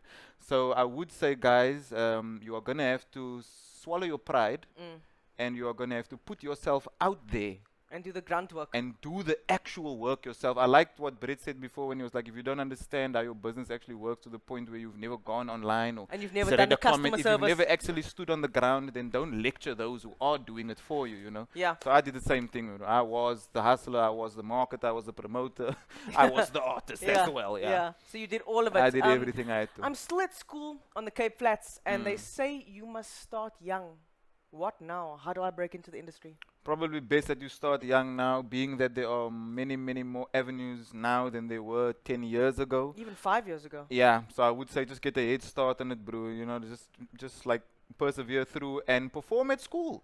Yeah. Do it for the crowd, do it for the class, because I mean, there's your fan base of 700, 800 people. And feedback. And feedback. They're Yeah. gonna make videos of you. They're gonna record it. You might be able to sign their shirts, and you know you'll be the Look ish. bigger, yep. Do that. You know. What about money? Do I need that to get started? I didn't have much when I started, but put most of what you have into it. If this is what you want to do permanently, if this is your career path, then I suggest you invest as much as you can in it, but don't make yourself bankrupt while you're doing it. You know what I mean? So put enough in, but I put everything in. And that's just me. That's just my version of the story. You might have a much better one and a much easier one compared to me, but I put everything I had into it. What's your next business venture? Kevin wants to know. Has it changed due to COVID? Well, we opened a barber shop during this time as well, which was never really a different avenue for us, being that my DJ, the Muffin Man, was a barber before he actually became my producer and DJ. So, I mean, we opened a barber shop and we opened a studio as well. We were selling masks, we were doing hand sanitizers, we were doing the winter essentials as well. So it's like I have kind of modified the business structure just to account for these times of COVID. But I wouldn't say that it's gone totally off course as Yeah. to what it was before. You know what I mean? I'm just lucky that I had a facility Yeah. to actually play around with and Okay. be like, we can move this there, we can do that there. You know what I mean? Right. So COVID just made me remix things, but Yeah. they're still original. That still made you remix it. Yeah. Youngster CBT. I'm a fan from Namibia Oh, yeah. and would love you to come here. You've been mixtaping with everyone. This person wants to know, when are you collaborating with a Namibian artist for your fans here? If you guys are aware of the group called Black Vulcanite from Namibia, we actually did 2 collaborations, one on their 2013 album, which was their first one. I think they won an award for that in Namibia, and one for their second album I was on as well. But yes, I do need to come to Namibia again. I've only been there once, but hopefully when the lockdown is clear, I shall stick it. When the lockdown Please, is clear, I please, shall stick please it. get Love. me out there. Keisha wants to know, actually, she wants to know nothing. No question. Just want to say thank you for Keisha, do repping you love me? the colored culture. I just wanted to say it because of the song of Drake. Anyways, yeah, repping the colored I get culture. the Hey, thing? Keisha, I'm be honest with you. This, we didn't even finish the thing yet. Oh, okay, no, she's carrying on. She's carrying on. What did She she just wanted say? to say thank you for repping the colored culture. Oh, okay. This interview makes her feel so proud to be colored. Let me tell you, Keisha, it is very, very difficult in today's times to even call yourself a colored person, because what is that? Yeah. So, you know, what is it to the rest of the world other than here in Cape Town? We know, you don't have to explain it, but the rest of the world is still very, clueless about your culture. So for me to represent it on this scale, it is not easy. It is a difficult task. It has kind of put a smudge on my name a little bit. Some people and brands do stay away from me, but at the end of the day, this is a task that I'm willing to take on for you, so that you can feel important, so that you can know Colored Girls Matter, so that you can know we, Brain Mensa, the world is ours. When are you running for president, my bro? That's all Never. I want to know. I will never be a president of this country ever in my life. Hell nah. Joshua wants to know, do your lyrics in your songs, do all of them, some of them, do they tell a story about you? Where do you get the inspiration from? And yeah. I would say the inspiration comes from living. So as long as I'm alive, there's going to be songs. Yeah. Even in my demise, there'll be songs because that's how I work. You know, I work ahead of time also. But for the most part, I would say that yes, it is based on my life. It is based on the experience of myself and those that I grew up with, my counterparts. And I also feel like because their story is not going to be heard because they don't have a way to express it and tell it, they don't have a platform, it is my responsibility to tell some of their story for them. Because a lot of it I was there for, I was a witness to. Sometimes I was a participant, but for the most part, I feel like I'm obligated to say this on their behalf because some of them is not going to make it. And they're also not going to have the platform to do They're that. not going to have a chance to When do you're this. dropping music again? My man, I dropped 3 music videos in a day. Today. Today. Today. Today I dropped new music. You One dropping with Chad the Don came out, me, Chad and EJ. One with Boskasi came out this morning on Trace, and one came out yesterday with Buffalo Soldier. Do your you have it research. here first. Do your You heard it research. here first. And you see, this is the problem. The internet is oversaturated. You ask me a question like that, Yeah. thinking that there's nothing, but actually there's 3 music videos that came out in the span of 48 hours. Yeah. But because the links are bombarding the men's timeline and they're just scrolling, they're not even reading anymore, Yeah. how can you keep track of it? So I understand why For it's sure. hard, but at the same time, if you call yourself a supporter or fan, just make sure you press search next time, brother. No? Search. Let's bring it back to COVID and the entertainment industry. Somebody knows somebody who's trying to make it in the industry and feels like this person should be touring now if it wasn't for COVID. How do you think this is going to influence the industry, COVID now? And especially aspiring artists. Have we missed the mark? Have we missed our chance? I mean, another thing that Brett said was this is kind of the perfect time to start because we're all on Are you ground really zero. all listening, eh? Yeah. Okay. I feel like I should always be learning something from someone else, especially on a platform like this where we're talking about hustle. Yeah. This is my forte. This is Yeah. how I got here. I got here by hustling. So I Yeah. want to hear from the next hustler what his method was. Maybe it's different to mine. Maybe it's Yeah. better than mine. Maybe I can improve my hustle by listening to his. But what I would say is, yeah, start now as well. Just because the playing field is kind of leveled now. We're all at ground zero. Like, they are A-list artists. But if their visibility is going to decrease, then you kind of going to start out on the same level as them. So if you release maybe your first song now, Yeah. and it gets a great response, maybe like 50,000 views in a day, 100,000 in a week, whatever the case may be, if you can achieve that in a time like this of lockdown, people are going to look at you as a serious contender when lockdown's over. Got you. Because they were like, if you can achieve that This at a during time lockdown, like this, yes, yeah. then you must be good. So we're going to book you when all this is over. I'm going to go find a song. I'm going to go write something. I'm Hey, going to write something. Look at the song of me and Nadia, the one that you quoted. Twice. This is one of my favorites. You I- guys are two of my favorite people. I yeah, went the to school Aina with track. Nadia. Oh, Yeah. okay, cool. So it's like, that song came out in lockdown. Yeah. But we made it in 2019. Okay. We shot the video in 2019. And you held onto it. Amin held onto it. This is his track. Yeah. So it's Salute to Amin Mr. Herren Herren. featuring Mhm, Nadia and mhm. myself. And then he kept Salute telling... to Mr. Herren. for Salute sure. to Mr. Herren. That's why I Yeah. had to give him a shout out. He held onto that track. Yeah. But look at the impact that it made when it came out. Yeah. For one reason, I would say, over 2 reasons. I mean, reason number 1, great song. Yeah. Brilliant song, production, video, everything was top notch. Point number 2, people were at home. They Right. had data. Yeah. It was lockdown, it was level 4, I think, at that Yeah. time when it came out. So, I mean, they literally needed something to entertain them on the screen, and that got released. And I think that boosted the views so quickly. I mean, it was the number 1 trending video on YouTube. I've never had a number 1 trending How video many on views? YouTube.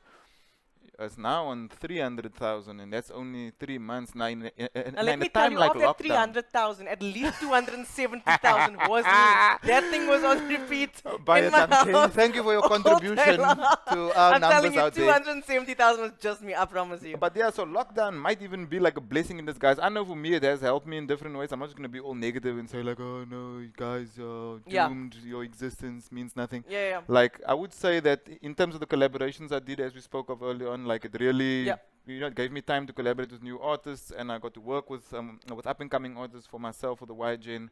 So I'm kind of happy in some ways that I got this breathing space to, you know, kind of look inward and see what more I could do for Dope. those around me. Dope. Love it. I'm going to take 2 more. Oh, yeah. And they're coming in, and they're coming in, and they're coming in. We need to do another one of these. We need to have you back, I feel. But we'll only get through these 2, and then we'll move on to closing. Oh, yeah. I feel like this is a good one. Youngster silent CPT. I'm going with that. Every time I see that's going to be my thing. Youngster CPT. Your art is really such a blessing to the community around you. And it's awesome how you are staying true to who you are and also representing your community. Keep doing what you're doing. thank you for doing your part for this country. From Hey, man. Catherine. If it was you, I'm sure you'd have done the same thing. I hope you would have. But yeah, and I'm just doing what I believe is my purpose on earth. I think this is what I'm put here for. And if it's not, I'm going to be very disappointed when I get to heaven. You tell me all this time I'm supposed to be a soccer player? God damn. Can you play soccer? No. Oh. As we proceed. Can you get famous with just YouTube? As an Yes. artist? You want to be famous? Yeah. You don't have to. You don't need YouTube to be famous. You can steal a car and be famous, bro. You can commit a crime and be famous. You don't have to go on YouTube to be famous.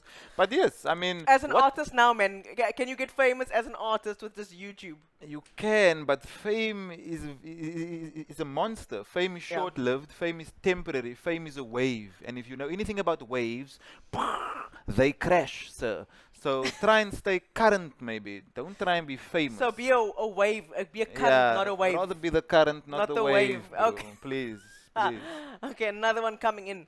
Should I finish school? Yes, I'd probably advise you to finish school if you are in South Africa. If you are in South Africa and you don't at least have a matric behind you, you can't even be a janitor, bro. You can't even sweep the street without matric. Actually, I think you can, but we don't want to aim low.